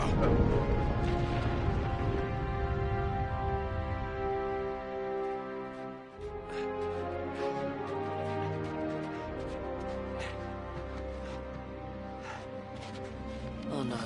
Lena. Oh God, no. Lena, hold on, all right? Just hold on. Come on, stay with us. You're gonna be okay, all right? You're gonna be fine. You're gonna be just fine. I'm sorry Lena, about that. Don't do this. Elena.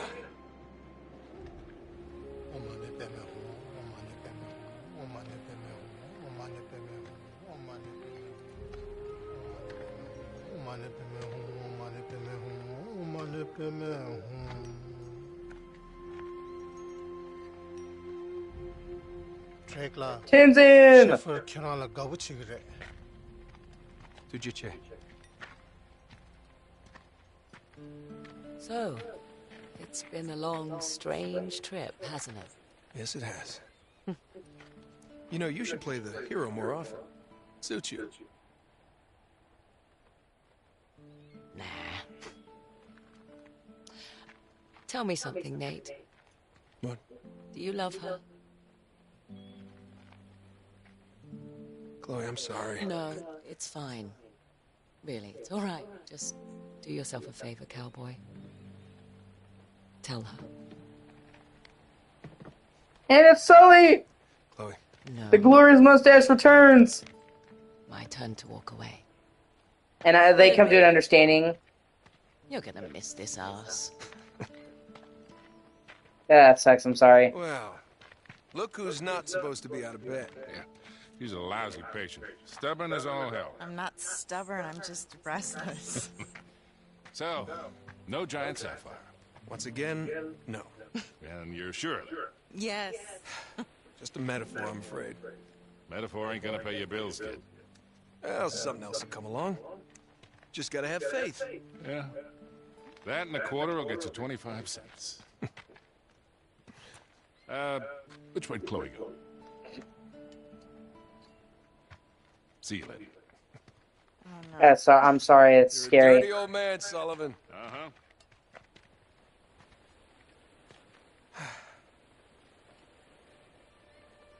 You did good, Nate. Yeah, I love Rhea. She's an awesome person. She's one of my best friends. She's always been good to me. I think he'd approve. Yeah? Mm-hmm. So where do we go from here, huh? I don't know.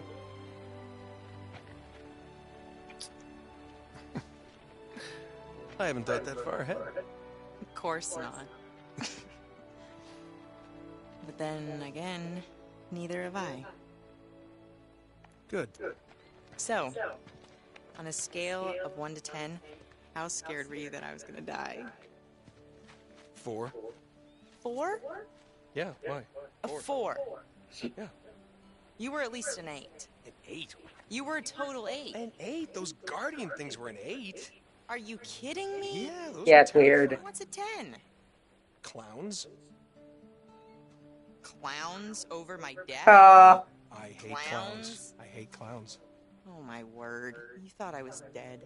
No. No, you thought I was No, gone. no. Yes, you did. No, I saw had you all shed along. tears. You shed a bunch of them. Tears? Mhm. It was raining. No, it was not. You were unconscious and it was It raining. was totally sunny out and you were bawling. It wasn't sunny. You were I unconscious. love that. It's such a sweet, wholesome way to end the game, with them sitting there looking out over the sunset and her giving him shit over crying when he thought she I died. kept your tears in a jar. I have proof. I'll give you 5. How's that?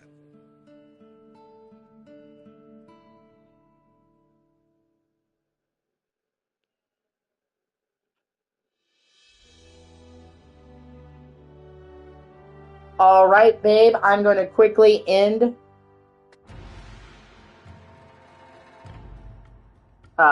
this part, and I'm going to start a new part with Uncharted 3. We're going to start the beginning of Uncharted 3, baby. I love you. I'll be back, and I will tag you guys all when I do it. This stream has already been super long, so I try to break it up into more manageable chunks.